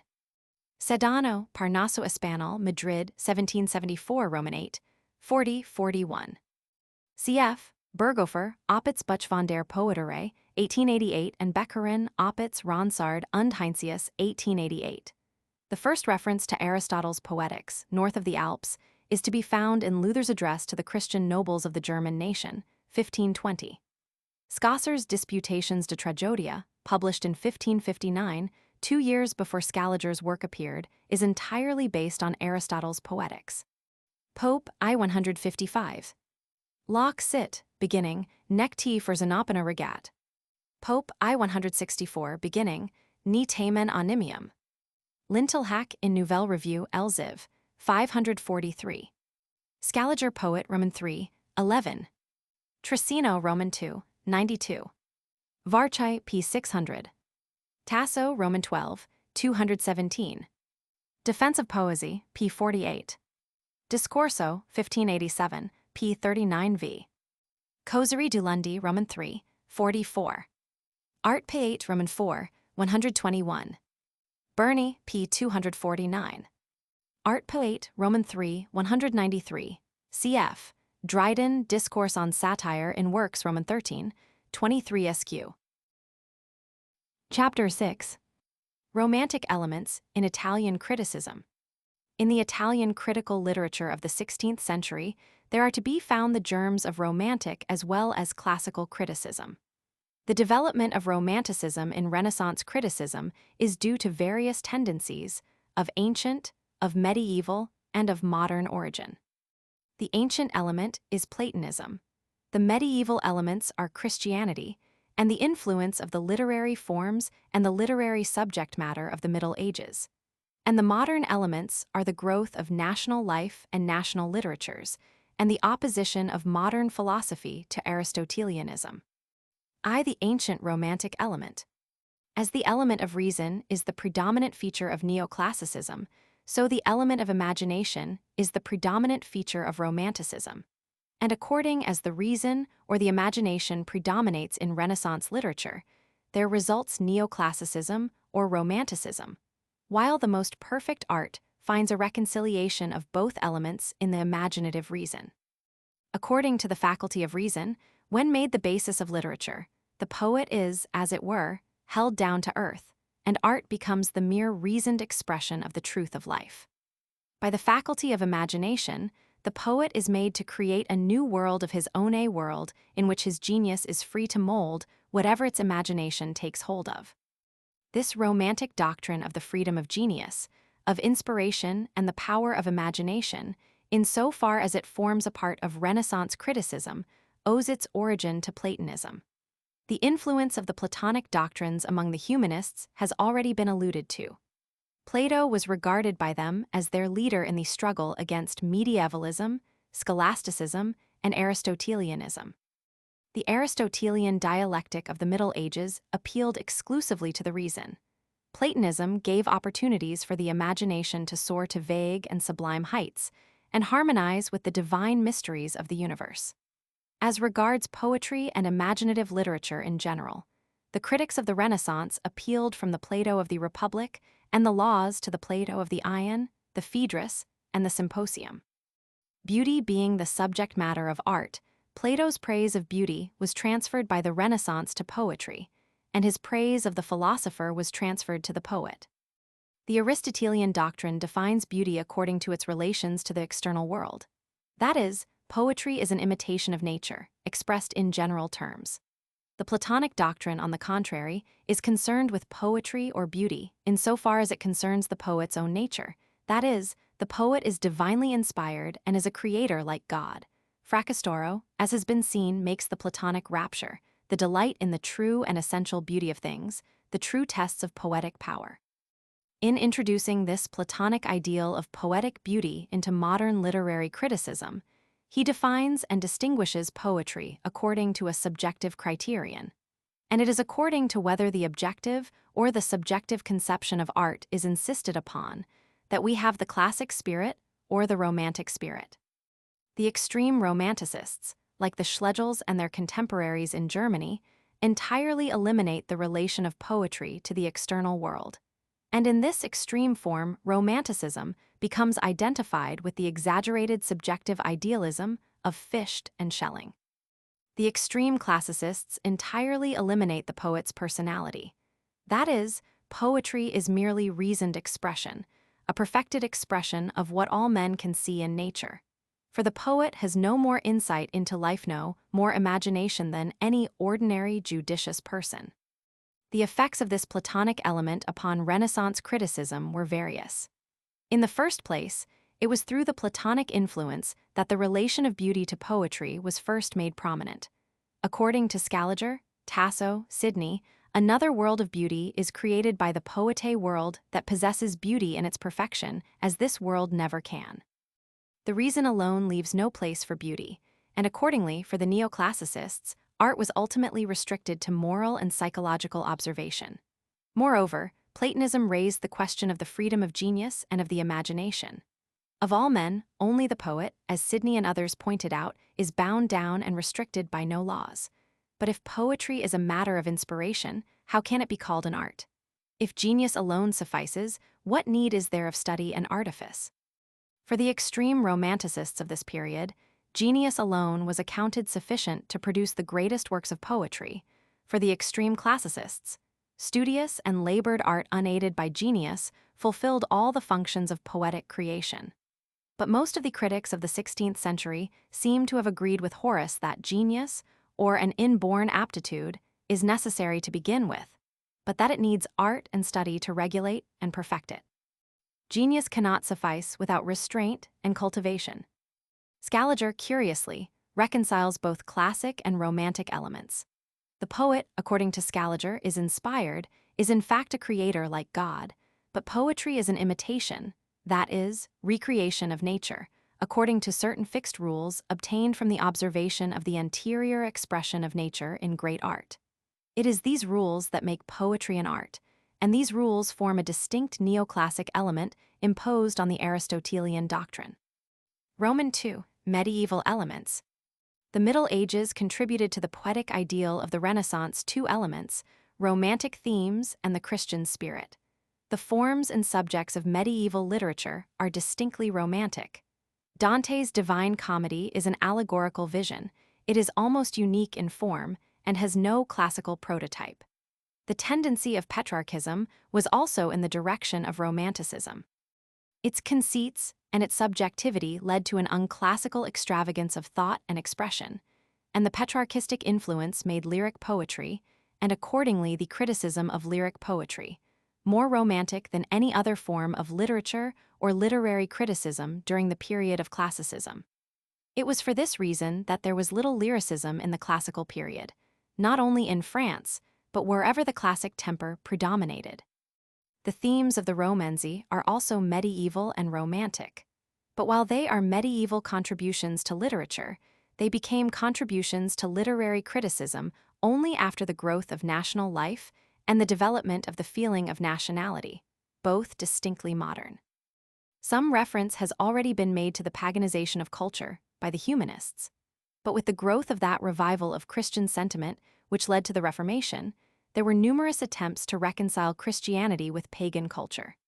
Such men as Ficino and Pico della Mirandola attempted to harmonize Christianity and Platonic philosophy, and under the great patron of letters, Pope Leo X, there were various attempts to harmonize Christianity with the classic spirit in literature.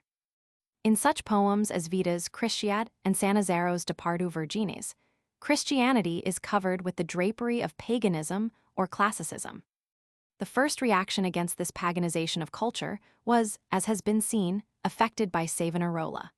This reaction was reinforced, in the next century, by the influence and authority of the Council of Trent, and after the middle of the 16th century, the Christian ideal plays a prominent part in literary criticism. The spirit of both Giraldi Cintio and Minturno is distinctly Christian. For Giraldi, the romanzi are Christian, and hence superior to the classical epics. He allows the introduction of pagan deities only into epics dealing with the ancient classical subjects. But Tasso goes further and says that no modern heroic poet should have anything to do with them. According to Tasso, the heroes of an heroic poem must be Christian knights, and the poem itself must deal with a true, not a false, religion. The subject is not to be connected with any article of Christian faith or dogma, because that was fixed by the Council of Trent. But paganism in any form is altogether unfit for a modern epic. Tasso even goes so far as to assert that piety shall be numbered among the virtues of the knightly heroes of epic poetry. At the same time also, Lorenzo Gambara wrote his work, De Perfecta Poesio's Ration, to prove that it is essential for every poet to exclude from his poems, not only everything that is wicked or obscene, but also everything that is fabulous or that deals with pagan divinities. It was to this religious reaction that we owe the Christian poetry of Tasso, Du Bartas, and Spenser. But humanism was strong, and rationalism was rife, and the religious revival was hardly more than temporary. Neoclassicism throughout Europe was essentially pagan. Roman III, modern elements. The literature of the Middle Ages constitutes, as it were, one vast body of European literature. Only with the Renaissance did distinctly national literatures spring into existence. Nationalism as well as individualism was subsequent to the Renaissance, and it was at this period that the growth of a national literature, of national life in a word, patriotism in its widest sense was first effected. The linguistic discussions and controversies of the 16th century prepared the way for a higher appreciation of national languages and literatures. These controversies on the comparative merits of the classical and vernacular tongues had begun in the time of Dante, and were continued in the 16th century by Bembo, Castiglione, Varchi, Musio, Ptolemy, and many others. And in 1564, Salviati summed up the Italian side of the question in an oration in which he asserted that the Tuscan, or, as he called it, the Florentine language and the Florentine literature are vastly superior to any other language or literature, whether ancient or modern. However extravagant this claim may appear, the mere fact that Salviati made such a claim at all is enough to give him a place worthy of serious consideration in the history of Italian literature. The other side of the controversy finds its extremist expression in a treatise of Celio Calcagnini addressed to Giraldi Cintio, in which the hope is expressed that the Italian language and all the literature composed in that language would be absolutely abandoned by the world. In Giraldi Cintio, we find the first traces of purely national criticism. His purpose, in writing the discourse on the Romanzi, was primarily to defend Ariosto, whom he had known personally in his youth.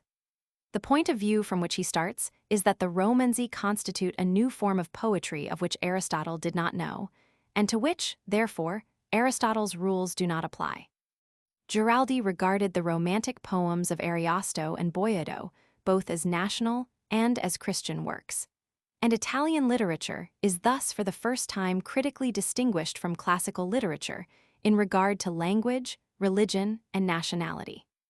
In Giraldi's discourse, there is no apparent desire either to underrate or to disregard the poetics of Aristotle.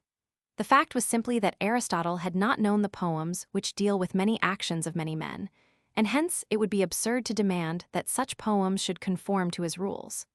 The Romanzi deal with phases of poetry and phases of life, which Aristotle could not be expected to understand. A similar feeling of the distinct nationality of Italian literature is to be found in many of the prefaces of the Italian comedies of this period. Il Lasca, in the preface of the Strega, c. 1555, says that Aristotle and Horace knew their own times, but ours are not the same at all. We have other manners, another religion, and another mode of life, and it is therefore necessary to make comedies after a different fashion. As early as 1534, Aretino, in the prologue of his Cortegiana, warned his audience not to be astonished if the comic style is not observed in the manner required, for we live after a different fashion in modern Rome than they did in ancient Athens. Similarly, Gelli, in the dedication of the Sporta, 1543, justifies the use of language not to be found in the great sources of Italian speech, on the ground that language, together with all other natural things, continually varies and changes. Although there is in Giraldi Cintio no fundamental opposition to Aristotle, it is in his discourse on the Romanzi that there may be found the first attempt to wrest a province of art from Aristotle's supreme authority. Neither Salviati, who had rated the Italian language above all others, nor Calcagnini, who had regarded it as the meanest of all, had understood the discussion of the importance of the Tuscan tongue to be concerned with the question of Aristotle's literary supremacy.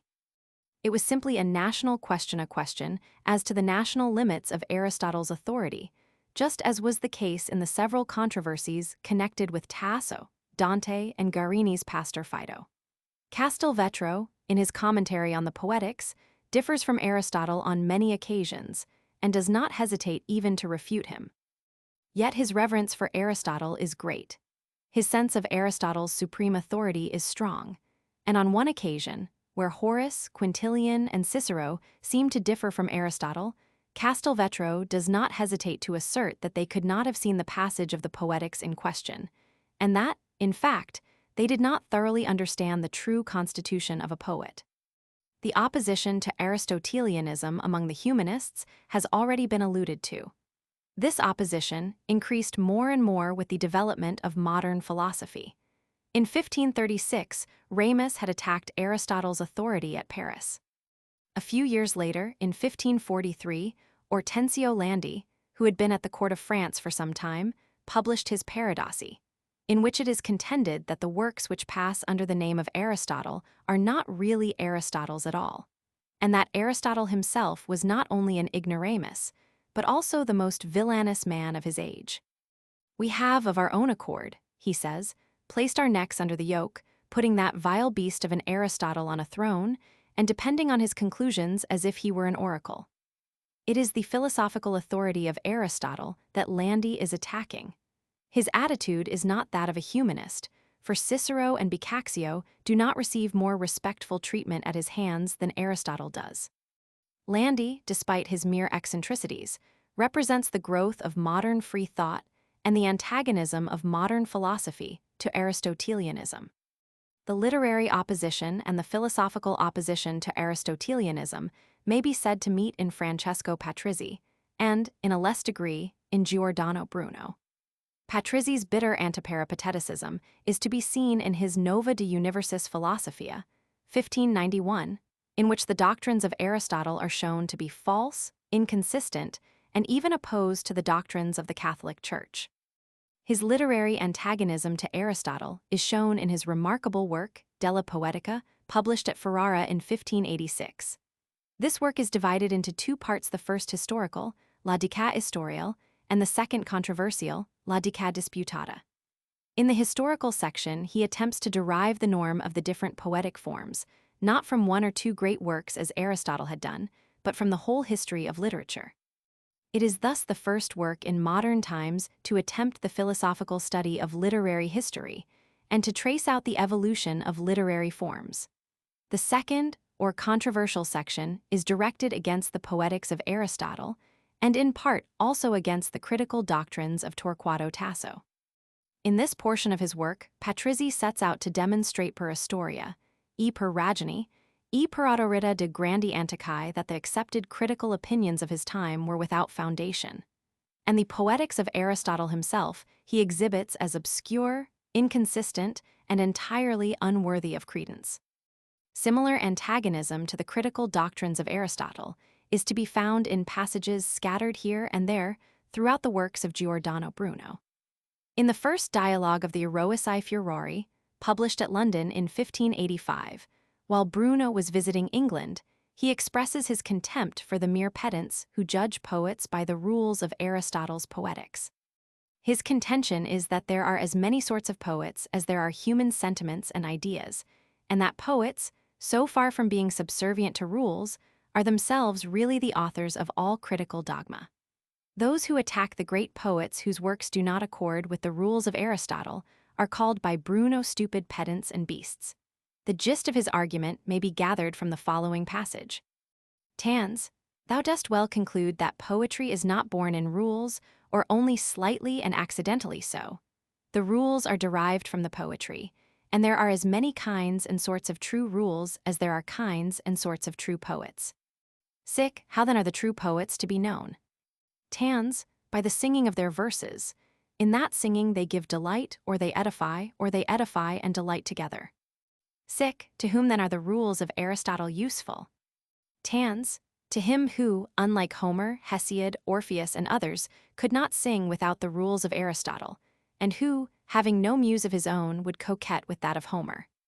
A similar antagonism to Aristotle and a similar literary individualism are to be found in a much later work by Benedetto Fioretti, who under the pseudonym of Udino Nicili published the 5 volumes of his Progenasmi Poeticae between 1620 and 1639. Just before the close of the 16th century, however, the Poetics had obtained an ardent defender against such attacks in the person of Francesco Buonamici in his Discorsi Poeticae. And 3 years later, in 1600, Faustino Summo published a similar defense of Aristotle. The attacks on Aristotle's literary dictatorship were of little avail. It was hardly necessary even to defend him. For 2 centuries to come, he was to reign supreme on the continent of Europe, and in Italy this supremacy was hardly disturbed until the days of Goldoni and Metastasio. Footnotes: De Sanctis Roman II, 193 SQ. Cf. Bosanquet Hist. Of Aesthetic, p. 152 SQ. Cf. Fafano, p. 151 SQ. Simmons Roman II, 470. Baylet Roman III, 70. Turaboschi Roman VII, 1559. Several similar extracts from Italian comic prologues may be found in Simmons, v. 533 SQ. Fafano, p. 154 SQ. Poetica, p. 32. Paradossi Venetia, 1545 Roman II, 29.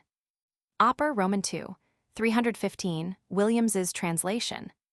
Cf. The Diverse Opinions of Turaboschi Roman VIII, 516 and Hallam lit. Of Europe pt. Roman III, ch. 7. Part 2. Literary Criticism in France. Literary Criticism in France. Chapter 1. The character and development of French criticism in the 16th century.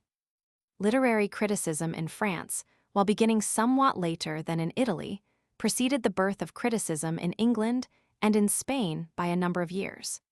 Critical activity in nearly all the countries of Western Europe seems to have been ushered in by the translation of Horace's Ars Poetica into the vernacular tongues. Critical activity in Italy began with Dolce's Italian version of the Ars Poetica in 1535, in France, with the French version of Pelletier in 1545, in England, with the English version of Drant in 1567, and in Spain, with the Spanish versions of Espinal and Zapata in 1591 and 1592, respectively. 2 centuries of literary discussion had prepared the way for criticism in Italy, and lacking this period of preparation, French criticism during the 16th century was necessarily of a much more practical character than that of Italy during the same age. The critical works of France, and of England also, were on the whole designed for those whose immediate intention it was to write verse themselves. The disinterested and philosophically treatment of aesthetic problems, wholly aside from all practical considerations, characterized much of the critical activity of the Italian Renaissance, but did not become general in France until the next century. For this reason, in the French and English sections of this essay, it will be necessary to deal with various rhetorical and metrical questions which in the Italian section could be largely disregarded. In these matters, as in the more general questions of criticism, it will be seen that 16th century Italy furnished the source of all the accepted critical doctrines of Western Europe. The comparative number of critical works in Italy and in France is also noteworthy. While those of the Italian Renaissance may be counted by the score, the literature of France during the 16th century, exclusive of a few purely rhetorical treatises, hardly offers more than a single dozen. It is evident, therefore, that the treatment of French criticism must be more limited in extent than that of Italian criticism, and somewhat different in character. The literature of the 16th century in France is divided into 2 almost equal parts by du Bellay's Défense et illustration de la langue francaise, published in 1549. In no other country of Europe is the transition from the Middle Ages to the Renaissance so clearly marked as it is in France by this single book, with the invasion of Italy by the army of Charles Roman VIII. In 1494, the influence of Italian art, of Italian learning, of Italian poetry, had received its first impetus in France. But over half a century was to elapse before the effects of this influence upon the creative literature of France was universally and powerfully felt. During this period, the activity of Boileau, Erasmus Dalet, and numerous other French and foreign humanists strengthened the cause and widened the influence of the new learning. But it is only with the birth of the Pléiade that modern French literature may be said to have begun. In 1549, du Bellay's Défense, the manifesto of the new school, appeared. Ronsard's odes were published in the next year, and in 1552 Jodelle inaugurated French tragedy with his Cléopâtre, and first, as Ronsard said, franchissement chante la Grecque tragedy. The Défense, therefore, marks a distinct epoch in the critical as well as the creative literature of France.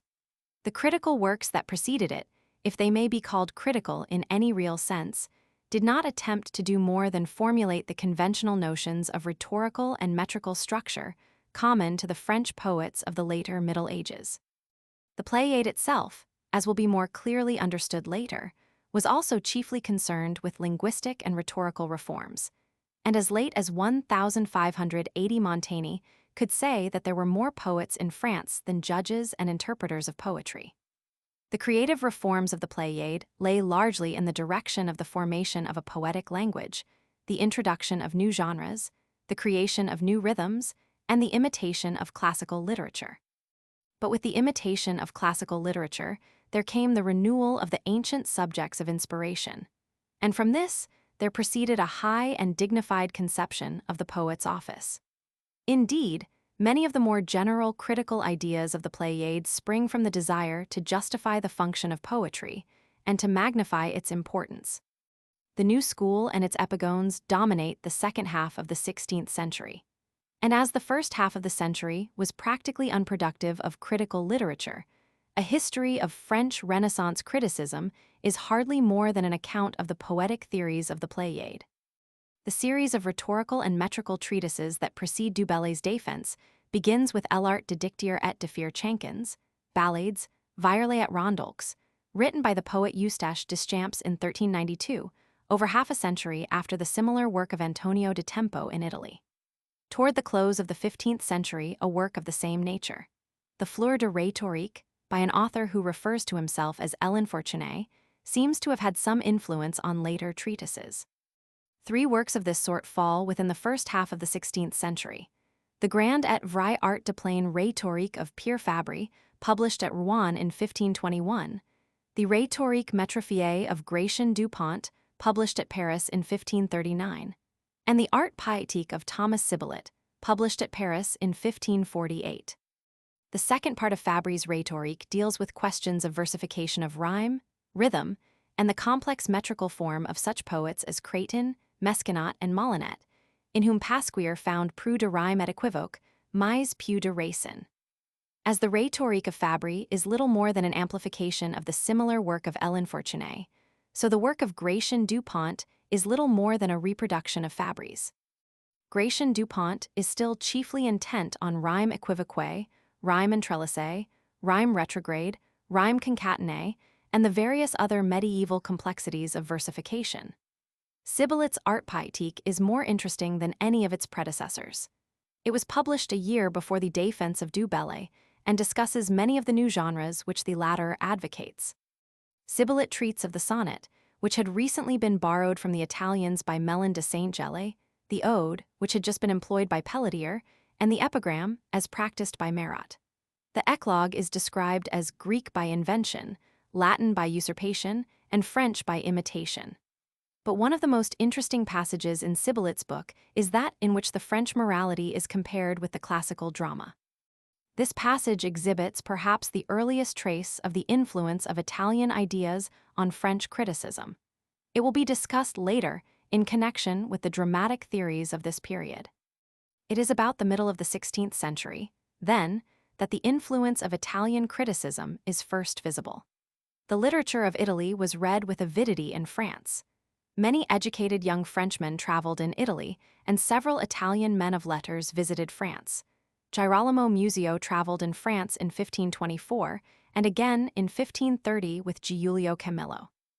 Aretino mentions the fact that a Vincenzo Maggi was at the court of France in 1548, but it has been doubted whether this was the author of the commentary on the Poetics.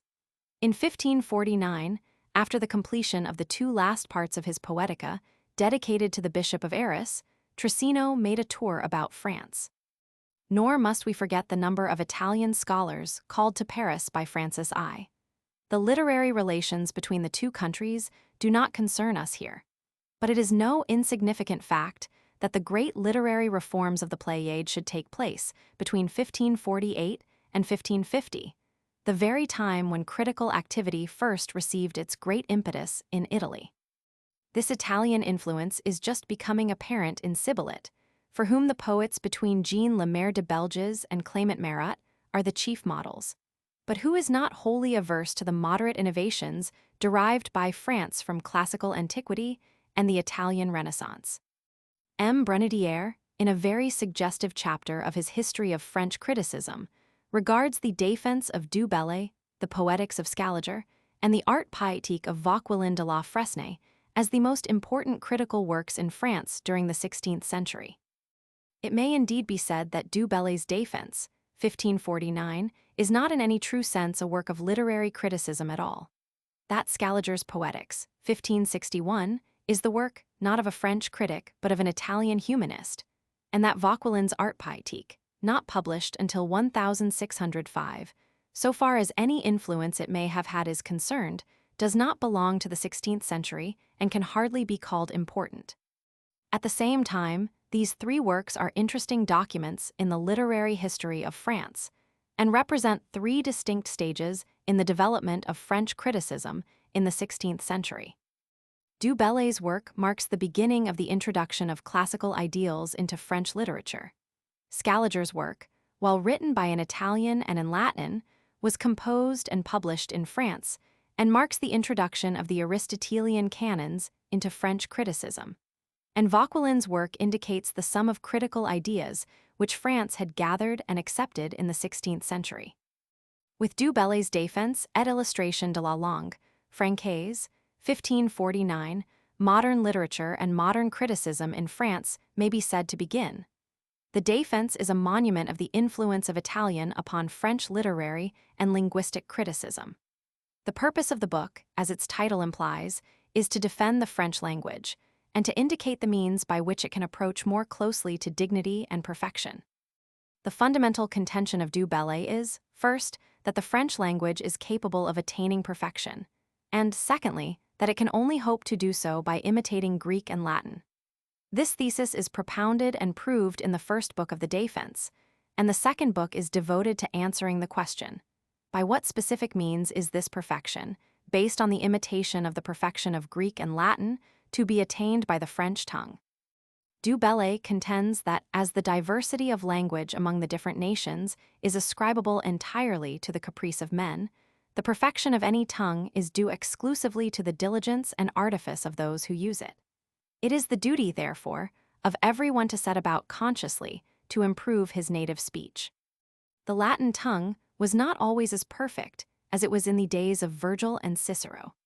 And if these writers had regarded language as incapable of being polished and enriched, or if they had imagined that their language could only be perfected by the imitation of their own national predecessors, Latin would never have arrived at a higher state of perfection than that of Aeneas and Crassus. But as Virgil and Cicero perfected Latin by imitating Greek, so the French tongue can only be made beautiful by imitating Greek, Latin, and Italian, all of which have attained a certain share of perfection. At the same time, two things must be guarded against. The French tongue cannot be improved by merely translating the classic and Italian tongues. Translation has its value in popularizing ideas, but by mere translation no language or literature can hope to attain perfection. Nor is a mere bald imitation sufficient, but in Du Bellay's oft-cited phrase, the beauties of these foreign tongues must be converted into blood and nourishment. The classics have blood, nerves, and bones, while the older French writers have merely skin and color.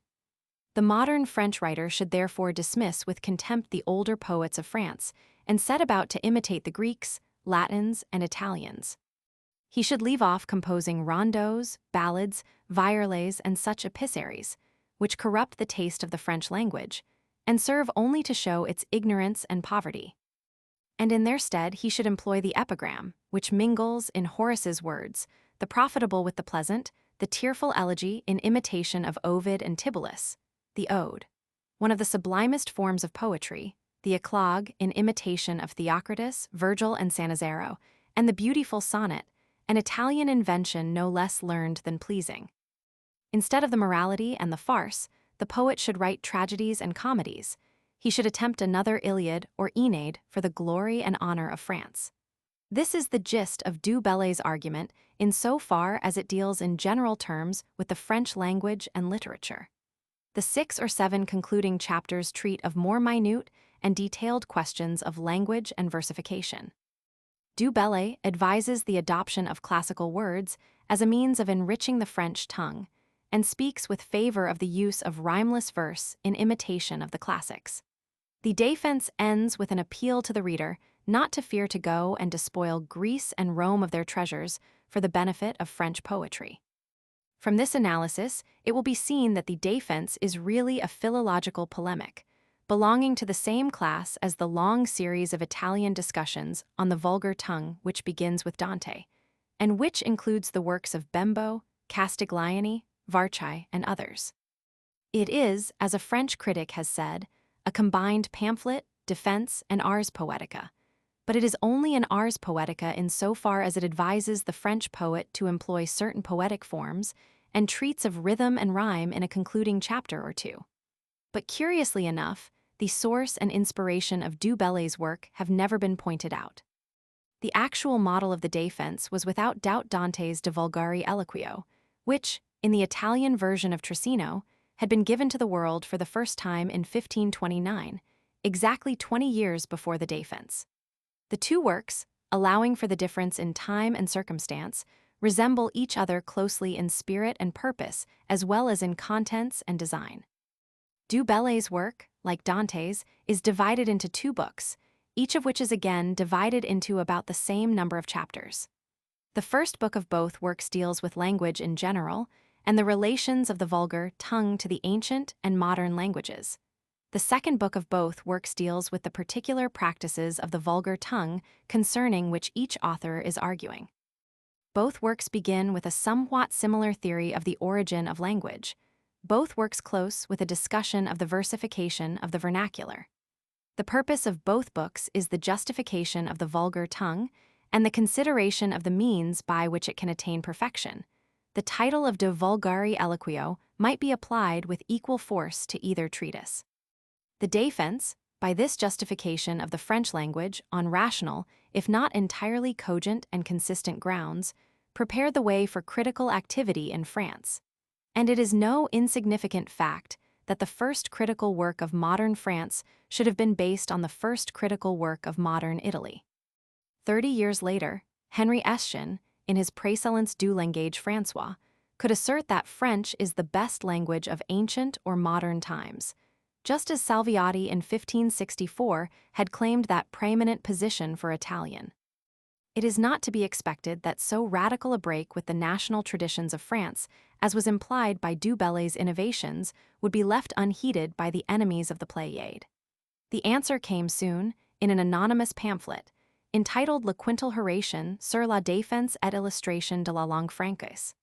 Until a very few years ago, this treatise was ascribed to a disciple of Marat, Charles Fontaine. But in 1883, an autograph letter of Fontaine's was discovered, in which he strenuously denies the authorship of the Quintilhoration, and more recent researches have shown pretty conclusively that the real author was a friend of Fontaine's, Barthélemy Hainaut, head of the College of Lyons. The Quintilhoration was first published in 1550, the year after the appearance of the Defense. The author informs us that he had translated the whole of Horace's Ars Poetica into French verse over 20 years ago before Pelletier or anyone else. That is, between 1525 and 1530. This translation was never published, but fragments of it are cited in the Quintilhoration. The pamphlet itself takes up the arguments of Du Bellay step by step and refutes them. The author finds fault with the constructions, the metaphors, and the neologisms of Du Bellay. Hainaut's temperament was dogmatic and pedagogic. His judgment was not always good, and modern French critics cannot forgive him for attacking Du Bellay's use of such a word as patrie. But it is not entirely just to speak of the Quintilhoration, in the words of a modern literary historian, as full of futile and valueless criticisms. The author's minute linguistic objections are often hypercritical, but his work represents a natural reaction against the Pléiade. His chief censure of the Defense was directed against the introduction of classical and Italian words into the French language. Est la défense et illustration, he exclaims, O plus tas defense et dénigration? He charges the Pléiade with having contemned the classics of French poetry. The new school advocated the disuse of the complicated metrical forms merely because they were too difficult. The sonnet, the ode, and the elegy he dismisses as useless innovations. The object of poetry, according to Horace, is to gladden and please, while the elegy merely saddens and brings tears to the eyes. Poetry, he says, is like painting, and as painting is intended to fill us with delight and not to sadden us, so the mournful elegy is one of the meanest forms of poetry. Hainaut is unable to appreciate the high and sublime conception of the poet's office which the Pléiade first introduced into French literature. For him, the poet is a mere versifier who amuses his audience. He represents the general reaction of the national spirit against the classical innovations of the Pléiade. And the Quintilhoration may therefore be called the last representative work of the older school of poetry. It was at about this period that Aristotle's Poetics first influenced French criticism. In one of the concluding chapters of the Defense, Du Bellay remarks that the virtues and vices of a poem have been diligently treated by the ancients, such as Aristotle and Horace, and after them by Hieronymus Vita. Horace is mentioned and cited in numerous other places, and the influence of the general rhetorical portions of the Ars Poetica is very marked throughout the Defense, There are also many traces of the influence of Vita, but there is no evidence whatsoever of any knowledge of Aristotle's Poetics. Of its name and importance, Du Bellay had probably read in the writings of the Italians, but of its contents he knew little or nothing. There is indeed no well-established allusion to the Poetics in France before this time. None of the French humanists seems to have known it. Its title is cited by Erasmus in a letter dated February 27, 1531, and it was published by him without any commentary at Bâle in the same year, though Simon Grynæus appears to have been the real editor of this work. An edition of the Poetics was also published at Paris in 1541, but does not seem to have had any appreciable influence on the critical activity of France. Several years after the publication of the Défense, in the satirical poem Le Piet Courtesan, written shortly after his return from Italy in 1555, Du Bellay shows a somewhat more definite knowledge of the contents of the Poetics. Genie viewpoint Isai du Meister d'Alexander, touchant l'art poétique, les préceptes t'apprendre tu en apprendras de moi comment, jouer il faut, les misères des rois dessus un échafaud, genie t'enseigne l'art de l'humble commodie, ni du meonian la muse plus hardy. Bref, genie monster ice, dun vers horischen les vices, et vertus du poem ancien g, ni depends aussi le piet du vidi. In 1555, Guillaume Morel, the disciple of Turnebus, published an edition of Aristotle's Poetics at Paris. It is interesting to note, however, that the reference in the Défense is the first allusion to the Poetics to be found in the critical literature of France. By 1549, the Italian Renaissance and Italian criticism had come into France for good. In 1560, the year before the publication of Scaliger's Poetics, Aristotle's treatise had acquired such prominence that in a volume of selections from Aristotle's works, published at Paris in that year, Aristotelis Sententiae, the selections from the Poetics are placed at the head of the volume. In 1572, Jean de la Taille refers his readers to what the great Aristotle in his Poetics, and after him Horace, though not with the same subtlety, have said more amply and better than I. The influence of Scaliger's Poetics on the French dramatic criticism of this period has generally been overestimated. Scaliger's influence in France was not inconsiderable during the 16th century, but it was not until the very end of the century that he held the dictatorial position afterward accorded to him. No edition of his Poetics was ever published at Paris. The first edition appeared at Lyon, and subsequent editions appeared at Heidelberg and Leyden.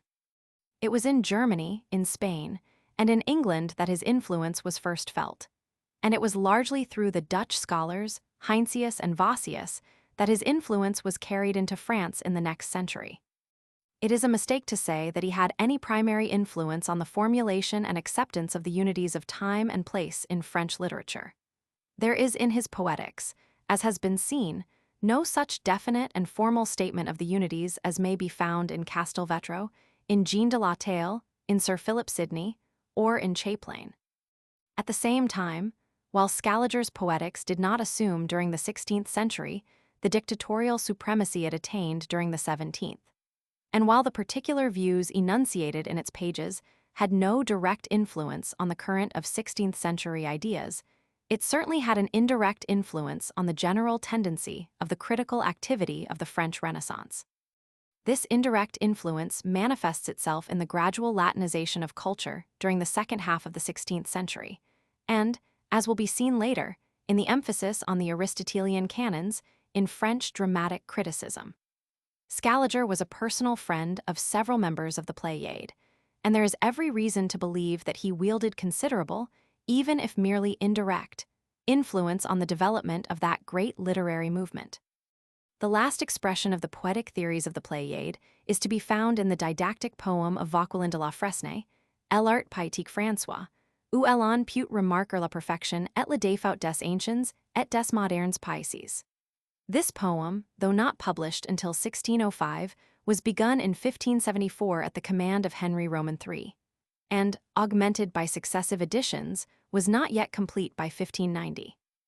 Vauquelin makes the following explicit acknowledgement of his indebtedness to the critical writers that preceded him. Pour si en souvent les pas du fils de Nicomache, du harpur de Calibre, et tout si que Ramache vide et Mintern appraise, JACET over apprete. Aristotle, Horace, Vita, and Minturno are thus his acknowledged models and sources. Nearly the whole of Horace's Ars Poetica he has translated and embodied in his poem, and he has borrowed from Vita a considerable number of images and metaphors. His indebtedness to Aristotle and to Minturno brings up several intricate questions.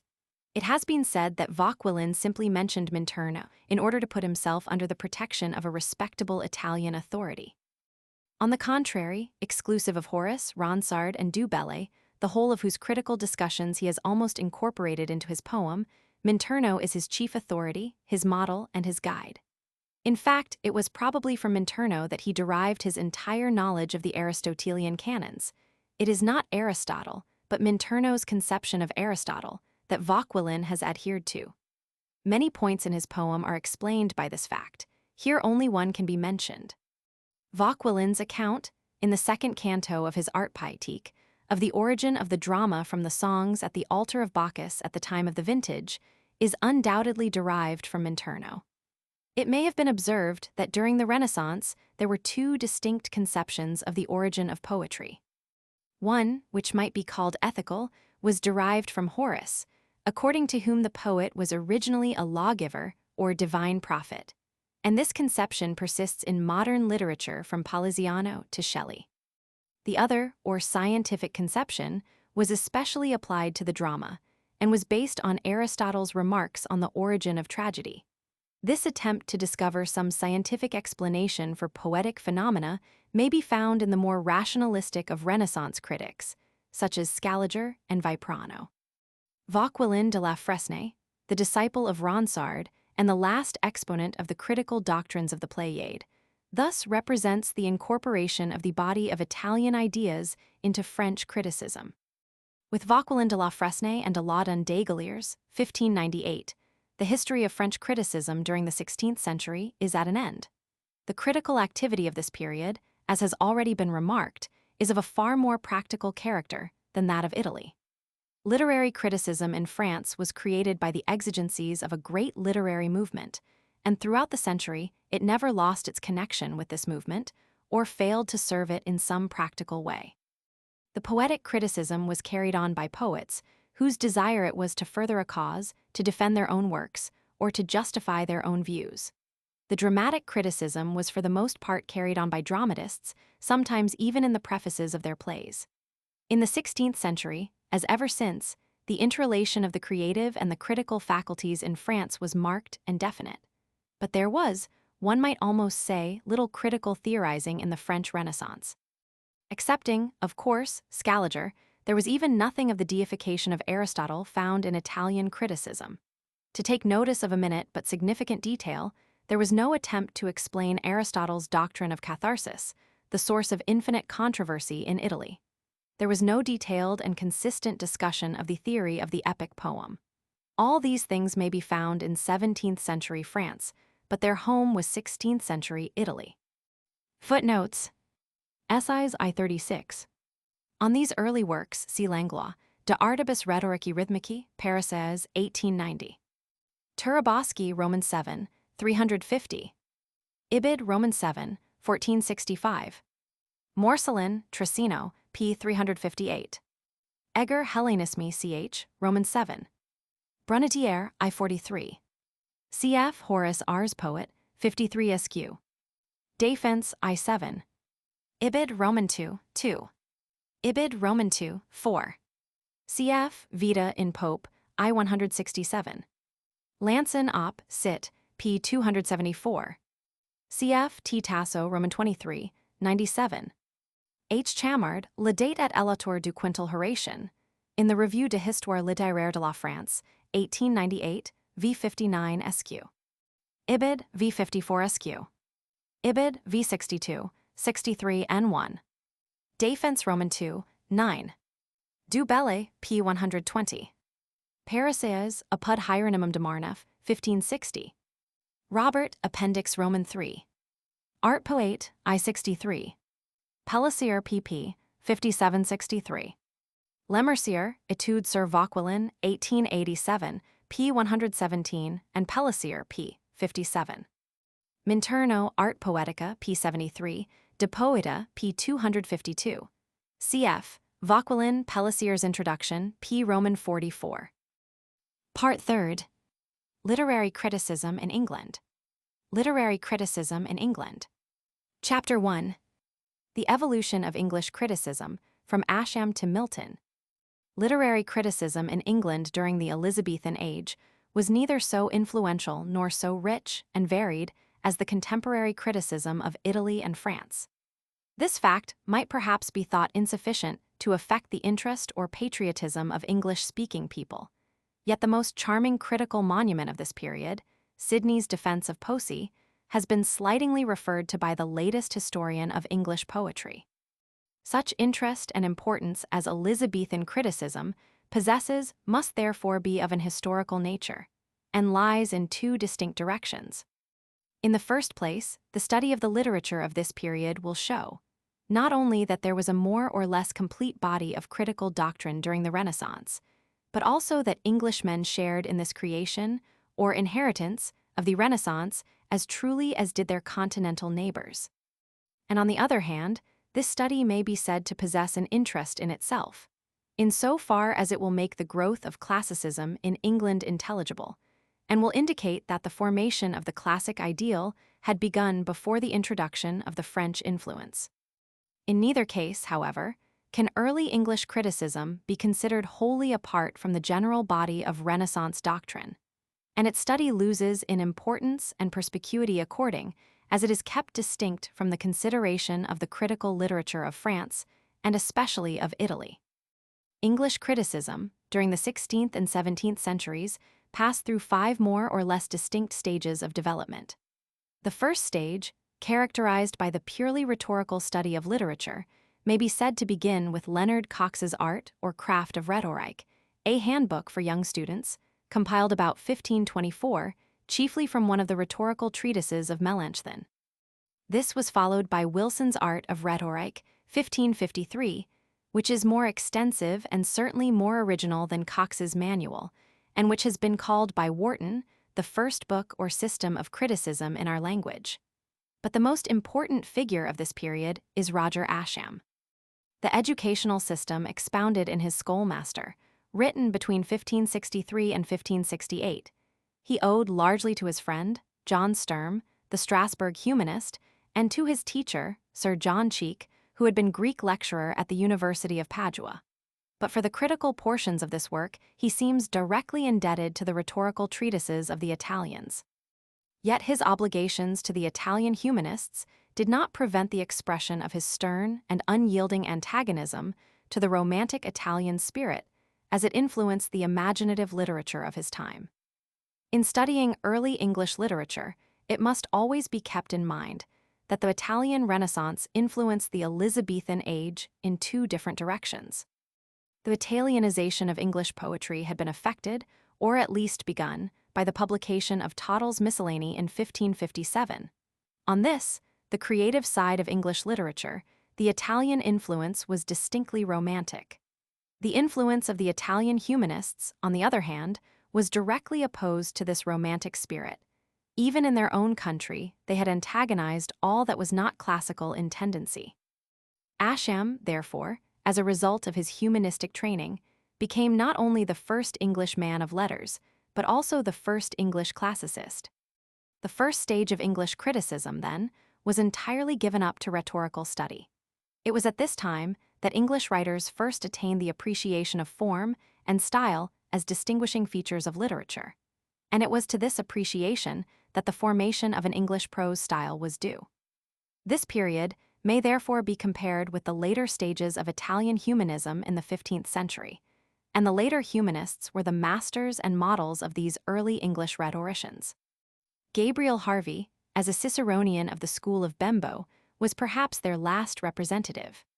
The second stage of English criticism, a period of classification and especially of metrical studies, commences with Gascogne's Notes of Instruction concerning the making of verse, published in 1575 and modeled apparently on Ronsard's Abrégé de l'art poétique François, 1565. Besides this brief pamphlet, the first work on English versification, this stage also includes Puttenham's Art of English Poesy, the first systematic classification of poetic forms and subjects, and of rhetorical figures. Bullikar's Bref Grammar, the first systematic treatise on English grammar, and Harvey's Letters and Webb's Discourse of English Poetry, the first systematic attempts to introduce classical meters into English poetry. This period was characterized by the study and classification of the practical questions of language and versification, and in this labor, it was cooperating with the very tendencies which Ascham had been attempting to counteract. The study of the verse forms introduced into England from Italy helped materially to perfect the external side of English poetry, and a similar result was obtained by the crude attempts at quantitative verse suggested by the school of Ptolemy. The Italian prosodists were thus, directly or indirectly, the masters of the English students of this era. The representative work of the third stage, the period of philosophical and apologetic criticism, is Sir Philip Sidney's Defense of Poesy, published posthumously in 1595, though probably written about 1583. Harrington's Apology of Poetry, Daniel's Defense of Rhyme, and a few others are also contemporary treatises. These works, as their titles indicate, are all defenses or apologies, and were called forth by the attacks of the Puritans on poetry, especially dramatic poetry, and the attacks of the classicists on English versification and rhyme. Required by the exigencies of the moment to defend poetry in general, these authors did not attempt to do so on local or temporary grounds, but set out to examine the fundamental grounds of criticism and to formulate the basic principles of poetry. In this attempt, they consciously or unconsciously sought aid from the critics of Italy, and thus commenced in England the influence of the Italian theory of poetry. How great was their indebtedness to the Italians, the course of the present study will make somewhat clear, but it is certainly remarkable that this indebtedness has never been pointed out before. Speaking of Sidney's Defense of Poesy, one of the most distinguished English authorities on the Renaissance says, "Much as the Italians had recently written upon the theory of poetry, I do not remember any treatise which can be said to have supplied the material or suggested the method of this apology. On the contrary, the doctrines discussed by Sidney had been receiving very similar treatment from the Italians for over half a century, and it can be said without exaggeration that there is not an essential principle in the defense of poesy which cannot be traced back to some Italian treatise on the poetic art. The age of which Sidney is the chief representative is therefore the first period of the influence of Italian critics. The fourth stage of English criticism, of which Ben Jonson is, as it were, the presiding genius, occupies the first half of the 17th century. The period that preceded it was in general romantic in its tendencies. That of Jonson leaned toward a strict, though never servile classicism. Sidney's contemporaries had studied the general theory of poetry, not for the purpose of enunciating rules or dogmas of criticism, but chiefly in order to defend the poetic art and to understand its fundamental principles. The spirit of the age was the spirit, let us say, of Fracastoro.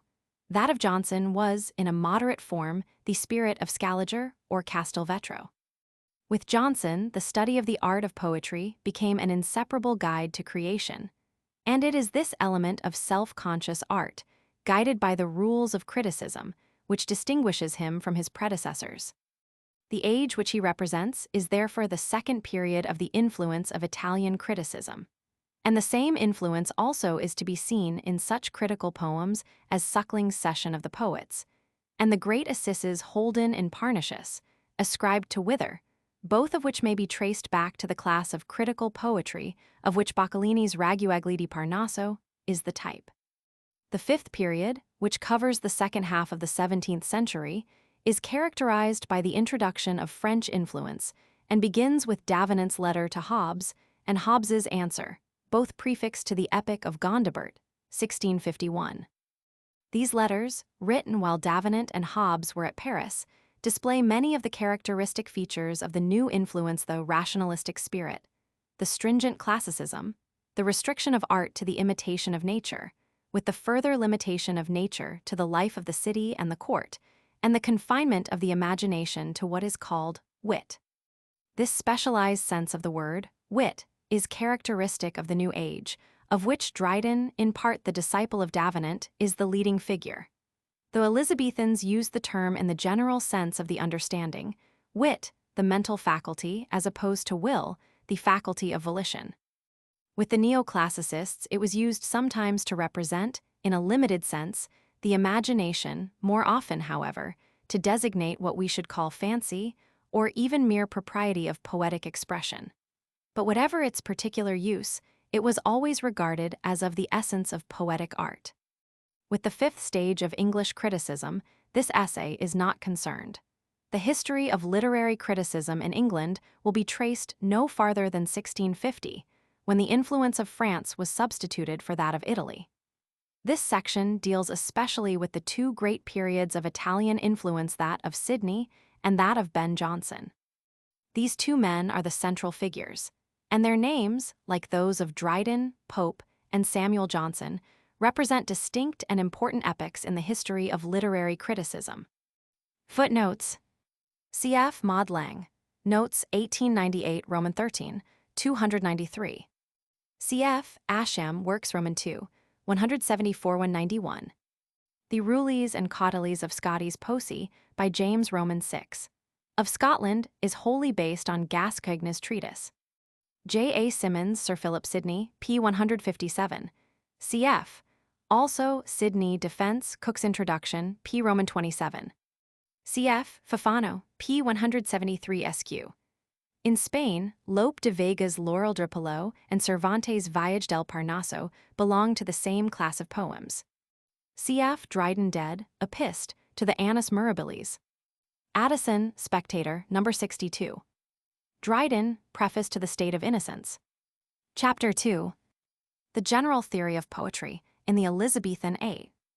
Those who have some acquaintance, however superficial, with the literary criticism of the Italian Renaissance will find an account of the Elizabethan theory of poetry a twice-told tale.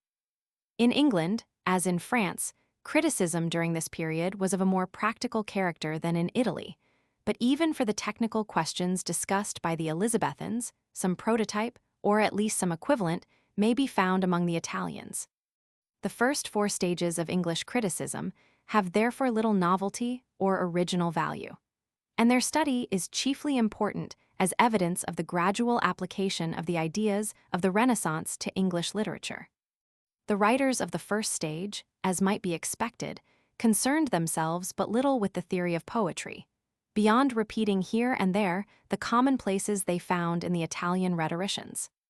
Yet it is interesting to note that as early as 1553, Wilson, in the third book of his Rhetoric, gives expression to the allegorical conception of poetry which in Italy had held sway from the time of Petrarch and Boccaccio, and which, more than anything else, colored critical theory in Elizabethan England.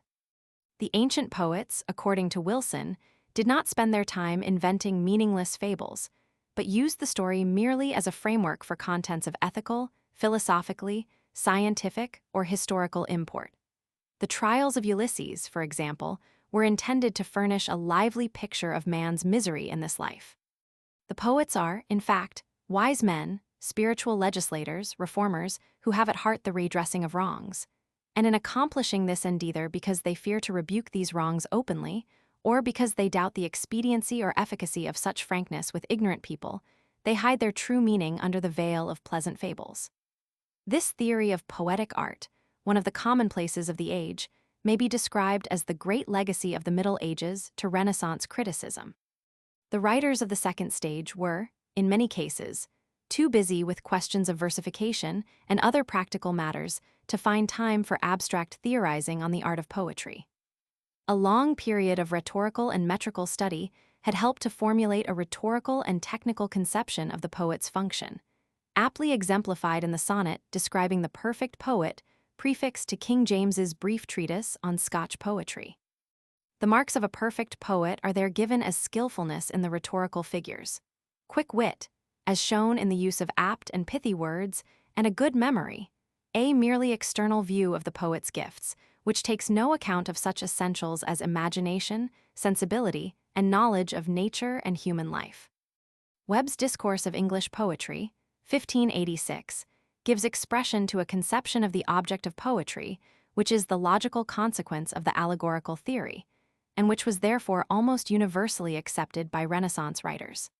The poet teaches by means of the allegorical truth hidden under the pleasing fables he invents, but his first object must be to make these fables really pleasing, or the reader is deterred at the outset from any acquaintance with the poet's works. Poetry is therefore a delightful form of instruction. It pleases and profits together. But first of all it must delight, for the very sum and chiefest essence of poetry did always for the most part consist in delighting the readers or hearers. The poet has the highest welfare of man at heart, and by his sweet allurements to virtue and effective caveats against vice, he gains his end, not roughly or tyrannically, but, as it were, with a loving authority. From the very beginnings of human society, poetry has been the means of civilizing men, of drawing them from barbarity to civility and virtue. If it be objected that this art, or rather, from the divine origin of its inspiration, this more than art has ever been made the excuse for the enticing expression of obscenity and blasphemy, Webb has three answers. In the first place, poetry is to be moralized, that is, to be read allegorically. The Metamorphoses of Ovid, for example, will become, when so understood, a fount of ethical teaching. And Harrington, a few years later, actually explains in detail the allegorical significance of the fourth book of that poem. This was a well-established tradition, and indeed a favorite occupation, of the Middle Ages. And the Ovid Moralisae, a long poem by Chrétien Laguize, written about the beginning of the 14th century, and the equally long Ovidian commentary of Pierre Bercuer are typical examples of this practice. In the second place, the picture of vices to be found in poetry is intended, not to entice the reader to imitate them, but rather to deter sensible men from doing likewise by showing the misfortune that inevitably results from evil. Moreover, obscenity is in no way essentially connected with poetic art. It is to the abuse of poetry, and not to poetry itself, that we must lay all blame for this fault. A still higher conception of the poet's function is to be found in Puttenham's Art of English Poesy, 1589. The author of this treatise informs us that he had lived at the courts of France, Italy, and Spain, and knew the languages of these and other lands, and the results of his travels and studies are sufficiently shown in his general theory of poetry.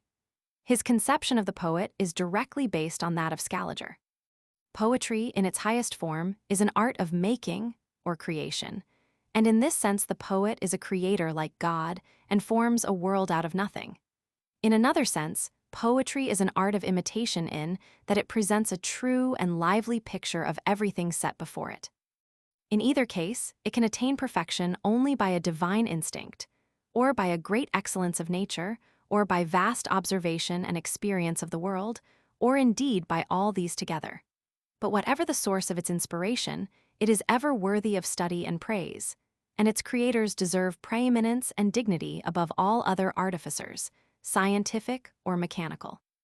The poets were the first priests, prophets, and legislators of the world, the first philosophers, scientists, orators, historians, and musicians. They have been held in the highest esteem by the greatest men from the very first, and the nobility, antiquity, and universality of their art prove its preeminence and worth. With such a history and such a nature, it is sacrilege to debase poetry, or to employ it upon any unworthy subject or for ignoble purpose. Its chief themes should therefore be such as these: the honor and glory of the gods, the worthy deeds of noble princes and great warriors, the praise of virtue and the reproof of vice, instruction in moral doctrine or scientific knowledge, and finally, the common solace of mankind in all the travails and cares of this transitory life, or even for mere recreation alone. This is the sum of poetic theorizing during the second stage of English criticism. Yet it was at this very time that the third, or apologetic, period was prepared for by the attacks which the Puritans directed against poetry, and especially the drama. Of these attacks, Gosson's, as the most celebrated, may be taken as the type. Underlying the rant and exaggerated vituperation of his school of abuse, 1579, there is a basis of right principles, and some evidence at least of a spirit not wholly vulgar.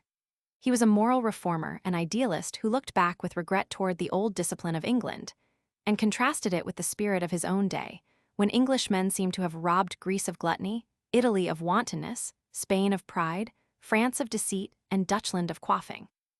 the typical evidences of this moral degradation and effeminacy he found in poetry and the drama, and it is to this motive that his bitter assault on both must be ascribed. He specifically insists that his intention was not to banish poetry, or to condemn music, or to forbid harmless recreation to mankind, but merely to chastise the abuse of all these. He praises plays which possess real moral purpose and effect, and points out the true use and the worthy subjects of poetry, much in the same manner as Puttenham does a few years later. But he affirms, as Plato had done hundreds of years before, and as a distinguished French critic has done only the other day, that art contains within itself the germ of its own disintegration.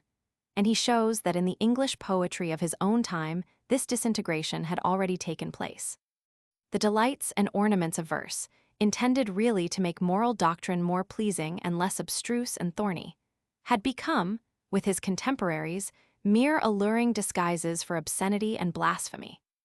In the first of the replies to Gosson, Lodge's defense of poetry, music, and stage plays, written before either of the treatises of Webb and Puttenham, are found the old principles of allegorical and moral interpretation principles, which to us may seem well worn, but which to the English criticism of that time were novel enough. Lodge points out the efficacy of poetry as a civilizing factor in primitive times and as a moral agency ever since. If the poets have on occasion erred, so have the philosophers, even Plato himself, and grievously. Poetry is a heavenly gift and is to be contemned only when abused and debased. Lodge did not perceive that his point of view was substantially the same as his opponents, and indeed, throughout the Elizabethan age, there was this similarity in the point of view of those who attacked and those who defended poetry. Both sides admitted that not poetry, but its abuse is to be disparaged, and they differed chiefly in that one side insisted almost entirely on the ideal perfection of the poetic art, while the other laid stress on the debased state into which it had fallen. A dual point of view was attempted in a work, licensed in January 1600, which pretended to be a commendation of true poetry, and a discommendation of all bawdy, ribald, and paganized poets. This Puritan movement against the paganization of poetry corresponds to the similar movement started by the Council of Trent in Catholic countries. The theory of poetry during the second stage of English criticism was in the main Horatian, with such additions and modifications as the early Renaissance had derived from the Middle Ages. The Aristotelian canons had not yet become a part of English criticism. Webb alludes to Aristotle's dictum that Empedocles, having naught but meter in common with Homer, was in reality a natural philosopher rather than a poet, but all such allusions to Aristotle's Poetics were merely incidental and sporadic. The introduction of Aristotelianism into England was the direct result of the influence of the Italian critics, and the agent in bringing this new influence into English letters was Sir Philip Sidney. His defense of poesy is a veritable epitome of the literary criticism of the Italian Renaissance, and so thoroughly is it imbued with this spirit that no other work, Italian, French, or English, can be said to give so complete and so noble a conception of the temper and the principles of Renaissance criticism. For the general theory of poetry, its sources were the critical treatises of Minturno and Scaliger. Yet without any decided novelty of ideas, or even of expression, it can lay claim to distinct originality in its unity of feeling, its ideal and noble temper, and its adaptation to circumstance. Its eloquence and dignity will hardly appear in a mere analysis, which pretends to give only the more important and fundamental of its principles. But such a summary and, this is quite as important, will at least indicate the extent of its indebtedness to Italian criticism. In all that relates to the antiquity, universality, and preeminence of poetry, Sidney apparently follows Minturno. Poetry, as the first light giver to ignorance, flourished before any other art or science. The first philosophers and historians were poets, and such supreme works as the Psalms of David and the Dialogues of Plato are in reality poetical. Among the Greeks and the Romans, the poet was regarded as a sage or prophet, and no nation, however primitive or barbarous, has been without poets, or has failed to receive delight and instruction from poetry. But before proceeding to defend an art so ancient and universal, it is necessary to define it, and the definition which Sidney gives agrees substantially with what might be designated Renaissance Aristotelianism. Poetry, says Sidney, is an art of imitation, for so Aristotle termeth it in his word, that is to say, a representing, counterfeiting, or figuring forth, to speak metaphorically, a speaking picture, with this end to teach and delight. Poetry is, accordingly, an art of imitation, and not merely the art of versifying, for although most poets have seen fit to apparel their poetic inventions in verse, verse is but the raiment and ornament of poetry, and not one of its causes or essentials. One may be a poet without versing, says Sidney, and a versifier without poetry. Speech and reason are the distinguishing features between man and brute, and whatever helps to perfect and polish speech deserves high commendation.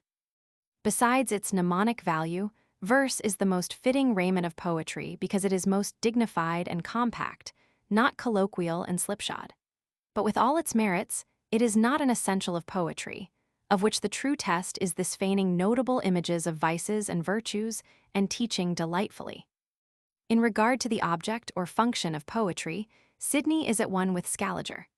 The aim of poetry is accomplished by teaching most delightfully a notable morality, or, in a word, by delightful instruction. Not instruction alone, or delight alone, as Horace had said, but instruction made delightful, and it is this dual function which serves not only as the end, but as the very test of poetry.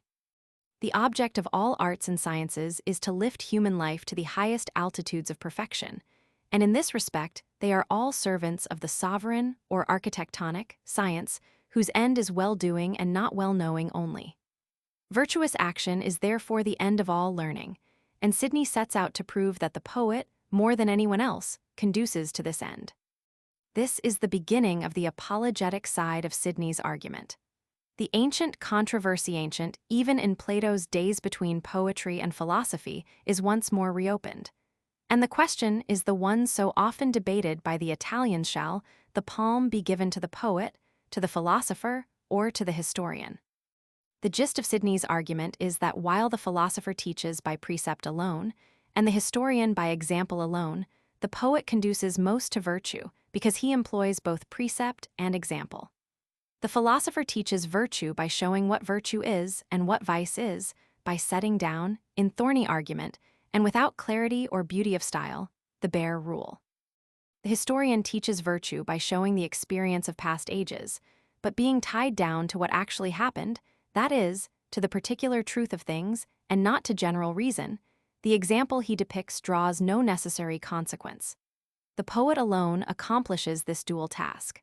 What the philosopher says should be done is by the poet pictured most perfectly in someone by whom it has been done, thus coupling the general notion with the particular instance. The philosopher, moreover, teaches the learned only. The poet teaches all and is, in Plutarch's phrase, the right popular philosopher, for he seems only to promise delight and moves men to virtue unawares. But even if the philosopher excel the poet in teaching, he cannot move his readers as the poet can, and this is of higher importance than teaching. For what is the use of teaching virtue if the pupil is not moved to act and accomplish what he is taught? On the other hand, the historian deals with particular instances, with vices and virtues so commingled that the reader can find no pattern to imitate. The poet makes history reasonable. He gives perfect examples of vices and virtues for human imitation. He makes virtue succeed and vice fail, as history can but seldom do.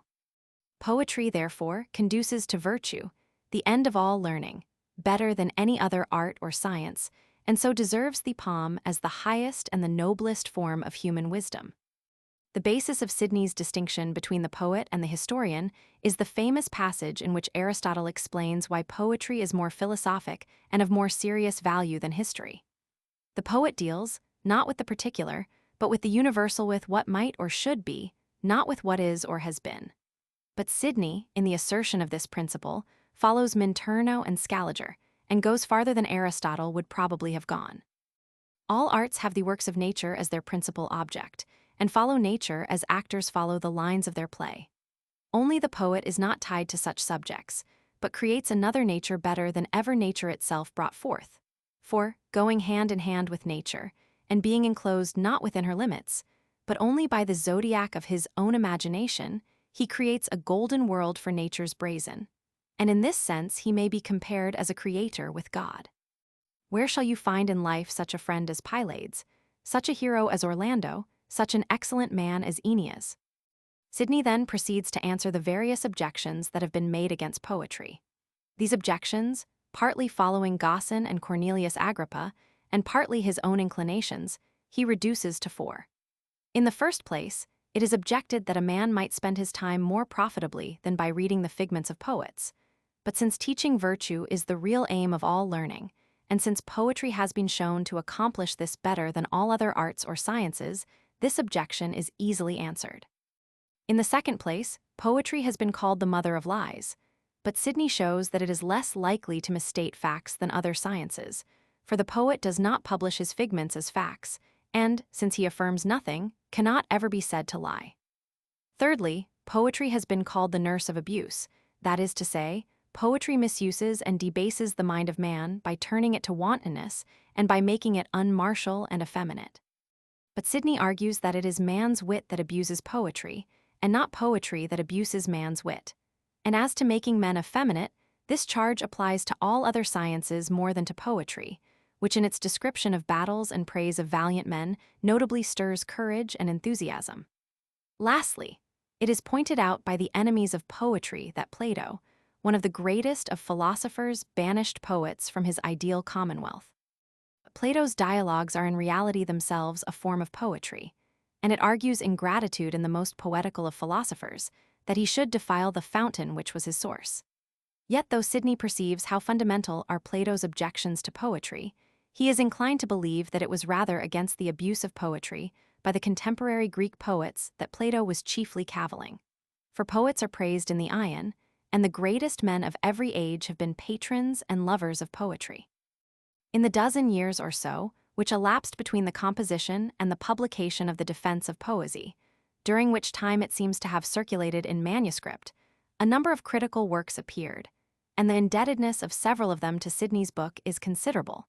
This is especially so of the Apology of Poetry, which Sir John Harrington prefixed to his translation of the Orlando Furioso in 1591.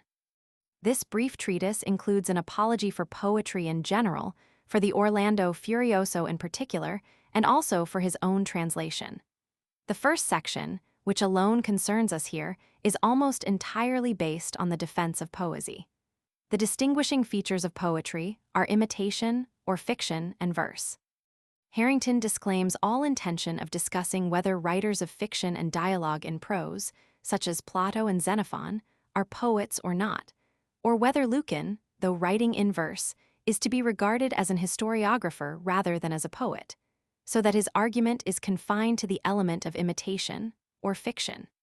He treats poetry rather as a propedeutic to theology and moral philosophy than as one of the fine arts.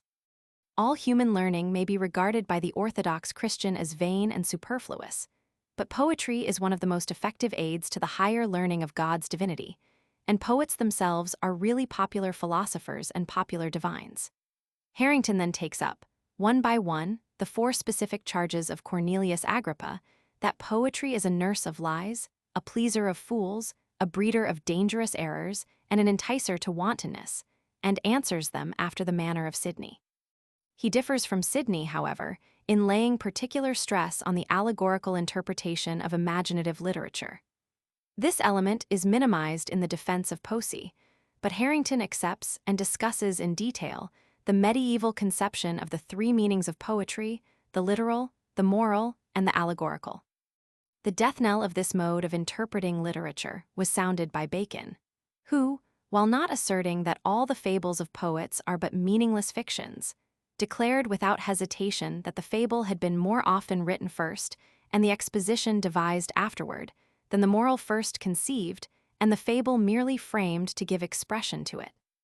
This passage occurs in the second book of the Advancement of Learning, 1605, where Bacon has briefly stated his theory of poetry. His point of view does not differ essentially from that of Sidney, though the expression is more compact and logical. The human understanding, according to Bacon, includes the 3 faculties of memory, imagination, and reason, and each of these faculties finds typical expression in one of the 3 great branches of learning, memory and history, reason in philosophy, and imagination in poetry. The imagination, not being tied to the laws of matter, may join what nature has severed and sever what nature has joined. And poetry, therefore, while restrained in the measure of words, is in all things else extremely licensed. It may be defined as feigned history, and in so far as its form is concerned, may be either in prose or in verse. Its source is to be found in the dissatisfaction of the human mind with the actual world, and its purpose is to satisfy man's natural longing for more perfect greatness, goodness, and variety than can be found in the nature of things. Poetry therefore invents actions and incidents greater and more heroic than those of nature, and hence conduces to magnanimity. It invents actions more agreeable to the merits of virtue and vice, more just in retribution, more in accordance with revealed providence, and hence conduces to morality. It invents actions more varied and unexpected, and hence conduces to delectation. And therefore it was ever thought to have some participation of divineness, because it doth raise the mind, by submitting the shows of things to the desires of the mind, whereas reason doth buckle and bow the mind unto the nature of things. For the expression of affections, passions, corruptions, and customs, the world is more indebted to poets than to the works of philosophers, and for wit and eloquence no less than to orators and their orations. It is for these reasons that in rude times, when all other learning was excluded, poetry alone found access and admiration. This is pure idealism of a romantic type, but in his remarks on allegory, Bacon was foreshadowing the development of classicism, for from the time of Ben Jonson, the allegorical mode of interpreting poetry ceased to have any effect on literary criticism. The reason for this is obvious. The allegorical critics regarded the plot, or fable to use a simile so often found in Renaissance criticism as a mere sweet and pleasant covering for the wholesome but bitter pill of moral doctrine. The neoclassicists, limiting the sense and application of Aristotle's definition of poetry as an imitation of life, regarded the fable as the medium of this imitation, and the more perfect according as it became more truly and more minutely an image of human life. In criticism, therefore, the growth of classicism is more or less coextensive with the growth of the conception of the fable, or plot, as an end in itself. This vaguely defines the change which comes over the spirit of criticism about the beginning of the 17th century, and which is exemplified in the writings of Ben Jonson. His definition of poetry does not differ substantially from that of Sidney, but seems more directly Aristotelian. A poet poeta is a maker or feigner, his art an art of imitation or feigning, expressing the life of men in fit measure, numbers, and harmony, according to Aristotle from the word which signifies to make or feign. Hence he is called a poet, not he which writeth in measure only, but that feigneth and formeth a fable, and writes things like the truth. For the fable and fiction is, as it were, the form and soul of any poetical work or poem. Poetry and painting agree in that both are arts of imitation, both accommodate all they invent to the use and service of nature, and both have as their common object profit and pleasure. But poetry is a higher form of art than painting, since it appeals to the understanding, while painting appeals primarily to the senses.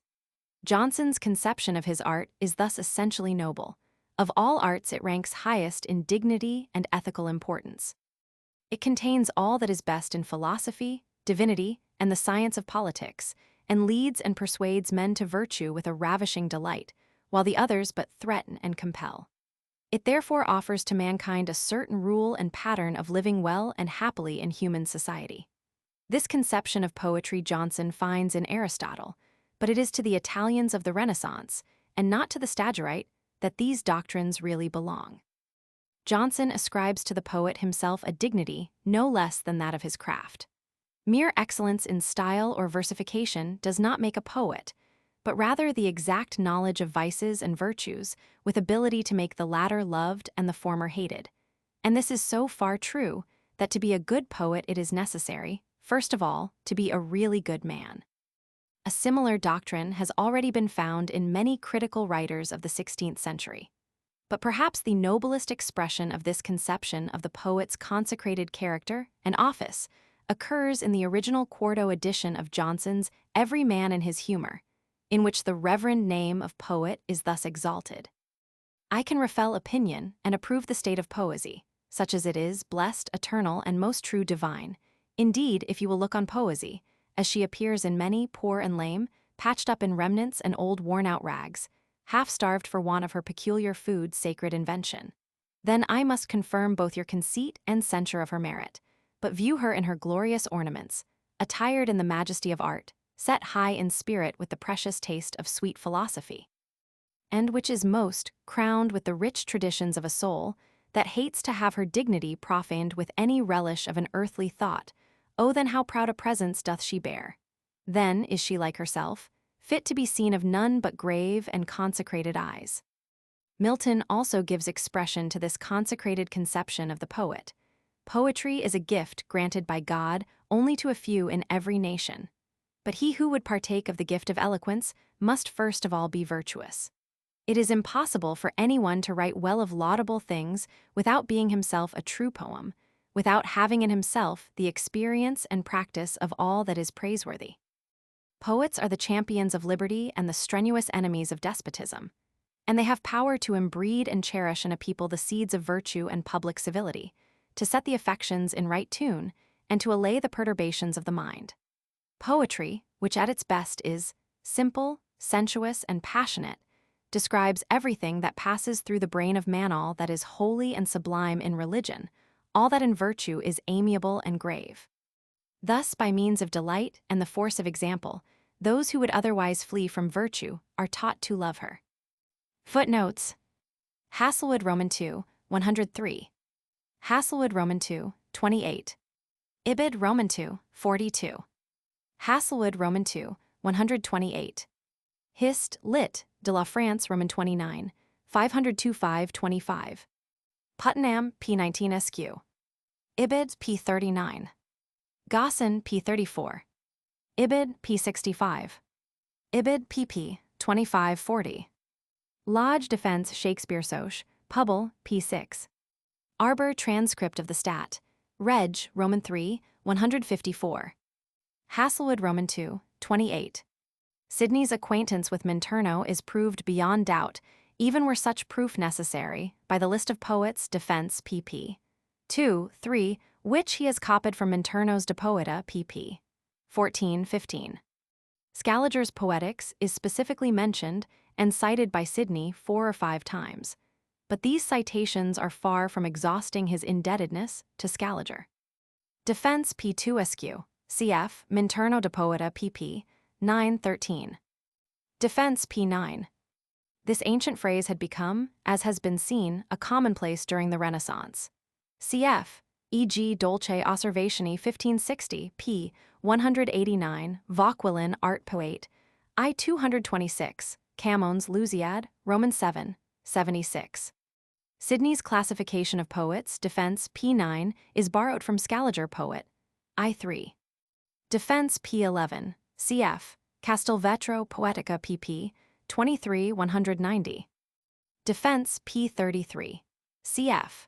Ronsard Ouvres Roman 3, 19 Roman 7, 310, and Shelley Defense of Poetry p9.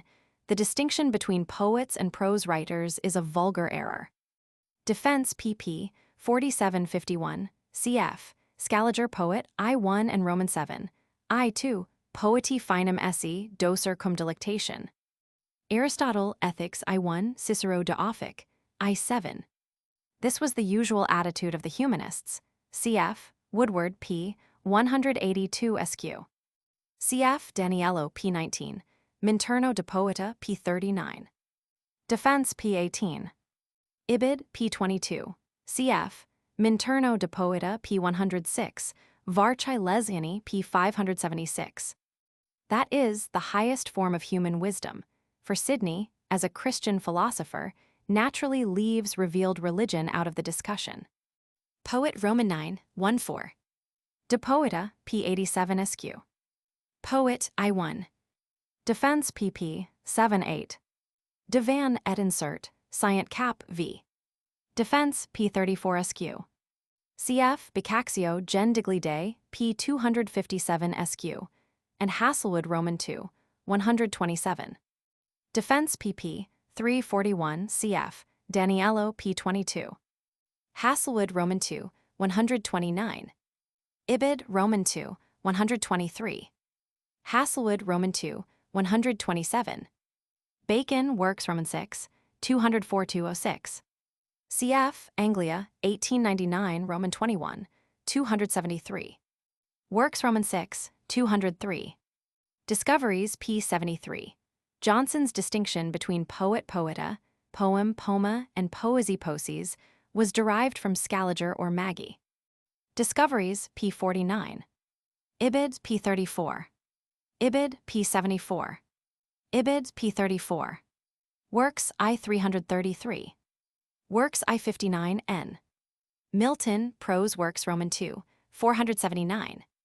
Ibid, Roman III, 100. Ibid, Roman III, 118.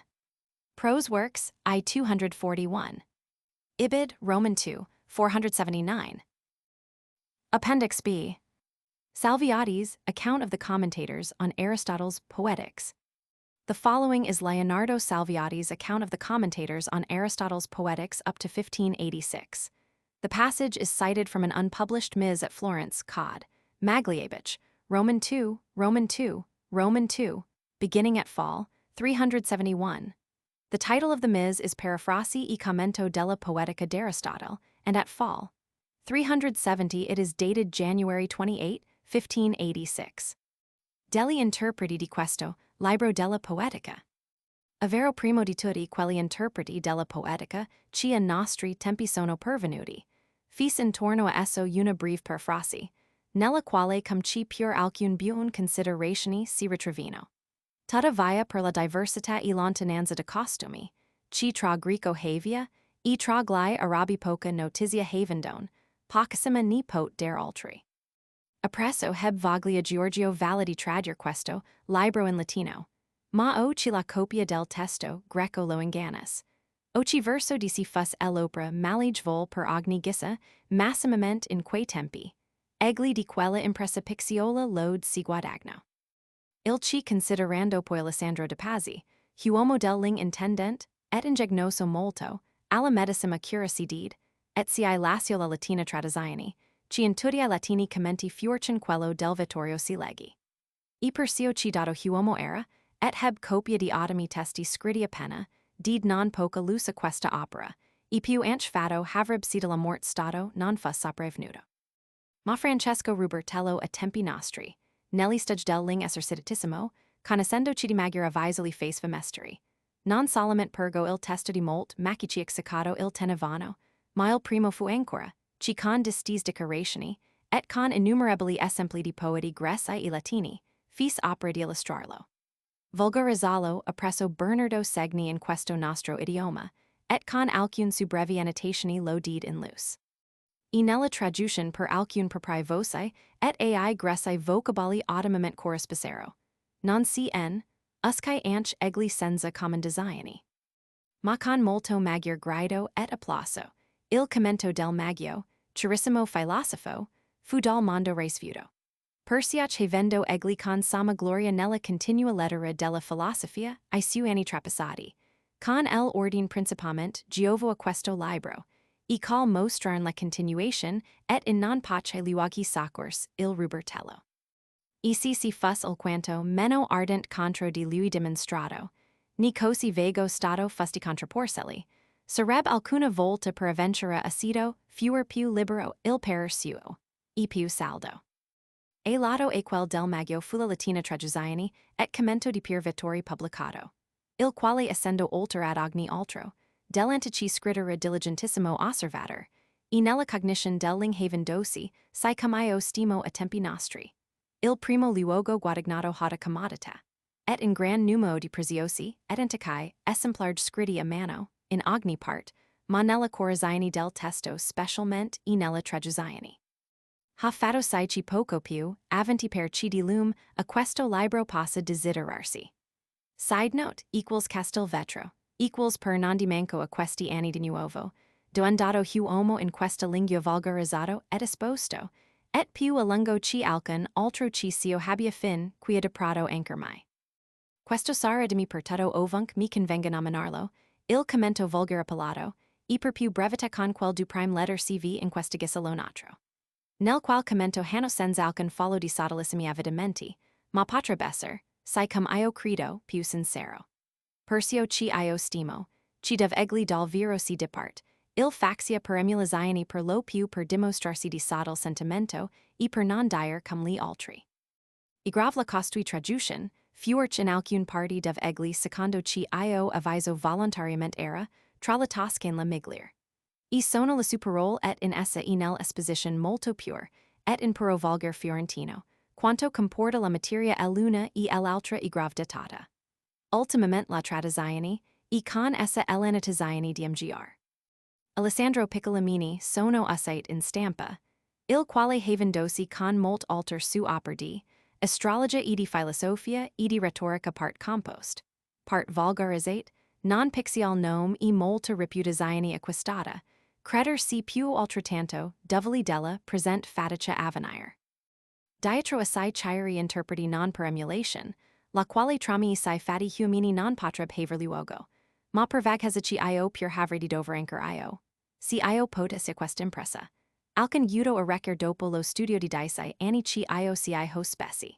Sendo, quantunc timido, in questo campo, più con excessa volontà, ci con speranza, o vigor desideroso ci avanti ci veniami gloria per false opinioni. Sino I mia difti, discretament de savio giudis gastigati. Bibliography. This bibliography includes a list of the principal books and editions used in the preparation of the essay, and should be consulted for the full titles of works cited in the text and in the footnotes. Sources. Ascham are the Schoolmaster, edited by E. Arbour, London. The whole works edited by Reverend Dr. Giles, 3 vols in 4 parts. London, 1864. Aubignac Abadi, La pratique du théâtre, 2 vols, Amsterdam. Bacon F. Works, edited by J. Spedding, R. L. Ellis and D. Heath, 15 vols, Boston, 1863. Battu si les quatres poétiques d'Aristote, de Horace, de Vita de Despreux, Paris, 1771. Burney F. Rime Posi Latin e Letter per Cura di P. Virgili, Firenze, 1885. Boccaccio G. Genealogia digli Dei, trad, per G. Betussi, Vinegia, 1547. Vita di Dante per Cura di F. Macrilione, Firenze. Bruno G. Opper Racolt de Wagner, 2 vols, Lipsia, 1830. Butcher, S. H. Aristotle's Theory of Poetry and Fine Art, with a critical text and a translation of the Poetics. London. Carducci, Gilla Posia Barberini Secoli Roman 15 e Roman 16. Bologna. Caro e Apologia digli Accademici di Bianchi di Roma contra M. Ludovico Castelvetro. Parma, 1558. Castelvetro, El Poetica di Aristotle vulgarizzata et sposta Basilia, 1576. Opera Very Critic, Calla Vita dell'Autore scritta da L. A. Muratori. Milano, 1727. Cook A.S. The Art of Poetry, the poetical treatises of Horace, Vita, and Boileau, with the translations by Howes, Pitt, and Soame. Boston, 1892. Dacier et la Poétique traduite en François, avec des remarques. Paris, 1692. Daniello B. La Poetica, Vinegia, 1536. Dante Alighieri, Tutla Oper, per Cura di Emor, Oxford, 1894. Denors J. Discorso intorno a que, Principe ci la commedia la tragedia, et il poema heroico risvono dalla filosofia. Padova, 1587. In epistolam q horitage flacci de art poetica, ex quotidianis Tryphonis Gabrielage sermonibus interpretatio. Venetes, 1553. Poetica nel qual si tratta secondo l'opinion di Arist della tragedia, del poema heroico, and della commedia. Padova. Donatus A. Ars Poetica. Benoni, 1659. Dryden J. An Essay of Dramatic Poesy, edited by T. Arnold, Oxford, 1889. Du Bellay J. Overs Choises, Publiés par el Bec de Fauquiers. Paris, 1876. Fracastoro G. Opera, 2 vols, Genevieve, 1621. Geraldi Cintio G. B. Scritti Estetici, de Romanzi del Commedie e del Tragedie ec. Dailies Bibliotheca Rara Le, Lei, 2 vols, Milano, 1864. Gosson S. The School of Abuse, edited by E. Arbour, London. Hasselwood J. Ancient Critical Essays upon English Poets and Poesy. 2 vols. London, 1811–1815. Ingegnerie e della Poesia Rappresentativa. Firenze, 1734. Johnson, B. Timber, or Discoveries Made Upon Men and Matter, edited by F. E. Schelling. Boston, 1892. Works with Notes and Memoir by W. Gifford, edited by F. Cunningham, 3 vols. London, N.D. Klett, T. Beiträge zur Geschichte und Literatur der italienischen Gelehrtenrenaissance. 3 parts. Greifswald, -1890. Labasu, R. Treatise of the Epic Poem, made English by W. J. 2nd edition, 2 vols. London, 1719. Leonardi, A. Dialoghi della Invenzione Poetica. Venetia, 1554. Luisino, F. in Librum Q. Horti Flacci de Art Poetica Commentarius. Venetias, 1554. Maggi, V. and Lombardi, B. in Aristoteles Librum de Poetica Explanations. Venetiges, 1560. Milton J. Prose Works edited by J. A. St. John. Bones Library. 5 vols. London, 1848. Minturno A.S.L. Art Poetica. Venetia, 1564. De Poeta Libri Sex. Venetias, 1559. Museo G. Rime de Verse. Tri Libri di Art Poetica, Tri Libri di Letter in Rime Sciolti, Ec. Vinegia, 1551. Partenio B. della Imitation Poetica. Vinegia, 1560. Patrizzi F. della Poetica. La Dica Historial, La Dica Disputata. Ferrara, 1586. Petrarca F. Opera qui extant omnia. Basili, 1554. Piccolomini, A. Annotationi nel Libro della Poetica di Aristotle. Vinegia, 1575. Pope A. Selecta Pomata Italorum qui Latin scripserunt.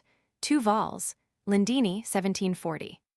Puttenham G. The Art of English Poesy, edited by E. Arbour. London, 1869. Rapin R. Reflections on Aristotle's Treatise of Poesy, Transl. London, 1674. Robortelli, F. in Librum Aristoteles de Art Poetica Explications. Florentii, 1548. Ronsard P. de Ouvres Completes Publiés par P. Blancamain, 8 vols. Paris, 1857–1867. Salviati, El Parafrasi e Commento della Poetica di Aristotle, 370 folios, Cod. Magliabechiano, Roman II. Roman II. Roman II. MS. Trattato della Poetica, Letteraturza, 22 folios, Cod. Magliabechiano, Roman VII. 715. MS. Scaliger J. C. Poetics Libri Septem. Editio Quinta. In Bibliopolio Cameliano, 1617. Segni e Ragionamento sopra le cose pertinenti alla poetica. Fiorenza, 1581. Segni B. Rhetorica et Poetica di Aristotle tradot in lingua vulgar fiorentina. Vinegia, 1551. Sidney Sir P. The Defense of Poesy, otherwise known as an Apology for Poetry, edited by A. S. Cook. Boston, 1890. Speroni Sperone, Oper, 5 vols, Venezia, 1740. Stanihurst, R. Translation of the first 4 books of the Aeneid of P. Virgilius Maro, edited by E. Arbour. London, 1880. Summo F. Discorsi Poetici. Padova, 1600. Tasso B. del Letter, Agiantovi il Reggimento della Poesia. 2 vols. Padova, 1733. Tasso T. Oper, Call Controversy sulla Gerusalem per cura di G. Rossini. 33 vols. Pisa, 1821–1832. Trissino G. G. Tutla Oper. 2 vols. Verona, 1729.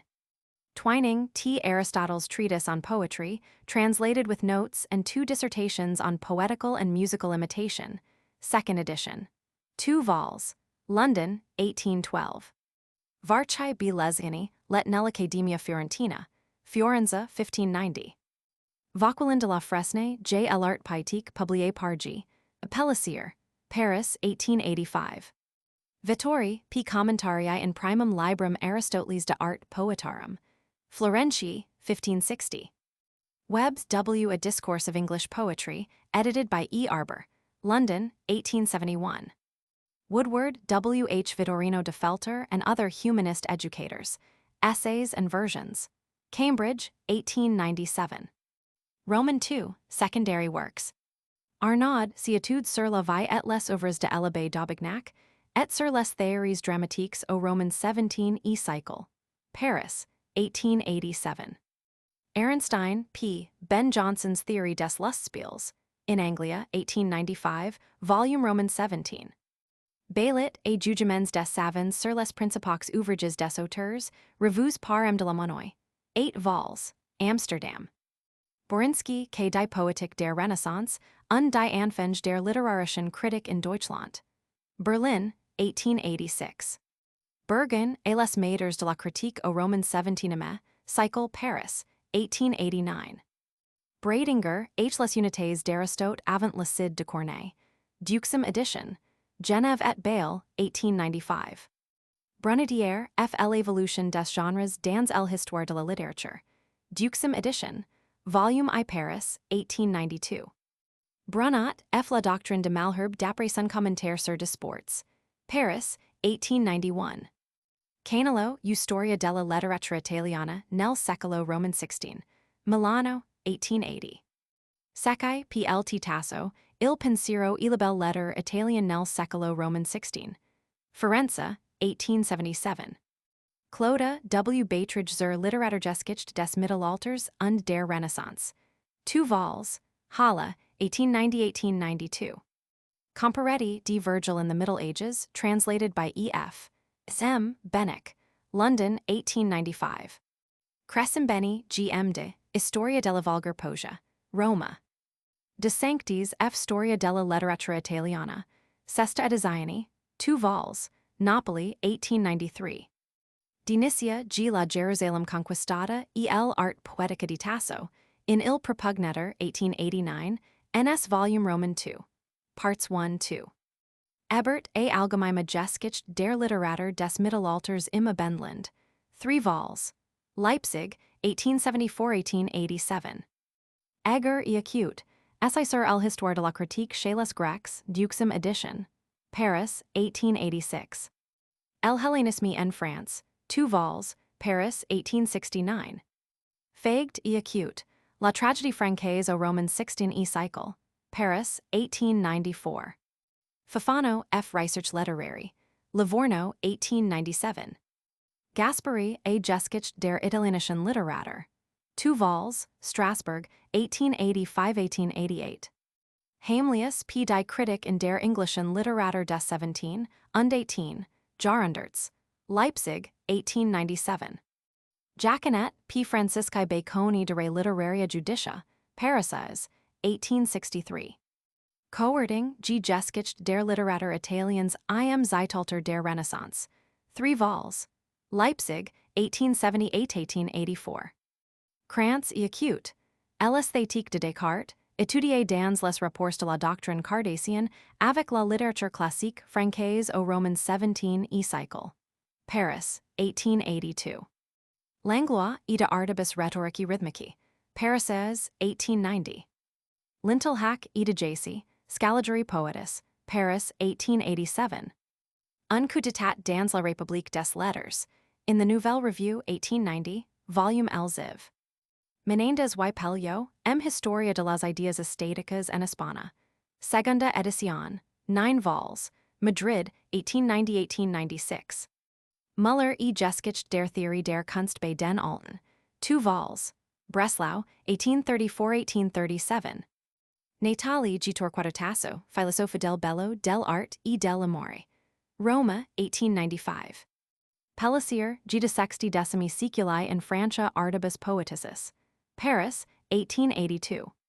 Perrins F. T. Jerome Savonarola, 2 vols, Paris, 1853. Quadrio F. S. della Storia e della Regione di Ogni Poesia. 5 vols, Milano, 1739-1752.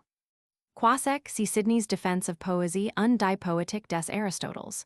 Crefeld, 1884. Robert Pilapaitik de Racine, Paris, 1890. Rosenbauer, A. Die Poetischen Theorien der Plegid nach Ronsard und Dubelay. Erlangen, 1895. Rucktaschel, T. Einige Artspoetik aus der Zeit Ronsards und Malherbes. Leipzig, 1889. Schelling, F.E. Poetic and Verse Criticism of the Reign of Elizabeth. Philadelphia, University of Pennsylvania Press. Solardi e Vita di Torquato Tasso. 3 vols. Torino, 1895. Simmons, J. A. Renaissance in Italy. 7 vols. New York, 1888. Teichmuller G. Aristotelische Forschungen. 2 vols. Halle. Turaboschi G. Storia della Letteratura Italiana. 9 vols. Fiernes, 1805-1813. Valeri, P. Life and Times of Girolamo Savonarola, translated by L. Valeri. New York, 1896. Index. Abubashir, 16. Académie de Paesi et de Musique, 224, 300. Accademia della Crusca, 123. Accademia della Nuova Poesia, 222, 224. Addison, 295. Aeschylus, 96. Agricola, 132. Agrippa, Cornelius, 7, 273, 275. Alamany, Luigi, 222. Alberti, Leon Battista, 221. Alexander of Aphrodisias, 78. Ambrose of Milan, 7. Ain al Barthelemy, 182 SQ. Euphthonius, 27. Aquinas Thomas, 615. Areopagus, 300. Aretino, 106, 163. Ariosto, 109, 112 SQ. 115 SQ. 123, 162, 222, 293 SQ. Aristophanes, 11. Aristotle, Passim, especially 16 SQ, 136 SQ, 164 SQ, 183 SQ, 308 SQ. Poetics, Passim, Rhetoric, 86. Ascham, 254 SQ, 283 SQ, 298 SQ, 302 SQ. Schoolmaster, 254. Aubignac, Abbé D, 210, 223, 236, 245 SQ. Pratique du Théâtre, 210-245. Averroès, 16, 24, 26, 314. Bacon, Francis, 276 SQ, 306. Advancement of Learning, 276. Bacon, Roger, 16. Baif, J. Ada, 224 SQ, 298, 300. Baldini, Ars Poetica Aristoteles, 140. Balzac, Gesda, 139, 239 SQ. Bardas, Salus du, 130, 161, 197, 227, 230. Beaubruel, Ginda, 208. Bellay, Joachim du, 172 SQ, 182 SQ, 199 SQ, 210 SQ. Defense et Illustration, 172, 177 SQ. Bembo, 117, 126, 153, 161, 180, 255, 305. Bini, Paolo, 36, 92, 123, 140, 244. Bernays, 80. Berni, Dialogo contro I Poeti, 9, 153. Beza, 230. Binet, 192, 219. Blackmore, 295. Blennerhassett, Thomas, 299. Boccaccio, 8, 13, 16, 35, 165, 193, 261. De Genealogia Diorum, 9. Boccalini, Raguagli di Parnaso, 258. Boileau, 39, 48, 108, 130 SQ. 153, 208 SQ. 245 SQ. 286. Art Poétique, 108, 249. Bossut, 7, 238. Baudoville, Michelde, 223. Bradinger, H. 90. Brunetière, 93, 176.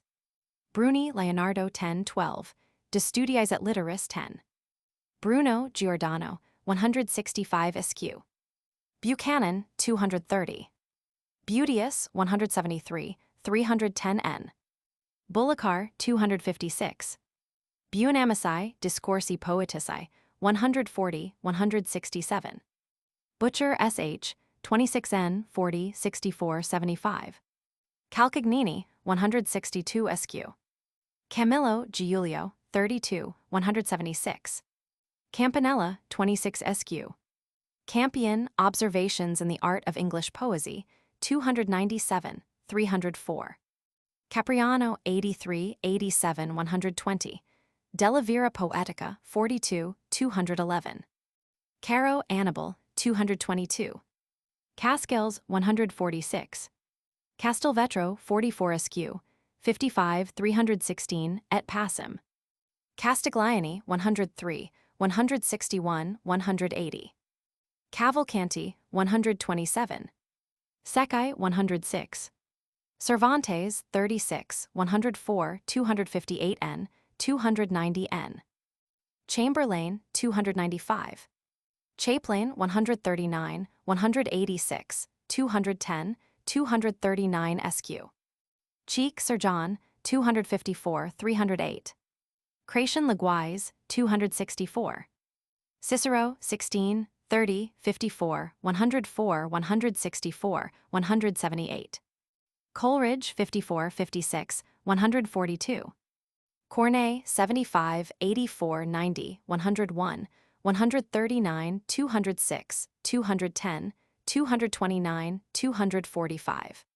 Council of Trent, 15, 130, 142, 160, 224, 268, 292. Cox Leonard, 254. Cuva Juan de la, 146, 233, 305. Exemplar Poetico, 146, 234. Dacier, 63, 70, 75. Daniel, Defense of Rhyme, 257, 297 SQ, 304. Daniello, 20, 28, 48, 61, 82, 137, 196. Dante, 8, 16, 51, 66, 109, 138, 180 SQ. Daddy, Leonardo, 221. Davenant, 259, 295.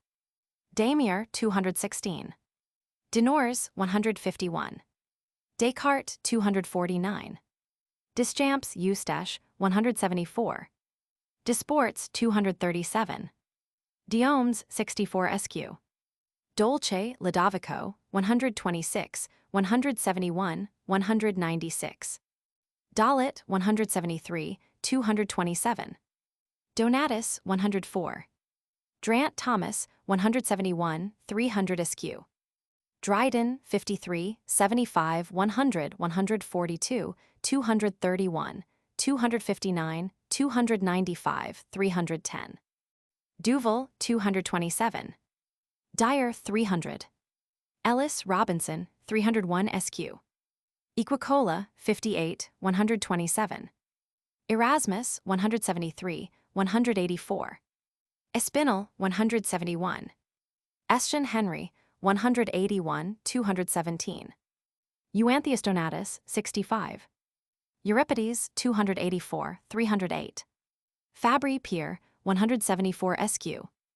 Fabricius, 147, 305. Fanucci, 127.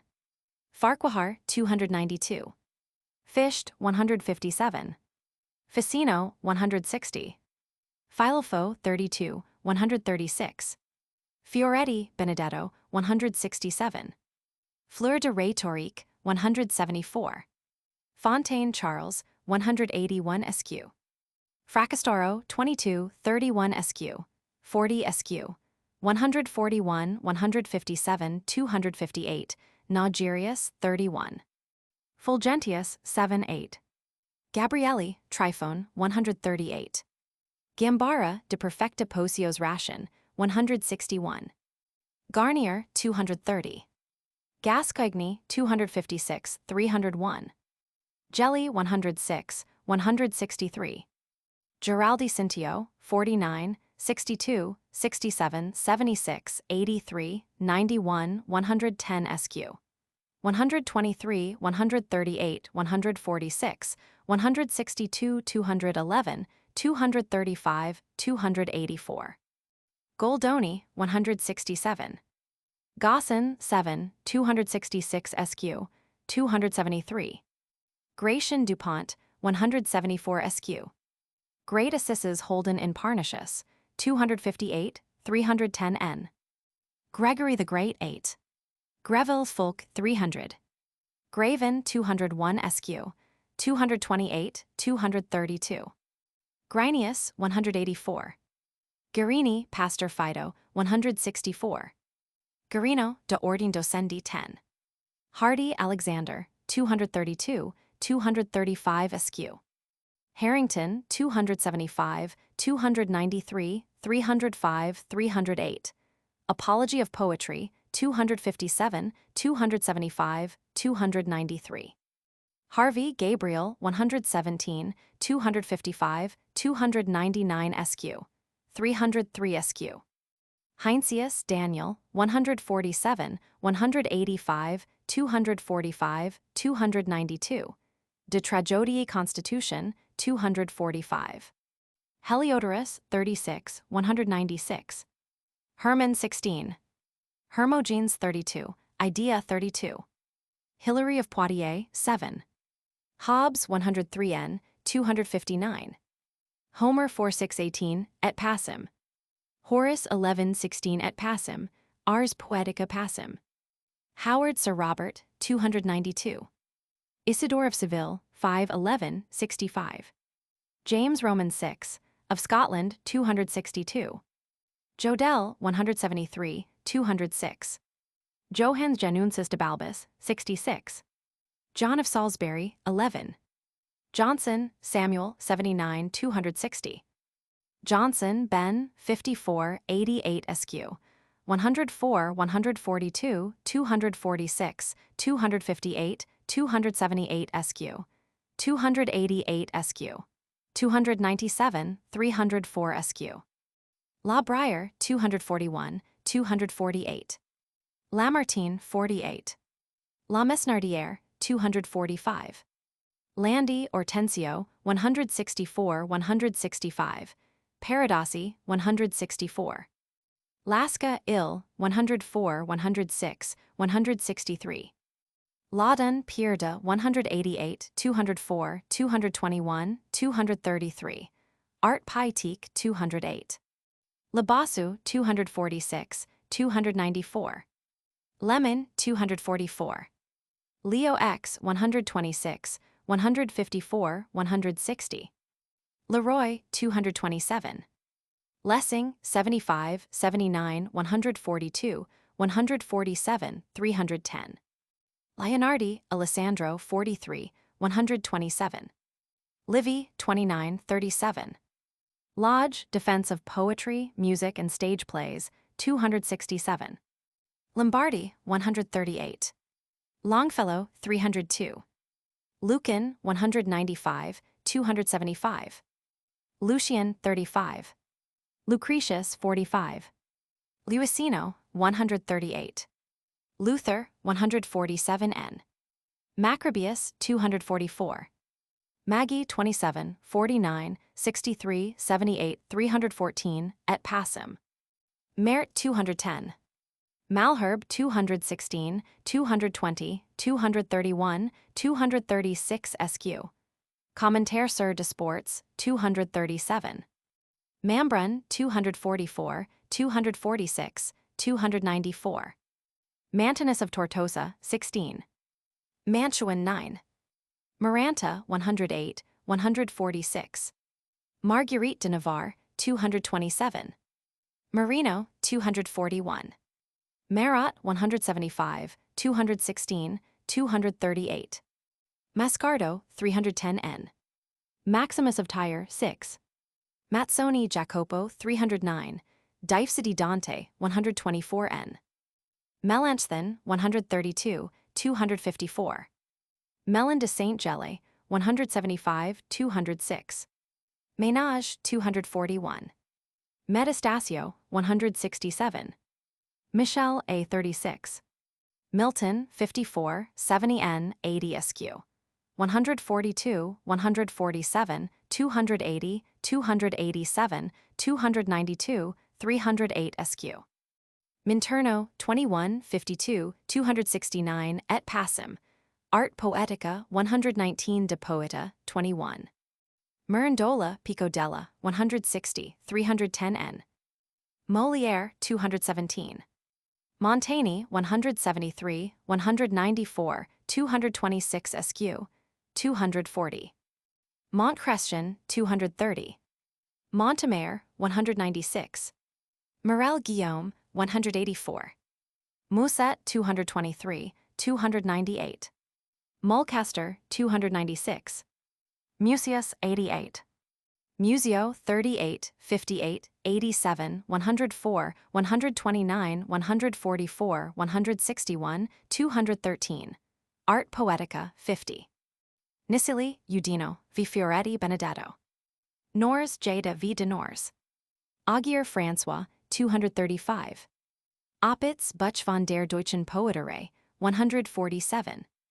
Ovid, 179, 263. Palingenius, 39. Partenio, 127, 134, 141, 147. Della Imitation Poetica, 128. Pasquier, 223 n. Patrizzi, 165 SQ, 222. Della Poetica, 165. Pazzi, Alessandro de, 17, 137, 314. Picham, Complete Gentleman, 310 n. Pellegrino, Camillo, 122 SQ. Pelletier, 171, 175, 182, 191, 199 SQ. 205, 211, 217, 225. Petrarch 8, 1658, 138, 261. Philojudius 7. Pibrac Gaidu Forda, 225. Piccolomini, Aeneas Silvius 12. Piccolomini, Alessandro, 139 SQ, 244, 316. Pierre Bercuyer, 264. Pigna, GB, 115 SQ, 123, 235, 284. Pinciano, 146. Pindar, 211. Pisani, Marquise de, 241. Plato 4 SQ, 14, 78 et passim, especially 156 SQ. Plautus 85, 102, 285, 291. Plutarch 27, 42, 114. Poliziano 13 SQ, 188, Silvi 13. Pomponazzi 137. Pontano, G, 103n, 146n, 153. Pontano, P, 146n. Pontanus, J, 146n, 147. Pope Alexander, 260, 310. Essay on Criticism, 108. Prin, 7. Puttenham, 264 SQ, 284, 293. Art of English Poesy, 256, 264. Quintal Horatian, 181 SQ, 216 SQ. Quintilian, 1654, 132, 164. Racan, 237. Racine, 75, 139, 238, 245. Rambouillet, Marquise de, 241. Ramus, 137, 164, 223 SQ, 227. Rapin, 75, 106, 245, 292, 294. Réflexions sur l'art poétique, 139. Rigolo, 108. Ringifo, 145. Retters Grisi, 17. Rhodogenus, 136. Rixi B, 138. Riccoboni, 140, 146, 244. Richelieu, 209 SQ. Robortelli, 17, 25, 29 SQ. 63, 77, 91, 103, 139, 244, 315. Ronsard, 54, 147, 173, 187 SQ. 206, 211, 218 SQ. 226 SQ. 231, 256. Rousselai, 136. Ruscelli, 58, 127. Sackville-Gorboduc, 284, 290. Saint-Amant, 244. Saint-Beuve, 152. Salviati, Leonardo, 88 SQ. 123 SQ. 139 N, 140, 162, 181, 305, 314, 316. Sanchez, Alfonso, 234. Sanazaro, 35, 153, 160, 179, 234. Savonarola, 6, 13 SQ. 24, 27, 130, 160. Scaliger, Joseph Justus, 245. Scaliger, Julius Caesar, 14, 36 SQ. 43, 58, 131 SQ. 310 N, et passum. Poetics, 150, 176, et passum. Schellender, J. de, 235. Schelling, 157. Schlegel, 157. Scosser, Disputations de Tragodia, 147 N. Scudery, 244. Segni, A. 42 N. Segni, B. 17, 92, 139, 315. Selden, 310 N. Seneca, 62, 69, 85, 201, 232, 284 SQ. 308. Shaftesbury, 54. Shakespeare, 46, 56, 79, 104 SQ. 205, 296. Shelley, 12, 54, 128, 142, 147, 188, 192, 310. Sibyllet, 174 SQ. 223, Art Piétique, 175. Sidney, Sir Philip, 34, 51, 104, 142, et passum. Defense of Poesy, 268 SQ. Et passum. Silius Italicus, 195. Simonides, 42.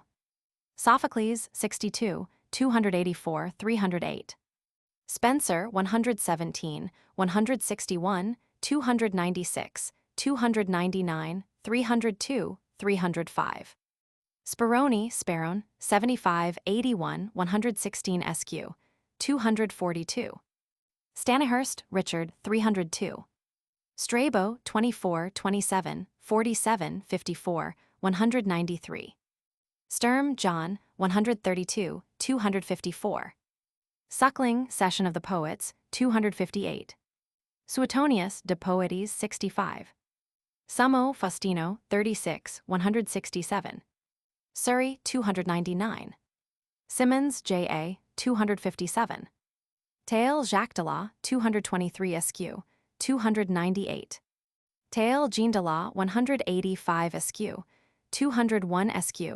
290. Art de Tragedy, 201, 206. Tasso, Bernardo, 17, 22, 55, 119. Tasso, Torquato, 8, 34, 37, 56, 117, 119 SQ. 128, 130, 139, 151, 192, 309. Discorsi dell'arte poetica, 119, 213. Apologia, 123.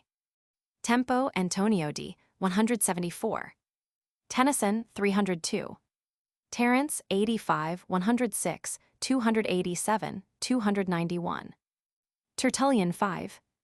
Theocritus, 179. Theophrastus, 64 SQ. Tibullus, 179. Ptolemy, Claudio, 126, 161, 222, 256, 298. Tomitano, 43. Toscanella, 108. Toddle's Miscellany, 255. Trincavely, 137. Trissino, 58, 92 SQ.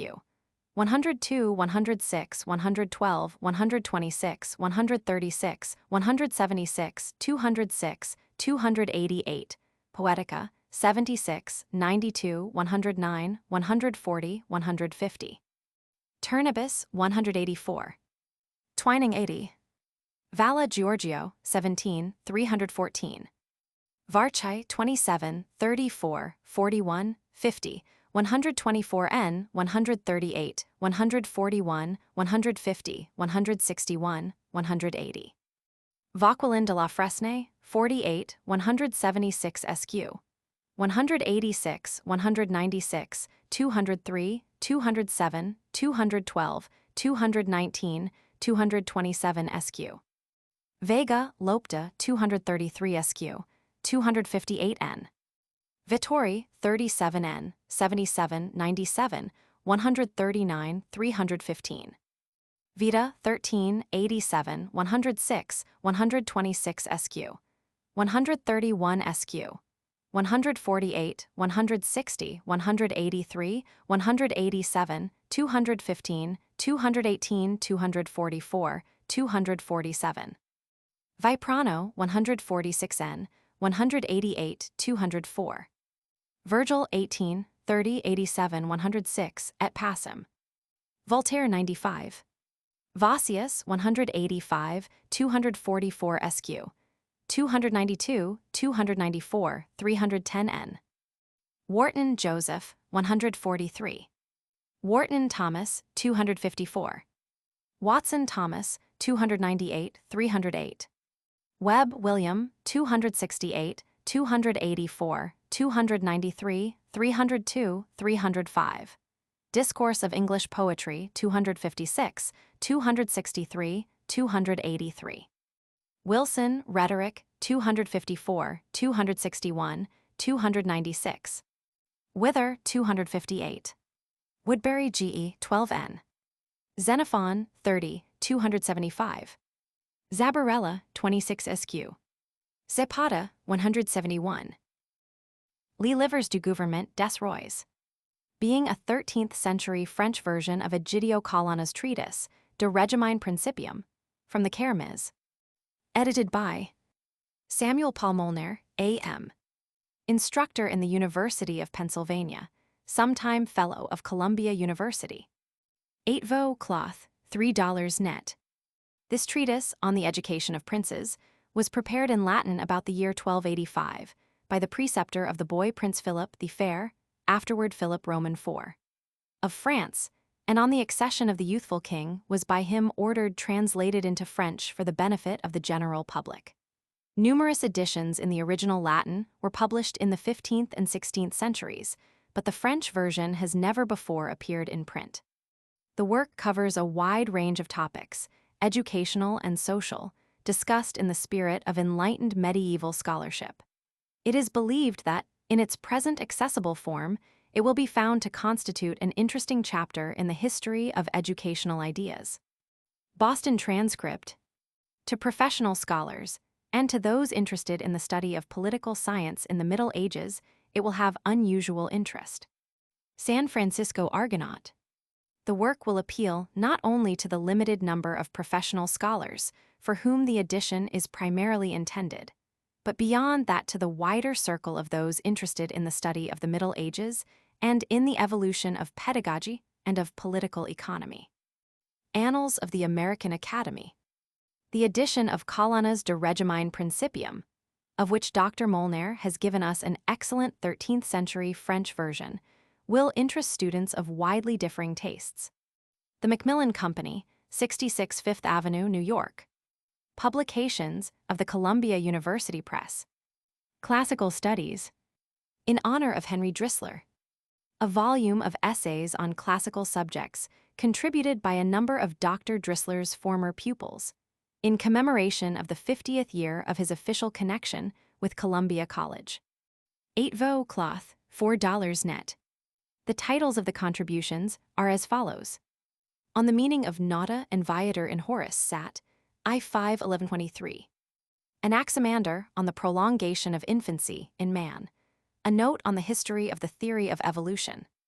of 2 passages in Euripides' Medea, the preliminary military service of the equestrian cursus honorum, references to Zoroaster in Syriac and Arabic literature, literary frauds among the Greeks, henotheism in the Rig Veda, on Plato and the Attic Comedy, Herodotus Romans 7, 61, or the arms of the ancient Persian illustrated from Iranian sources, archaism in Aulus Gellius, on certain parallelisms between the ancient and the modern drama, Ovid's use of color and color terms, a bronze of polygloton affinities in the Metropolitan Museum, Jurion in Cyprus, Hercules, Hydra, and Crab, onomatopoetic words in Latin, notes on the Vedic deity Poseidon, the so-called Medusa Ludovisi, Aristotle and the Arabs, Iphigenia in Greek and French tragedy, Gargadus and Attic Deme.